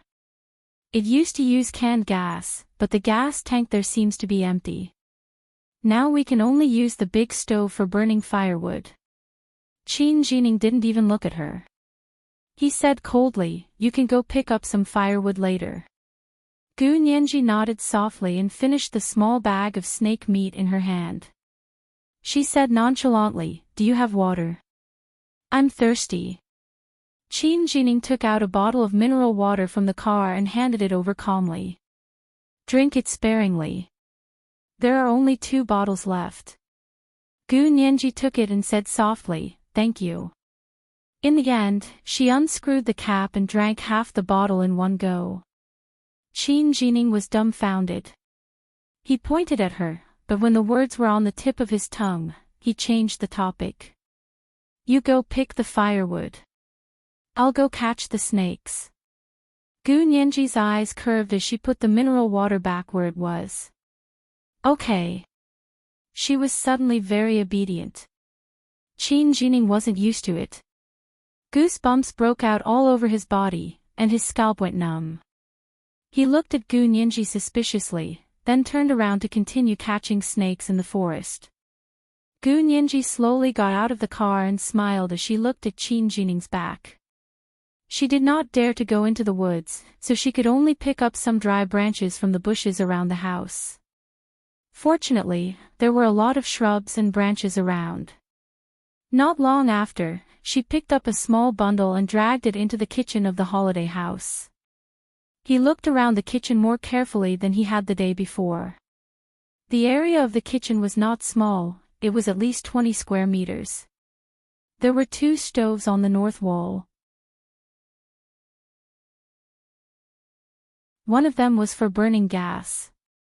They had checked yesterday and there was no more gas in the gas tank. But just to be on the safe side, she dragged the canister out and threw it far into the backyard.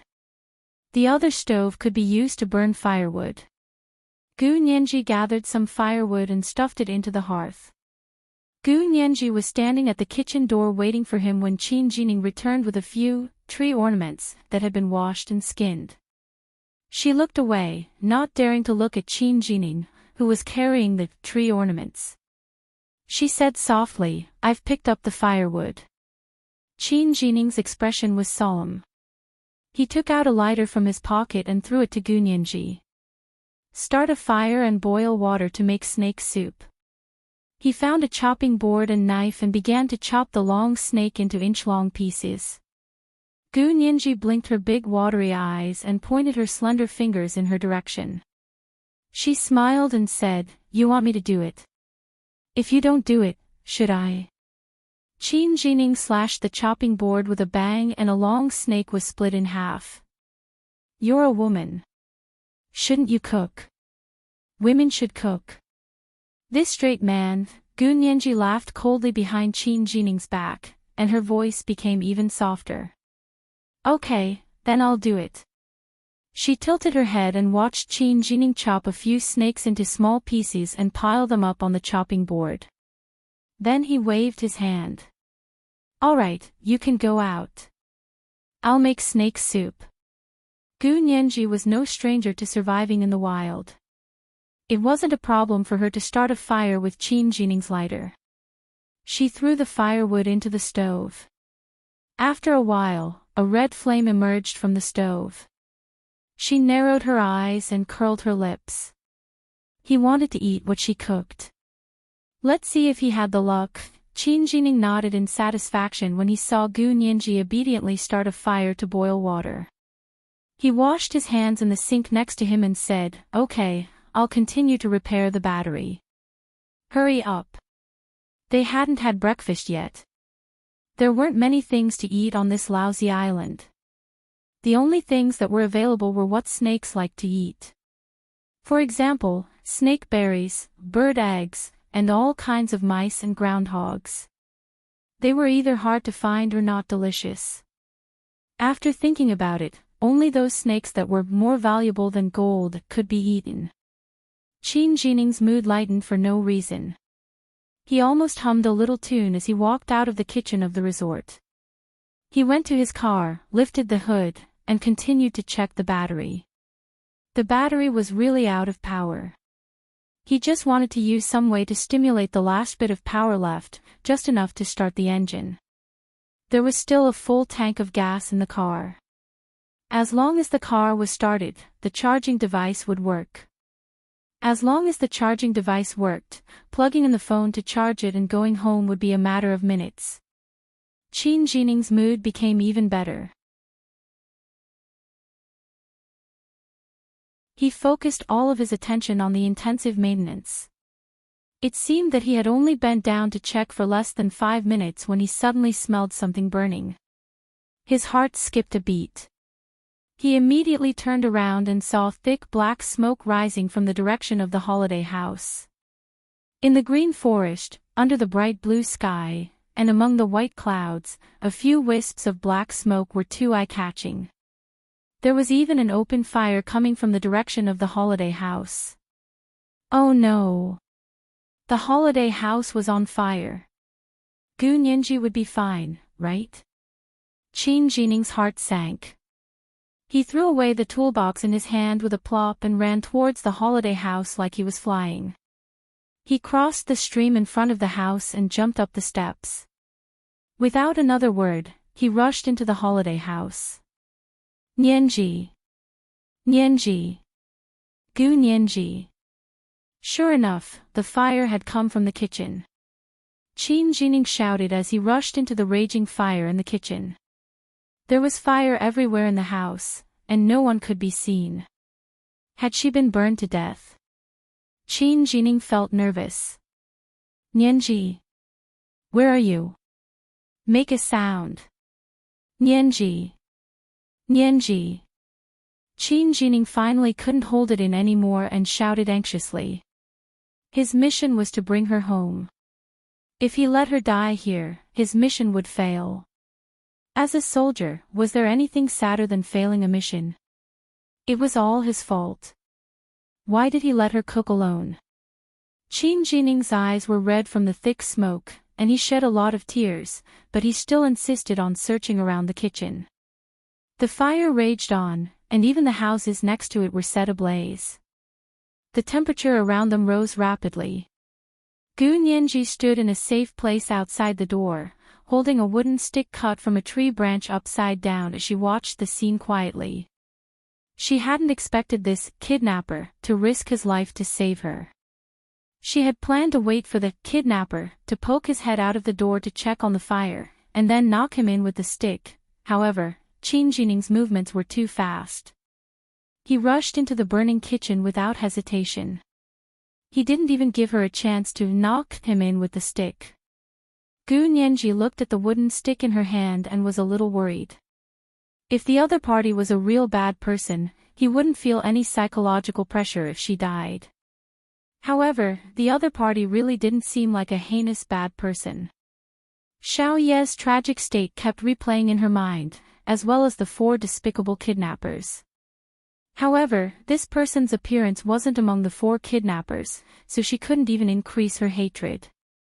Gu Nianji hesitated. If she didn't say a word, would this kidnapper be burned to death in this house? The fire had already burned the man's arm, and the smell of burnt flesh came from the fire. However, Qin Jining was still rummaging through the kitchen. He didn't even let go of the cupboards that Gu Nianji had pushed to the ground. He risked being burned by the fire and shouted her name. It was as if he wouldn't come out until he found her. Gu Nianji watched silently for a while. In the end, she wasn't cruel enough. She quietly threw the wooden stick cut from the tree branch down the slope of the kitchen door. She walked to the kitchen door and called out weakly. I'm here. Qin Jining turned around abruptly and saw the girl on the other side of the fire through the raging fire. She was like a fire rose that had walked out of the fire. She was both hot and seductive. His eyes burned, and he ran up the stove. Then, he kicked with both feet and jumped over the flames with a whoosh. He pounced on Gu Nianji, who was standing outside the house, and protected her in his arms. He rolled backwards and rolled down the narrow slope of the door. Behind him, the flames burned even bigger, and the entire holiday cottage was on fire. There was no wind on the island, and the thick black smoke rose into the sky. It was exceptionally eye-catching among the blue sky, white clouds, and blue sea. Are you okay? Qin Jining patted the dust off Gu Nianji's body. He saw that her hair was messy, but her face was still clean.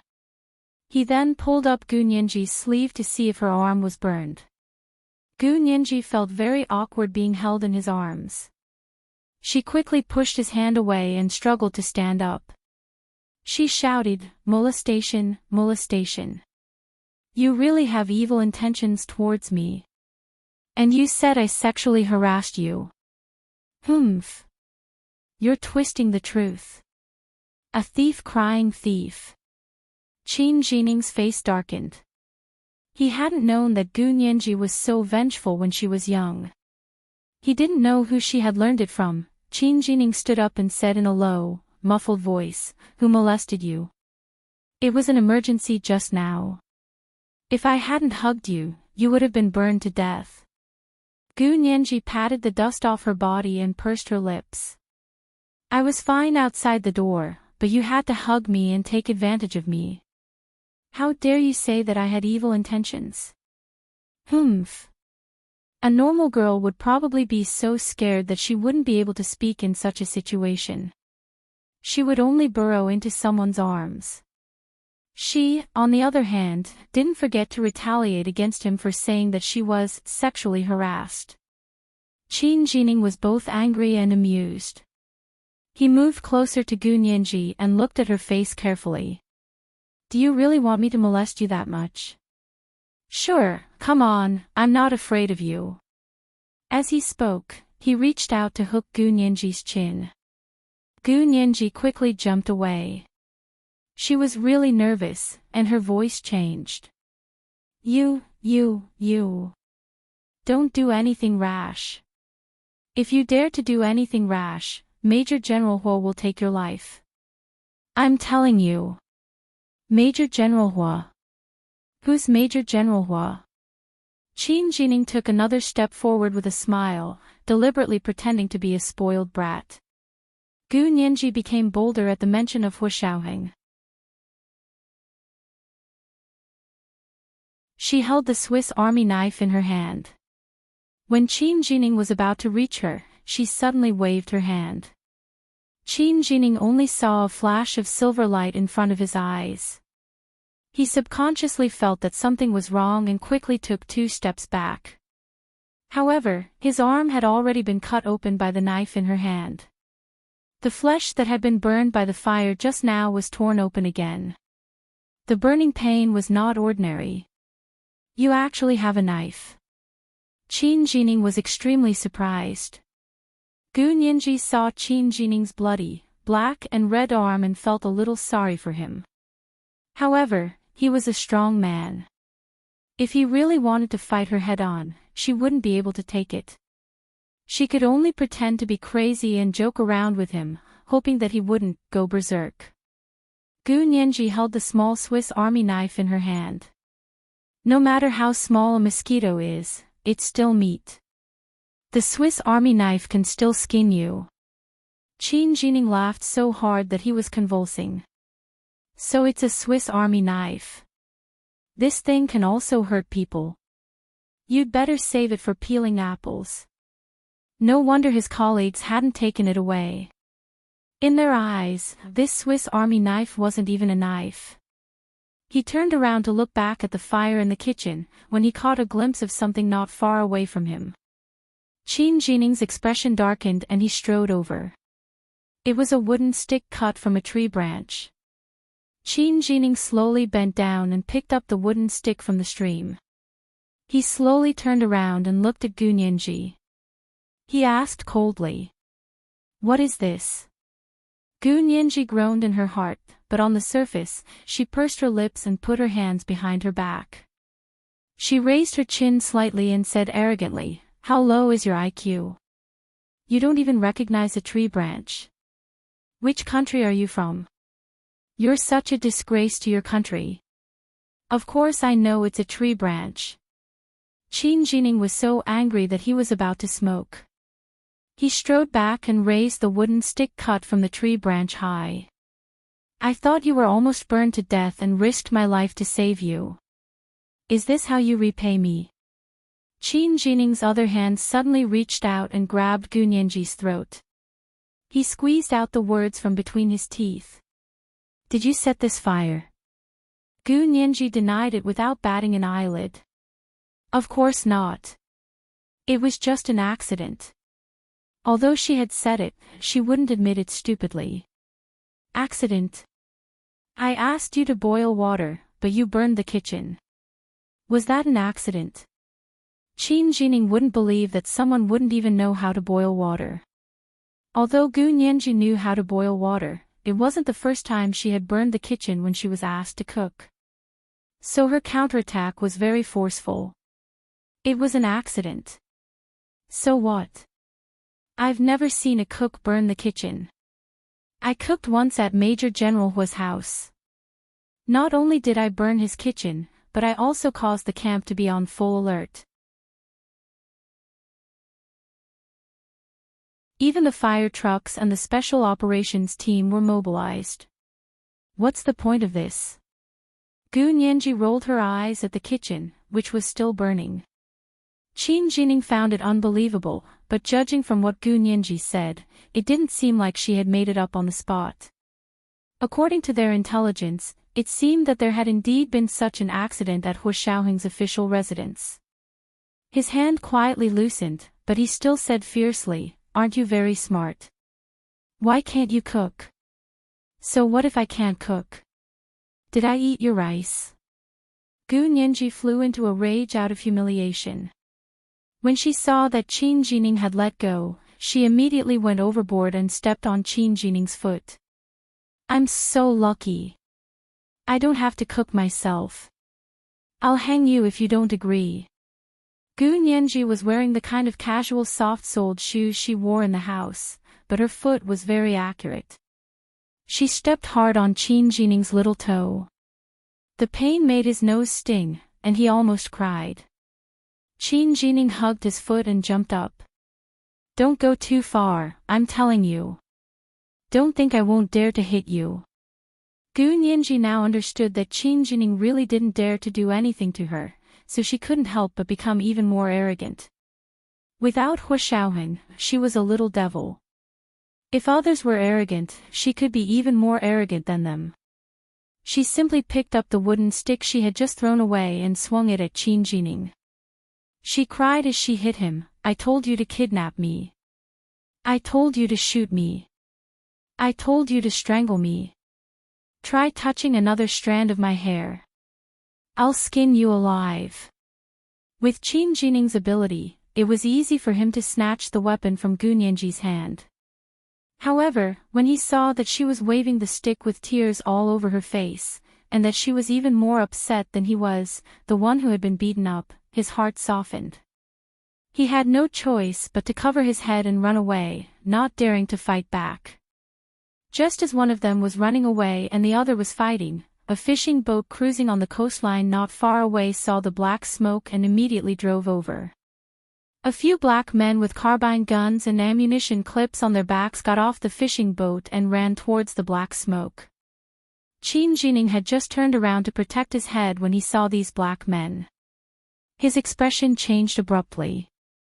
He suddenly waved his hand and snatched the wooden stick from Gu Nianji's hand. He covered her mouth with his other hand and pulled her into his arms to hide in the bushes. Gu Nianji was about to struggle with all her might when Qin Jining whispered in her ear, Don't move. The pirates are coming. Let's steal their ship and leave. This is today's chapter of 4,900 words, chapter 1467, The Hardest Thing to Eat a Beauty Cooking. Thank you for your recommendation votes and monthly votes. P.S. After Nianji left Major General Hua, she went from a little angel to a little devil. Ka moi.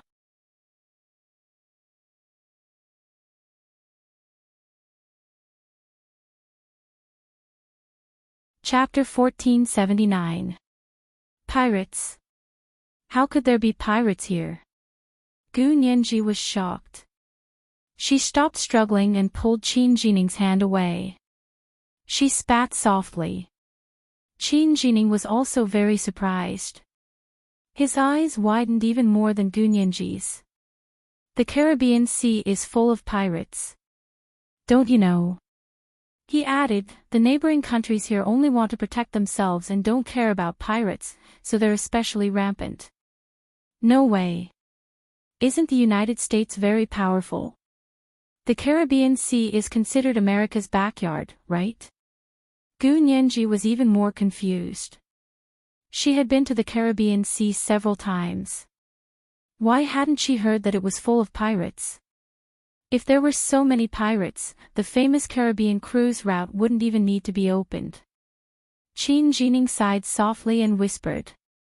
It's because the United States is powerful. If it doesn't let people kill pirates, no one will dare to. Gu Nianji, I didn't expect you to burn the kitchen by accident. We don't have to be trapped here anymore.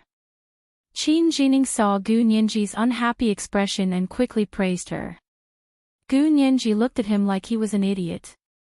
She thought to herself, I burned the kitchen to get rid of you, the kidnapper, and also to burn all the snakes in the grove. Lastly, it was to send a message to the higher-ups. In the vast sea, of course, only this kind of black smoke that rose straight into the sky was the most eye-catching. This was killing 3 birds with 1 stone. Was this something that could be done unintentionally? Opportunity only favored those who were prepared. Gu Nianji had always boasted of her good luck because if her luck wasn't good, she would have to be lucky to create her own opportunities. However, she did not expect that the pirates would be attracted so quickly, but there were no helpers. Because she had no idea there were so many pirates here. Qin Jining saw Gu Nianji staring at him. Her big eyes were as clear and moist as black jade. When she looked at people, it seemed to be filled with affection, making people feel very comfortable. Qin Jining was about to be humble and ask Gu Nianji not to look at him so admiringly, when he heard Gu Nianji whisper in his ear, Are you stupid? Why do you need to steal the ship? All you have to do is grab 2 usable phones and bring them over. Qin Jining, as long as we have a fully charged phone, we can go home in minutes. Gu Nianji patted Qin Jining on the shoulder and said encouragingly, Go on, I want an apple. Are you using an Android? Qin phone thief Ning was born just like that. Qin Jining was still in a daze when Gu Nianji pushed him out. Yeah, why didn't he think of snatching the phone? Compared to killing all the pirates single-handedly, seizing the ship and sailing into the vast sea by himself, snatching a cell phone and immediately contacting home was the right way. Why didn't he think of such a simple and useful method? He silently added another line to his impression of Gu Nianji. Not only was she lucky, but she was also smart. Gu Nianji hid in the bushes beside the stream and watched as Qin Jining took out a shiny pistol and held it in his hand. He climbed up a coconut tree by the roadside like a monkey. The corners of Gu Nianji's lips twitched. This guy really has a gun. He actually didn't fight back and let her hit him with the stick for a long time. Was he really someone she knew when she was young? This kind of familial care and patience didn't seem to be fake. Gu Nianji's thoughts ran wild as she lay motionless on the ground. She held her breath and watched as the black pirates slowly approached the burning holiday cottage with carbines in their hands. They spoke in a local dialect, and their croaking was so loud that she could almost hear the croaking of frogs. Gu Nianji didn't understand, but she saw one of the pirates take out a phone from his trouser pocket. He spun it twice in a particularly flashy manner, then brought it to his ear and made a call. Facing the Caribbean morning sun, the black man deliberately revealed the pattern on the back of his phone. On the back of the silver phone was an apple that had been bitten off. What a familiar image. What a familiar pose. It was said that the petty bourgeoisie of the Upper East Side of New York who liked to use iPhones to show off would all look like this when they were making calls outside. She didn't expect this dark Caribbean pirate to also know how to use an iPhone to show off. As an internet child, Gu Nianji almost teared up when she saw the iPhone as if she had seen a family member. She couldn't help gesturing to Qin Jining. What were they waiting for? Grab it. Qin Jining hid in the tree and looked at the pirates on the ground. There were 3 of them in total, and they were quite organized. They walked over warily in a triangular formation. It wouldn't be difficult for him to take down these 3 people. All he had to do was grab the phone and lure the rest of the people on the ship to the snake forest. Qin Jining had snake medicine on him that was specially used to repel snakes. This was equipment that Special Forces soldiers had to bring with them when they went on missions, and it was kept in his car all year round. Although he hadn't expected to be thrown into this godforsaken place, this good habit of bringing equipment on missions still saved his life. Qin Jining curled his lips and made an okay gesture to Gu Nianji. He held the gun in one hand and put on a special pair of sunglasses with the other. He immediately looked cool and handsome. It was a pair of smart sunglasses. It was connected to his pistol and had a far-infrared aiming function. The range that he could see from the cross-shaped field of view of the sunglasses was the range that the pistol was aiming at. He narrowed his eyes, and the hearts of the 3 pirates alternated in the cross-shaped field of view of his glasses. As soon as the pirate who was on the phone with the iPhone hung up, Qin Jining immediately pulled the trigger. Puff, puff, puff. The pistol with a silencer fired 3 times in a row. The 3 pirates fell to the ground without uttering a sound. Gu Nianji quickly rushed out of her hiding place and picked up the phone that had fallen to the ground to take a look. It was the latest model. Moreover, Qin Jining had timed the shot too well. The pirate had just hung up the phone, but before he could turn it off, he had already fired a shot. When Gu Nianji picked up the phone, the screen hadn't been locked yet. She quickly clicked on the dial and quickly dialed Hua Xiaoheng's number. However, as soon as she dialed the number, she was informed by a text message from the phone operator that the pirate's phone didn't have international roaming enabled. Gu Nianji was so angry that she kicked the pirate a few times. Why are you using your phone if you don't have international roaming enabled? What a waste of a gift. She couldn't go online either, because the pirate's data plan had already been used up. She held a fully charged phone, but it was useless except for making local calls. Gu Nianji felt like she was going to be depressed. When Qin Jining jumped down from the tree and ran over, Gu Nianji grabbed her phone and was about to cry. The corners of Qin Jining's mouth twitched as he searched the other 2 pirates. The other 2 pirates both had phones on them. One was an Apple, the other was an Android. The Apple wasn't the latest model, so there was no need to look at the face to identify it. Qin Jining quickly took the dead pirate's hand and pressed the unlock button on the Apple with his thumb. The Apple phone immediately unlocked. Gu Nianji stood by the side and watched him unlock it. She sneered, "What's the use of unlocking it? Their phones can't make international calls at all. Even the data plan is the cheapest. God's plans were always in vain." Qin Jining glanced at her with a smile. He entered a few passwords on his phone and calmly connected to the satellite system. Soon, he contacted his home. "Yes, we're in the Caribbean, on Snake Island. I'll send you the location." The people on the other end seemed to be very surprised and pleasantly surprised. They called out cheerfully and asked him how he was doing and if he had picked up anyone.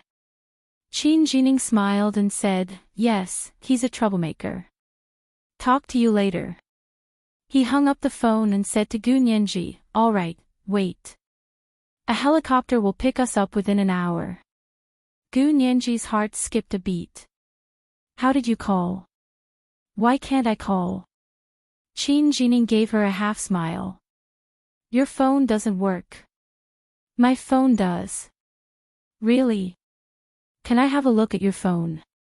Gu Nianji was very interested in Qin Jining's phone. Could it be that these 2 pirates weren't using the same phone plan? That one could make international calls, but hers couldn't. Gu Nianji rolled her eyes and put her hands behind her back. She rubbed against Qin Jining and said sweetly, "Brother Little Ning, can I borrow your phone for a while?" Qin Jining was shocked and looked at Gu Nianji in surprise. "You remember everything." "Remember what?" Gu Nianji was confused. "I'm just borrowing your phone for a while." "You call me Brother Little Ning. That's what you've called me since we were kids." Qin Jining held Gu Nianji's hand excitedly. Gu Nianji. It was a pure coincidence. She had grown up with Hu Xiaoheng in the military camp. She had called everyone Brother Little X and Brother Big X. They had all become her catchphrases. How could Qin Jining reminisce about the past? That was what she called Brother Xiong and Brother Zhe. However, seeing how excited Qin Jining was and how affectionate he was towards her, Gu Nianji also wanted to get some information about her childhood from him, so she said ambiguously, "Really? I was just hot-headed just now. I seem to have remembered something, but it was vague and not very clear, so in a hurry, I called you Brother Little Ning." Qin Jining patted Gu Nianji on the shoulder. All right. As long as your memory recovers, we won't have to make things so difficult for you.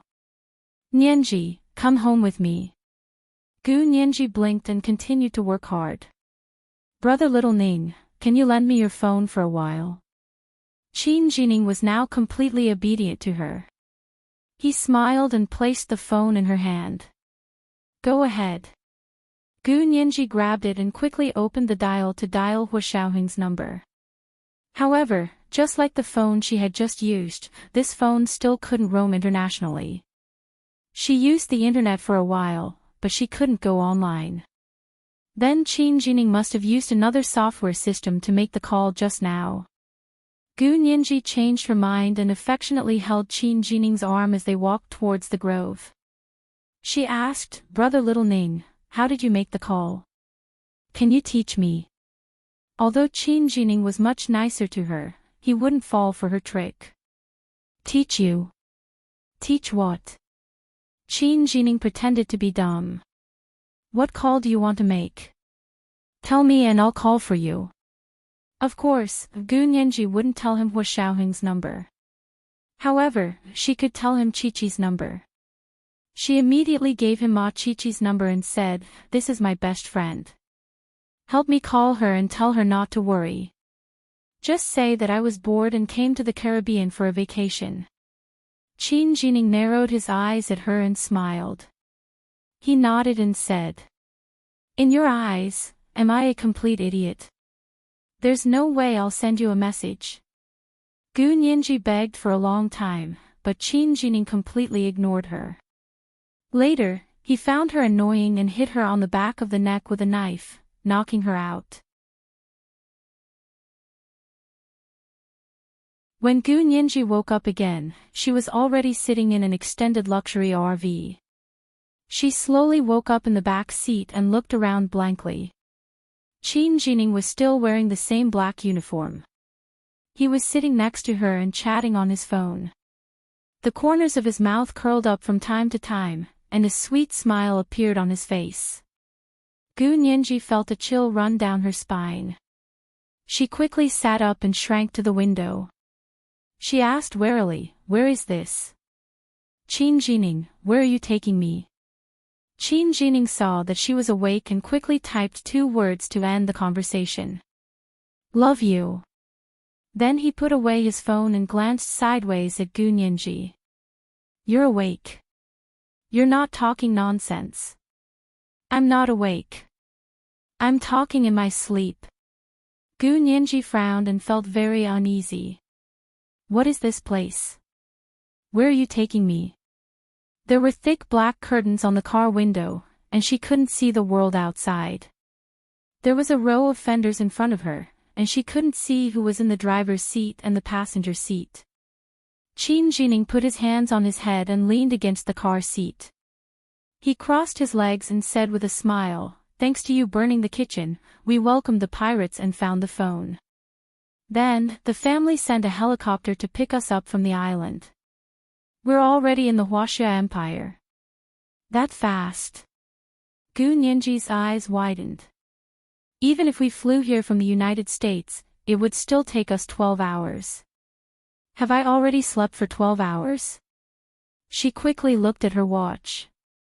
It turned out that she hadn't slept for 12 hours this time. She had slept for 20 hours. But when she heard that they had returned to the Huaxia Empire, she heaved a sigh of relief. As long as she was in the country, she wasn't afraid of these demons. Qin Jining looked at her watch and praised, "This watch isn't bad. It's very chic." Gu Nianji raised her chin. "This is a custom-made couple's watch for me by my fiancé. Of course it looks good. Cousin bought it for you."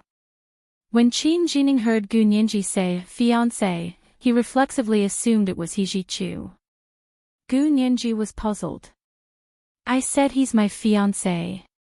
Didn't you hear me?" "I know. Isn't your fiancé my cousin?" Qin Jining was also baffled. He wondered why this girl was so smart one moment and dumb the next. Gu Nianji's heart trembled. "Major General Hua is your cousin. How come she had never known that Hua Xiaoheng had a cousin with the surname Qin? Could it be that Hua Xiaoheng had ordered her kidnapping? No. It was too cruel, Gu Nianji was roaring in her heart. Fortunately, Qin Jining added, "My cousin is He Zhichu." "What are you thinking?" "Professor He." Gu Nianji was even more dumbfounded. "How could it be Professor He? He told you to kidnap me. Could it be that Professor He had ordered her kidnapping?" Looking at Gu Nianji's thunderstruck expression, Qin Jining chuckled and said, "Of course not. My cousin doesn't know anything yet." Are you surprised? Are you surprised? Surprise my ass. Surprise your grandpa. Gu Nianji was on the verge of going berserk. However, before she could go berserk, the car stopped. Someone walked over to open the car door and said respectfully, "Second young Master Qin, we're here." "Okay." Qin Jining stopped smiling mischievously. He straightened his clothes and pulled Gu Nianji out of the car. Gu Nianji stumbled out of the car and looked around. She wasn't familiar with the city, but there were many tall buildings, and the city was clean and tidy. There were all kinds of luxury cars running on the road, and the pedestrians were all dressed in expensive clothes. It was obvious that it was a bustling metropolis. It seemed to be evening, and the sun had already set. Tall kapok trees were planted on both sides of the wide and flat streets. There was a restaurant opposite them with the name Qin Ji written on it. It was a very high-end European-style building with a large green lawn in front of it. It showed off its status and luxury in the downtown area where every inch of land was worth an inch of gold. A few maids stood at the door of the carved iron gate. They were dressed in white clothes and black pants that had only been seen in old movies. They bowed to them in unison. These people spoke in a dialect. As soon as they spoke, Gu Nianji understood. This was Zi's city, Brother Xiong's hometown, and the largest city in the south of the Huaxia Empire. Her mood instantly calmed down. As long as she knew where she was, she could find a way back. This is today's chapter of 4,500 words, chapter 1468, I'm home. Thank you for your recommendation votes and monthly votes. Mwah. You're tuning in to the LoveLore Library YouTube channel. We're so grateful for your support, and don't forget to subscribe to join us on this incredible journey through captivating stories. Your generosity through donations truly makes a world of difference, as it's the primary source of revenue that allows me to expand and enhance this channel for you. Thank you from the bottom of my heart for being a part of this adventure.